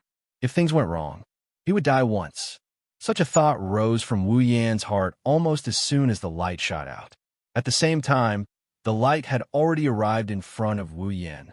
Wu Yan's heart gradually calmed down as he faced the incoming light. He knew that he wouldn't be able to dodge this light attack. However, this did not mean that Wu Yan had given up resisting and was prepared to welcome his own death. With the true ancestor bloodline, Wu Yan could not die at all. Moreover, Wu Yan did not only have the true ancestor bloodline as his trump card. The destructive aura of light smashed into Wu Yan's body. It was certain that once the attack took effect, Wu Yan's chest would definitely open up a huge hole. However, when the light hit Wu Yan's body, a strange ripple suddenly spread out from Wu Yan's body. It was like a sound wave sticking close to Wu Yan's body and spreading out bit by bit. A light, ethereal sound, accompanied by static, was heard when the ripple spread out from Wu Yan's body. Alistair, who was in the culture tank, froze. He knew that the owner of the sound would not make a sound for no reason. The only possibility was that his attack was ineffective. The formless ripples collided with the beam of light. In the next second, both the ripples and the beam of light actually disappeared without a trace. Wu Yan heaved a sigh of relief. Drinking the resplendent breath before coming had been the right choice. Alistair looked at the unscathed Wu Yan with an expressionless face. However, if one looked closely, they would discover that small bubbles were forming in the liquid around him. Following the disappearance of the light and the ripples, an ethereal noise that had just been heard reverberated in this space. How did you do that? I. Wu Yan's heart froze, but his mouth was full of mockery. Do you want me to explain to the person who wanted to kill me how I survived? The owner of the voice, I, spoke with a faint static sound. Indeed, I shouldn't have asked that question. However, I can roughly guess that you relied on external help to block my attack, right? I don't know. Perhaps I relied on my own strength? No, you don't have that strength. I said without holding back. Of course, Wu Yan didn't care. Perhaps he couldn't stand Wu Yan's indifference. I disappeared, but his voice rang in Wu Yan's ears. If I'm not wrong, there should be a time limit to your current state. Wu Yan's heart shook as he secretly admired I. As expected of the boss of Magic Seal, his observation skills and strength are truly terrifying. Wu Yan didn't try to hide it and nodded. That's right. I can probably only drink tea and chat with you guys before the time limit is up. In other words, there's still time to drink tea and chat with you guys. Seems like that is the case. At this moment, Alistair suddenly spoke. However, relying on external help is still relying on external help. I think, even if I can't restrain you in a short period of time, it should be easy to trap you without harming you as long as I trap you and wait for the time limit to arrive. Then, following Alistair's words, a familiar yet unfamiliar aura once again enveloped Wu Yan and locked him in place. After hearing Alistair's words, Wu Yan laughed in disdain. A crystal-like scroll appeared in Wu Yan's hand in the blink of an eye. Wu Yan sneered at Alistair and said coldly, "You can try. Maybe you can really make me stay." Alistair narrowed his eyes and went silent. He looked at the crystal scroll in Wu Yan's hand with an indescribable expression. Then he looked at Wu Yan as if he wanted to see something from his face. Alistair was disappointed. All he could see was Wu Yan's calm and confident face. "I didn't expect you to have so many tricks up your sleeve." Playing with the return scroll in his hand, Wu Yan smiled. "Don't mock me for relying on external help. Didn't you use all the external help you can use as well?" Alistair didn't care about Wu Yan's sarcasm and suddenly said, It seems like we can't make you stay. Wu Yin calmly listened to Alistair's words. However, Alistair's next sentence made Wu Yin unable to calm down. However, I wonder if your little girlfriends have as many tricks up their sleeves? Killing intent flashed in his golden eyes. Wu Yin forced himself to calm down. However, the more he forced himself to calm down, the angrier he became. Wu Yan's body, which was strengthened by his ascension to primogeniture, almost got burned to ashes. Alistair, on the other hand, acted as if he didn't see anything and continued. Even if your excellency's little girlfriends have the same external power as your excellency, I can still issue a warrant for your arrest to the entire Academy City. Perhaps you don't have a lot of connections and can ignore the bounty of Academy City with your own strength. However, from what I know, Misaka Makoto is the exact opposite of you. She has a lot of connections. His pupils shrank. Originally, there was only a trace of killing intent in his eyes. However, due to Alistair's provocation, the killing intent in his eyes grew stronger and stronger. Alistair, on the other hand, felt like his words weren't clear enough, so he continued. Misaka Makoto is someone who values her friendship a lot. If Academy City places a bounty on her, then the people she values will take action against her under the protection of Academy City. A thick blood-red aura began to climb up Wu Yan's body. Wu Yan lowered his head, so his expression couldn't be seen. When that happens, Misaka Makoto will fight against her beloved Academy City together with you. She will fight against the people she values and kill each other.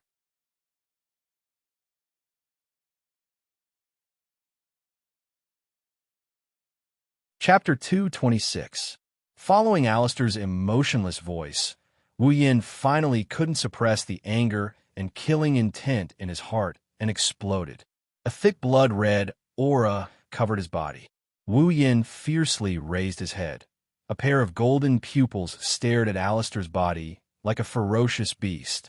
With a flip of his hand, a light flashed and a transparent longbow shaped like a wing, completely black as ink, with starlight flickering within it, appeared in Wu Yan's hands.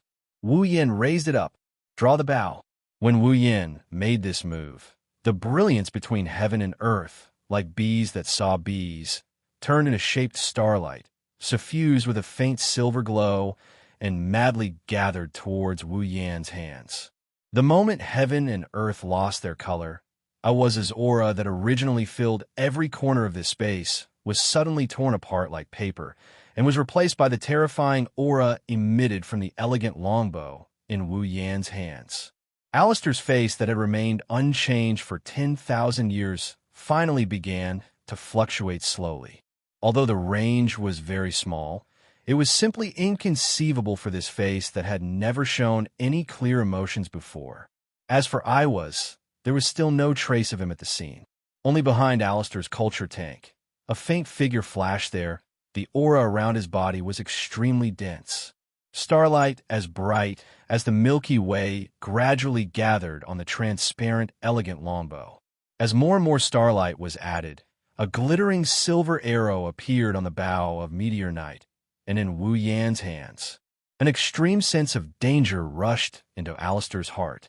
Starlight swam around Meteor Knight and the silver arrow, rendering them like comets in the night sky, beautiful and powerful. The golden pupils under his bangs slowly raised, facing Alistair in the culture tank. Wu Yan said softly, "Try it, Alistair." Wu Yan's meaning was clear. He wanted Alistair to try what he said just now, and put them on the wanted list. With Alistair's decisive personality, if Wu Yan said that just now, he wouldn't hesitate to put them on the wanted list, forcing the sentimental Makoto to commit the crime, and then slowly eliminate Wu Yan and find the Misaka sister. But at this moment, he hesitated. The reason was the arrow in Wu Yan's hand that was aimed at him, and the aura of death that came from his heart.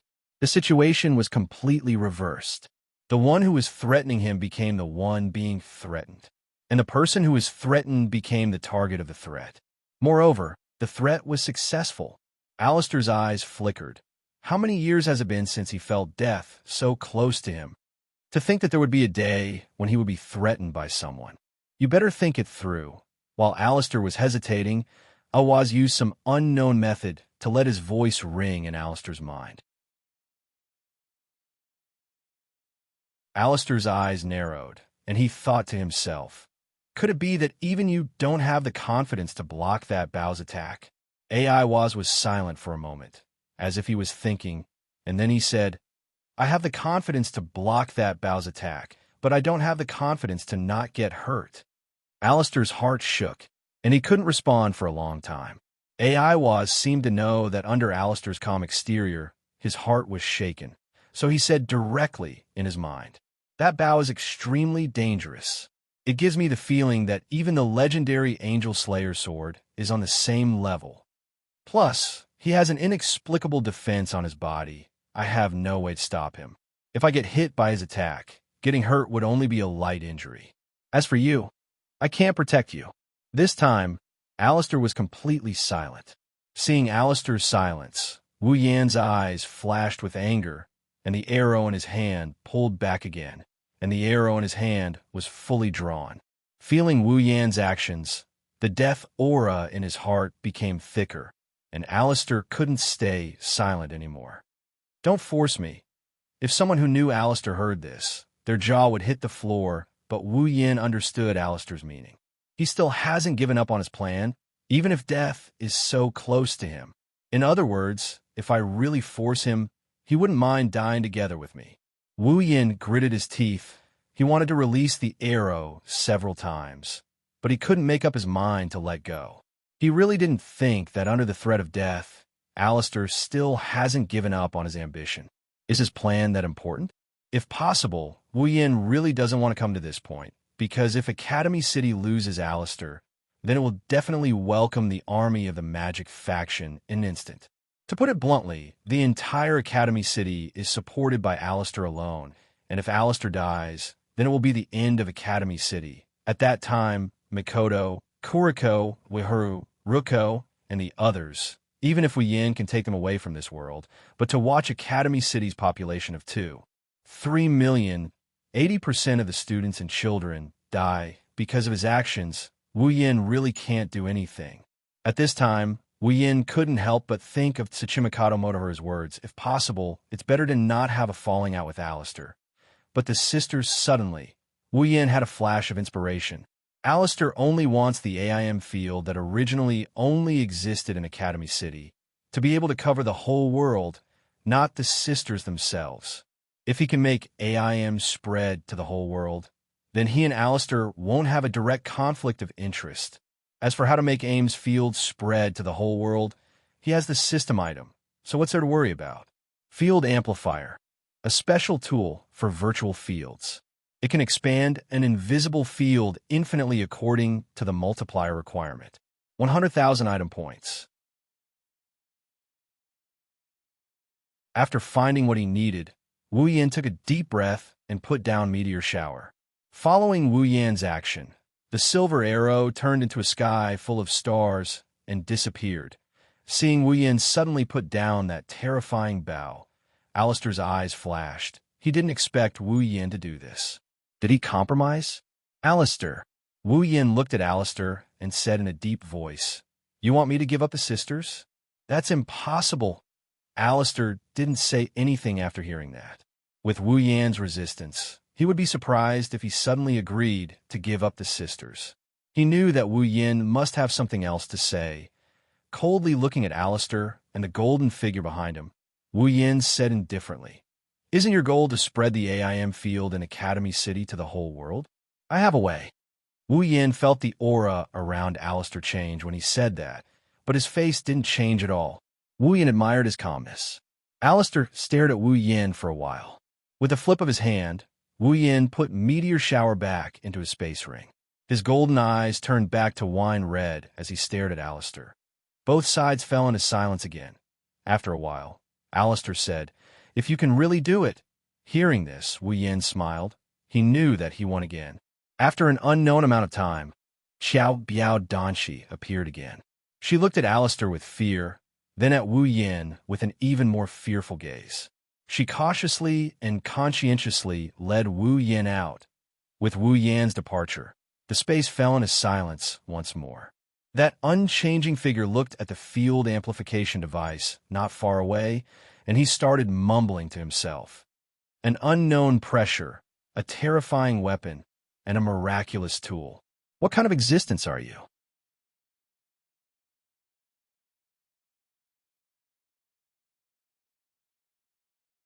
Chapter 227. Academy City School District 7. Under a windowless building, Wu Yin breathed a sigh of relief when Jiubiao Danshi brought him out of Alistair's room. Alistair's room was magical, but also depressing. Alistair was probably the only one who could stay in there for a long time without suffocating. Anyway, with Wu Yan's personality, he wouldn't stay in there for too long.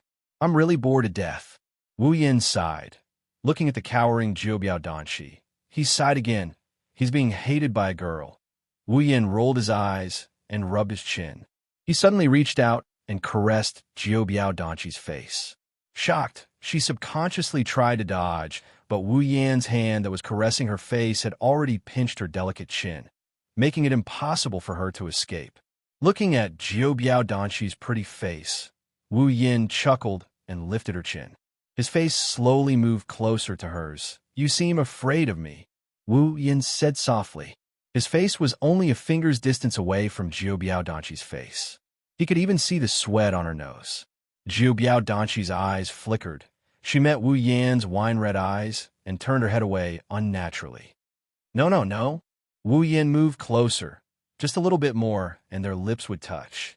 Then why don't you dare look at me? His face is so close to hers that she started panicking. She wanted to dodge, but her chin is being gripped tightly by the other party. She wanted to run, but she's afraid that Wu Yin will get angry. For Jiubiao Danshi, Wu Yin was scarier than Alistair. At least Alistair wouldn't tease her like this. Seeing Wu Yan's face getting closer and closer, Jiubiao Danshi resigned herself to her fate and closed her eyes, waiting for her first kiss to come. Time passed little by little. Jiubiao Danshi was waiting. Seconds felt like days, and days felt like years. She waited for a long time, but her lips were not captured by him. She couldn't help but open her eyes to check the situation.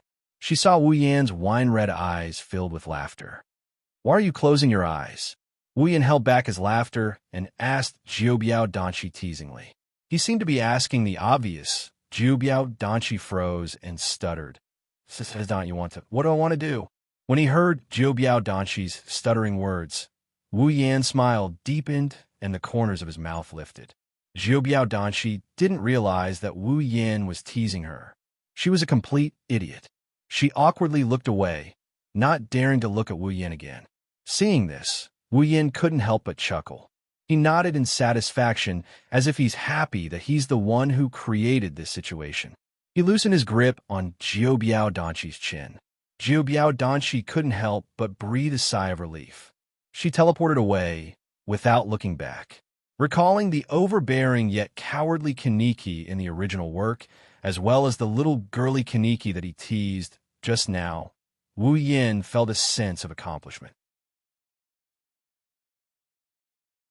At this time, Wu Yan's phone rang. Before Wu Yin could answer the call, the phone picked up on its own. Alistair's voice could be heard from the other end of the line. I forgot to tell you, final production ran away last night. What did you say?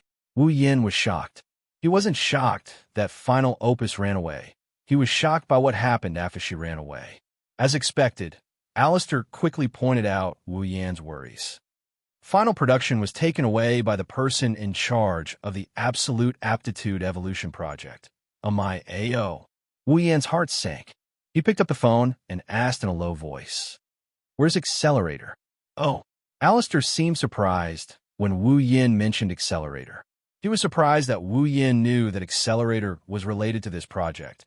As for Alistair's expressionless face, who knows if he was surprised or not? Of course, Alistair wouldn't ask Wu Yin. It would be a waste of time anyway.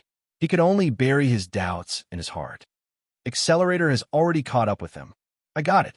Send the location to my phone. Wu Yin said bluntly. Alistair didn't care. He sent the location to Wu Yan's phone and hung up. Looking at the map that was just sent to him, he cursed his bad luck a few times. Then, He rushed towards the marked location as fast as he could. Since Accelerator is already there, it means that Accelerator has been affected by final production. It's about time for him to clear his name. This is why Wu Yin is in such a hurry. It's not that he doesn't want Accelerator to save the last item.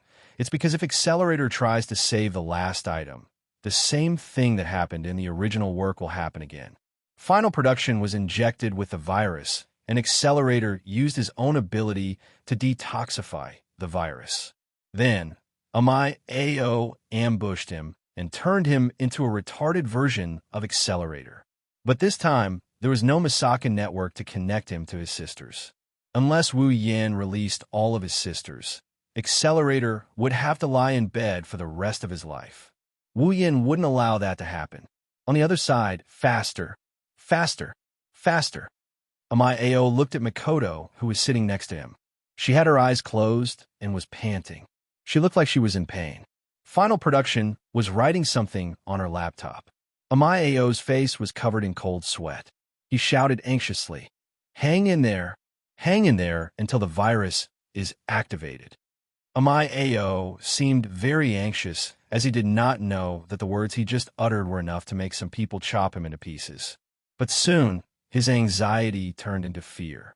The man had short white hair, a pair of vermilion eyes, and the prisoner's clothes had been changed into normal clothes. He had an evil smile on his face as he slowly walked towards Amai Ao. "Accelerator." Amai Ao was shocked. He hurriedly started the engine of the car.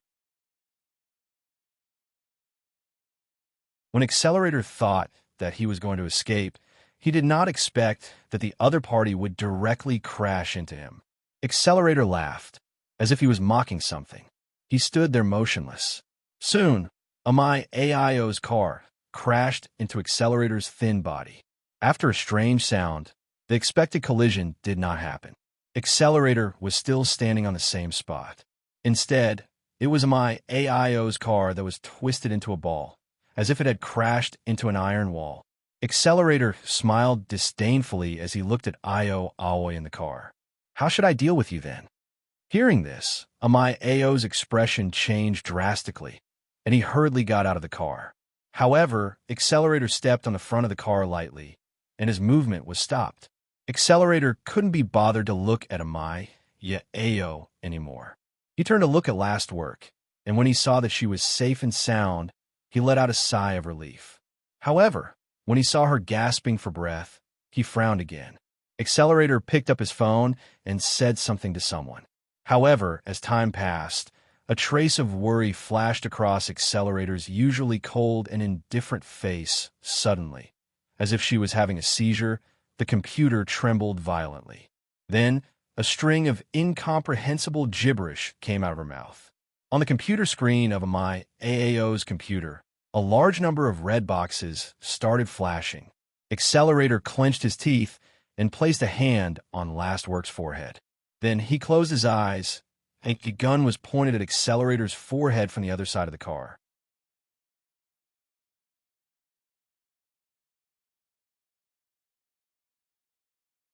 Chapter 228. The sound of a bullet being loaded echoed clearly in the quiet room. It also startled Accelerator, who was concentrating on getting rid of the virus in the last product's body. Accelerator's pupils shrank when he saw Amai Ao struggling to get up from the ground. He was holding a gun in his hand, but his hand was trembling uncontrollably. He looked like he was in a sorry state. Don't, stop me." Amai Ao managed to squeeze out a few words, but his trembling body and the gun in his hand betrayed him. Accelerator looked at the gun that was aimed at him. Normally, it was no different from scrap metal to him. He could even reflect missiles, let alone a gun. However, at this moment, this piece of scrap metal that he usually disdained was even more terrifying than those missiles.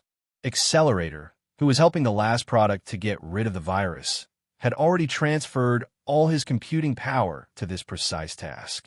He had no extra computing power to do anything else. In other words, Accelerator had no way of reflecting the gun's attack. Accelerator glanced at the display screen on the side of the computer. He gritted his teeth and didn't take his hand off the Last Work's head. because in the last 10 seconds, the last work's virus could be completely eliminated. If he stopped at this time, his final work would really be beyond saving. Gazing at the muzzle of the pistol without blinking his eyes, Accelerator exclaimed inside, "Hurry up! Hurry up! After a short while, I will be able to take my hand back from the last work. At the same time, I will have no computing ability left. As long as I have my computing ability back, that pistol will become a piece of scrap metal." Unfortunately, there was not enough time. In the last few seconds, my AO had already pulled the trigger. At this moment, a figure appeared. When Wu Yin arrived, my AO had aimed his gun at Accelerator. Wu Yin heaved a sigh of relief. It seemed that even God did not want anything to happen to Accelerator. With a slight movement of his finger, a layer of iron sand suddenly burst out from the ground where my AIO was standing. It coiled around my AIO's wrist, and with a gentle twist, my AIO's hand, which was holding the spear, was neatly cut off. My AO screamed in pain as he held his severed hand. However, before he could scream, a wave of iron sand came out of the ground and shredded him into pieces in the blink of an eye. All that was left was a pool of blood that fell from the sky. Wu Yin stood behind the pool of blood, looking as if he was bathed in it. He smiled evilly. Accelerator was stunned when he saw this. He stared blankly at Wu Yin, who was standing in the middle of the rain of blood, without a single drop of blood on his body. Accelerator was not someone who had never seen blood before. In fact, he was a person who was often accompanied by blood. Naturally, he would not be shocked by Wu Yan's cruel method of killing. What shocked him was that he did not know why, but he felt that Wu Yin was a perfect match for the blood. It was as if he was supposed to be bathed in blood. It was a little different from before. It felt as if the other party had become an existence of a higher level. Wu Yin did not know what was going on in Accelerator's mind. If he did, he would not have thought much of it. A true ancestor was the highest level of vampire. What was so strange about it being compatible with blood? Wu Yin ignored the pool of blood and walked towards Accelerator. This action woke Accelerator up from his stupor. Accelerator was confused when he saw Wu Yan's wine-red eyes. They were the same color as his. But that quickly disappeared. Why did Wu Yin become like this? It has nothing to do with him. That's not what he cared about. Why did you save me? Accelerator narrowed his eyes and asked Wu Yin. He didn't understand why Wu Yin came to save him when they were enemies not long ago. Wu Yin took a long look at Accelerator. He couldn't help but sigh when he saw how unscathed Accelerator is. Not long ago, Accelerator was almost cut in half by Xianxia's sword, but now he's jumping around as if nothing happened to him. That kind of injury is not something that can be healed in a few days. It might take months to recover, but Accelerator is completely fine. In Wu Yan's memories, the only one who can do this is Soul Hunter of the Underworld. Unbelievable. Wu Yin smiled when he saw Accelerator staring at him. He didn't seem to care at all. Why can't I save you? Accelerator was taken aback. He frowned and looked at Wu Yin with cold eyes. Don't bullshit me. You should know what I mean. Wu Yin shook his head with a bitter smile. He knew Accelerator wouldn't be patient enough to listen to him ramble on. Then why did you save Last Work? Accelerator fell silent. He glanced at Last Work, who was calmed down. After a while, he clicked his tongue and left. Wu Yin hurriedly called out to him. Hey, Accelerator, where you going? It's none of your business. Accelerator didn't hold back in his insults, but Wu Yin didn't mind. You're going to leave just like that? What about this little girl? Accelerator stopped, and he turned around to look at Wu Yin with a confused expression. What do you mean? Isn't she your target? Wu Yin nodded in realization. Accelerator thought he was going to take away the final product, just like he did with his sisters. Wu Yin shook his head with a smile. No, this little girl isn't my goal. Then why are you here? Don't tell me you're here to save me. Accelerator tilted his head in a mocking manner, as if he's amused by his own words. But, to his surprise, Wu Yin nodded. That's right. I'm here to save you. Hey, are you kidding? Accelerator didn't believe Wu Yan's words. His eyes gradually turned hostile. He thinks Wu Yin is toying with him. Wu Yin shook his head helplessly. He patted Last Work's head and said to Accelerator, "I'll leave this little girl to you from now on." Huh? Accelerator really wanted to laugh, and he did laugh out loud. "Looks like you're really here to make fun of me." Wu Yin ignored Accelerator. He patted Last Work's head again and turned around to leave. Accelerator's laughter stopped abruptly. He looked at Wu Yin, who walked away without hesitation. He was furious and kicked my Axio's twisted car. As Accelerator moved, the hood of the car detached from the body of the car, as if it was controlled by a giant hand. Then, it flew towards Wu Yin with lightning speed. Wu Yin didn't even turn his head. As if he didn't notice the car coming towards him, he kept walking. When the car was about to hit him, he tilted his body slightly to the side to avoid the car. He then continued walking while waving his hand casually. "Since I've decided to save someone, I won't hurt anyone anymore." After he finished speaking, his figure gradually disappeared into the distance. Accelerator stared at Wu Yin's back in a daze. He didn't come back to his senses until Wu Yin disappeared. Wu Yin's words echoed in his ears. He didn't know what to feel. Accelerator glanced at the final product with a complicated expression. In the end, he sighed and hugged the final product. "Damn you, little brat. You only know how to cause trouble."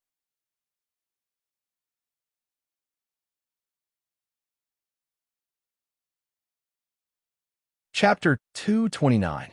Academy City School District 7, Tokawadai Dormitory. Early in the morning, the sun slowly shines down from the sky, passing through layers of clouds and shrouding the ground that was just covered by the night, bringing a touch of warmth to the cold ground. In the dormitory of Tokawadai, all the young ladies got up from their beds one after another and started their day after day, year after year of middle school life. Even though it was a holiday today, they still couldn't hide in their warm beds. Who knows if it was a special rule of Tokawadai, or if it was a habit of theirs. Usually at this time, the Missy from Tokawadai would have finished washing up and headed to the commercial street in the center of the school district.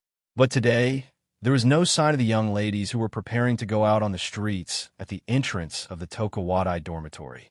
They were all hiding in the corners of the dormitory and looking at the entrance as though they had seen something unbelievable. None of them wanted to go forward, because there's a figure standing there that normally wouldn't appear at this time. Her long blonde hair was casually draped behind her head, and she carried a small white bag on her back. The sunlight shone on her hair, which was the same color as her hair, emitting a golden glow.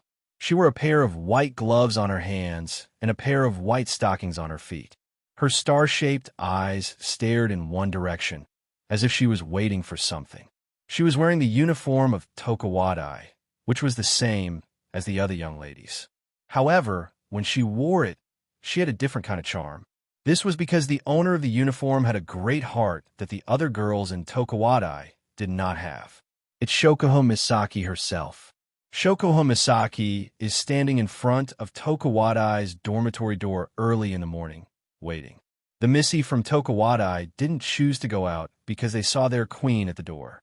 Girls are all gossipy creatures. This sentence can't be applied to all girls, but it's applicable to most of them. Obviously, the Missy from Tokawadai are one of those gossipy creatures. When they saw Shokuho Misaki standing in front of Tokawadai's dormitory door, they're boiling because their queen is obviously waiting for someone. Could be her boyfriend.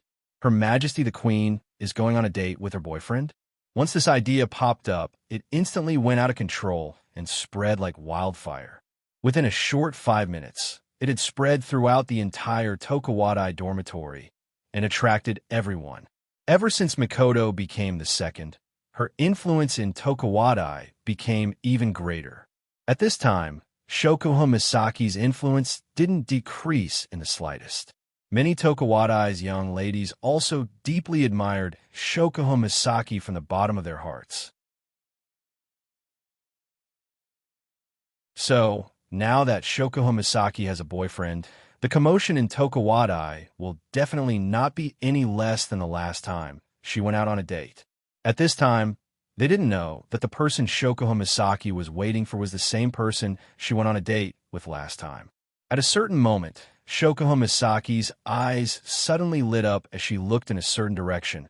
A beautiful smile appeared on her face, making those Tokuwadai girls who were looking forward to her almost screamed. At the same time, they also noticed that in the direction Shokuho Misaki was looking at, there was a figure walking towards them. A figure that caused them so much pain that they wanted to chop him into pieces. It's that scum.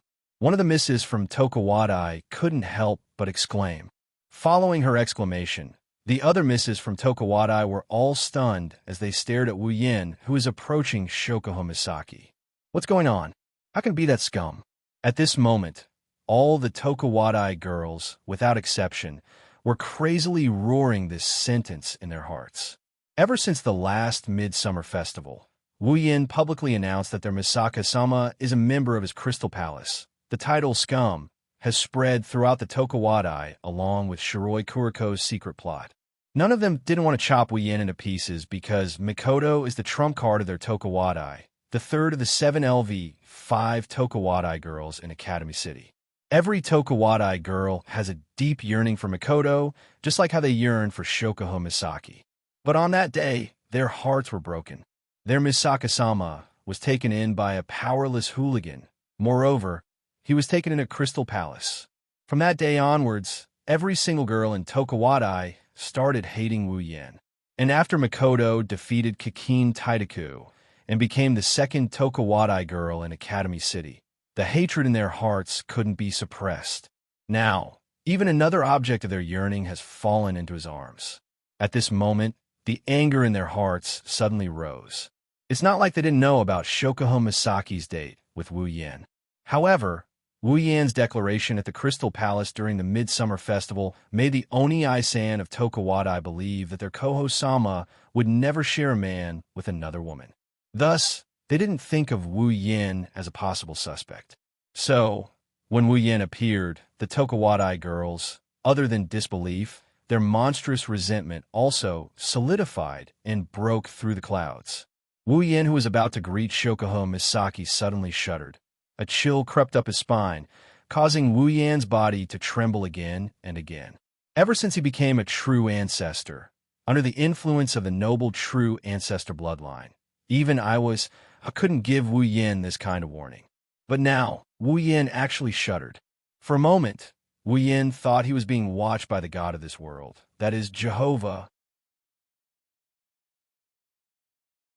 Little did he know, the ones who are watching him are just a bunch of young ladies who don't even have the strength to truss up a chicken. Almost as soon as Wu Yin appeared, Shokuho Misaki's gaze fell on Wu Yan's pair of wine-red eyes that suddenly changed a few days ago. Then, she covered her mouth and laughed from the bottom of her heart. For some reason, Shokuho Misaki is very happy that Wu Yin has the same pair of eyes as her. She doesn't know why she's feeling this way, but she's not sure why. It's not polite to make a lady wait. Shokuho Misaki sweetly smiled at Wu Yin and said. Hearing this, Wu Yin suspiciously took out his phone. Looking at the 6:40 on the display, he asked Shokuho Misaki, "Isn't it not time yet? You didn't say 7 last time, but 6 last time?" Shokuho Misaki didn't deny it and smiled. "Well, time is not an excuse for making a lady wait. Can't you come a little earlier?"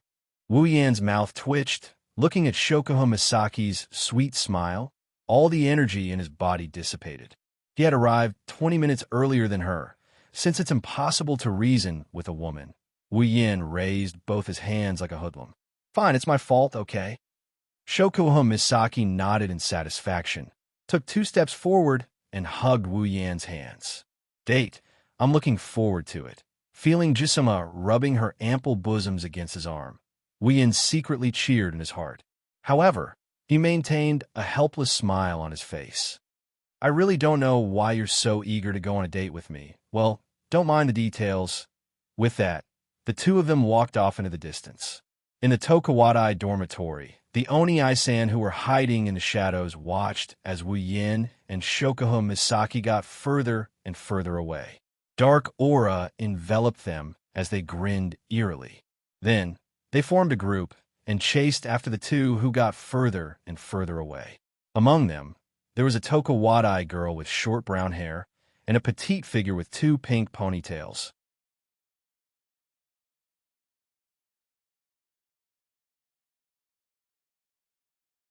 Chapter 230. On a certain commercial street in the 7th district of Academy City, Wu Yin and Shokuho Misaki are sticking close to each other like a real couple. While walking down the street, they are pointing at the shops and chatting happily. Be it the bachelors or the ones with girlfriends, all of them cast envious and jealous gazes at Wu Yin. The bachelors are envious because he has a girlfriend. The non-bachelors are envious because he has a beautiful girlfriend. As for the girls, they are looking at the two of them with envy. Along with the envious and jealous gazes, they are sending Wu Yin and Shokuho Misaki off into the distance. However, the expressions on their faces, regardless of whether they were envious or jealous, soon all turned into frozen faces of sweat. Just as Wu Yin and Shokuho Misaki's figures disappeared from their sight, a group of beautiful girls from Tokuwadai rushed up from another direction. Logically speaking, with so many beautiful girls appearing in a group, it should attract a lot of admiring gazes. But at this moment, looking at those beautiful faces, they can't even squeeze out an appreciative gaze. It should be said that as long as a person saw a group of beautiful girls covered in black gas, holding whips, brooms, stools, kitchen knives, and even scissors in their hands, and pouncing on them like wolves and tigers in front of them, they would not be able to appreciate them at all. And at the front of this group of beasts, which is also the leader, is Mikoto and Kuriko, hiding at a distance where Wu Yin can't sense her electromagnetic field. Mikoto gritted her teeth as she looked at the two figures sticking close to each other. Blue and white electricity crackled on her forehead. Damn Yin. He actually went on a date with that girl and came to the Tokuwadai dorm without informing me. Is blonde hair and huge breasts really that attractive to you? Seeing Mikoto's nagging, Kuriko quickly added insult to injury. Wani-sama, look, that scum really doesn't care about Wani-sama. He already has Wani-sama, but he still doesn't know how to be satisfied. He still goes and flirts with other girls. Wani-sama should just use your iron sand sword and give him a chop. Hearing this, the girls of Tokuwadai quickly added insult to injury. That's right, Misaka-sama. That scum is not worthy of you being together with him. It's better to abandon him and follow me. Without a doubt, this was a Yuri girl who looked like a black and white creature. Misaka-sama, let's just chop him up, a Tokuwadai girl who was holding a kitchen knife said. She seemed to be quite knowledgeable. No, we should throw him out on the street and parade him around. The girls of Tokuwadai who have already occupied the street said. No, for scum like him, I think we should use a pair of scissors and chop him up. This is a Tokuwadai girl who is holding a pair of scissors. By the way, she's the girl who led Wu Yin to Shokuho Misaki and told her that Mikoto has a boyfriend. She's the one who indirectly caused a relationship between Wani-sama and Wu Yin. No, we should. Enough. Stop arguing. Mikoto, who is already a little annoyed, is now scared witless by this group of dangerous girls. She quickly stopped them from talking and saved a certain scum who is enjoying a date. Wani-sama. Kuriko shouted at Mikoto in exasperation. Looking at how Mikoto is protecting Wu Yin, Kuriko gritted her teeth. Wani-sama, at this time, you should decisively abandon that scum, Wani-sama. Mikoto bitterly smiled. If she wanted to cut off all ties with Wu Yin, she would have already made up her mind back in the Spalier world. How could she let Wu Yin take advantage of her? Misaka-sama, Shokuho-sama, and that scum are leaving again. One of the Tokuwadai girls who was assigned as a scout saw Wu Yin and Shokuho Misaki heading toward a certain direction and quickly informed Mikoto. Mikoto turned her head to look. That direction, it looks like an amusement park. Yes, Misaka-sama. That amusement park is a place where the girls in school who have boyfriends often go for dates. It should be Shokuho-sama's idea. That woman. Mikoto clenched her fist tightly. You keep biting on someone else's boyfriend. If I don't teach you a lesson today, you'll think that I, Misaka Mikoto, only know how to flirt. Her brown eyes turned, and an idea popped up in her mind. She called out to the Tokuwadai girls behind her and started whispering something to them.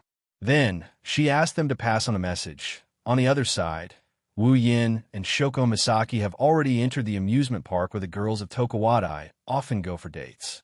It's the first time he's been to a place like an amusement park. Even Wu Yin felt a sense of novelty, let alone Shokuho Misaki, who has never been to these things.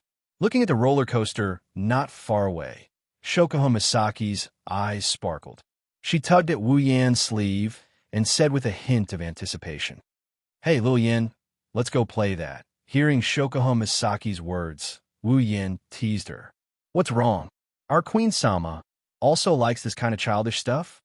For the first time, Shokuho Misaki blushed and pretended to be elegant as she said, "Of course I'm not interested. It's just I'm a little curious as to why the people up there are shouting so loudly." "Oh, is that so?" Wu Yin looked at Shokuho Misaki with a half-smile and held her hand. "Then, I hope the polite Queen-sama will maintain her manners later." Of course. Of course. This, of course, was quickly broken by Queen-sama. As soon as they got on the roller coaster, Queen-sama's calm face started to show signs of nervousness.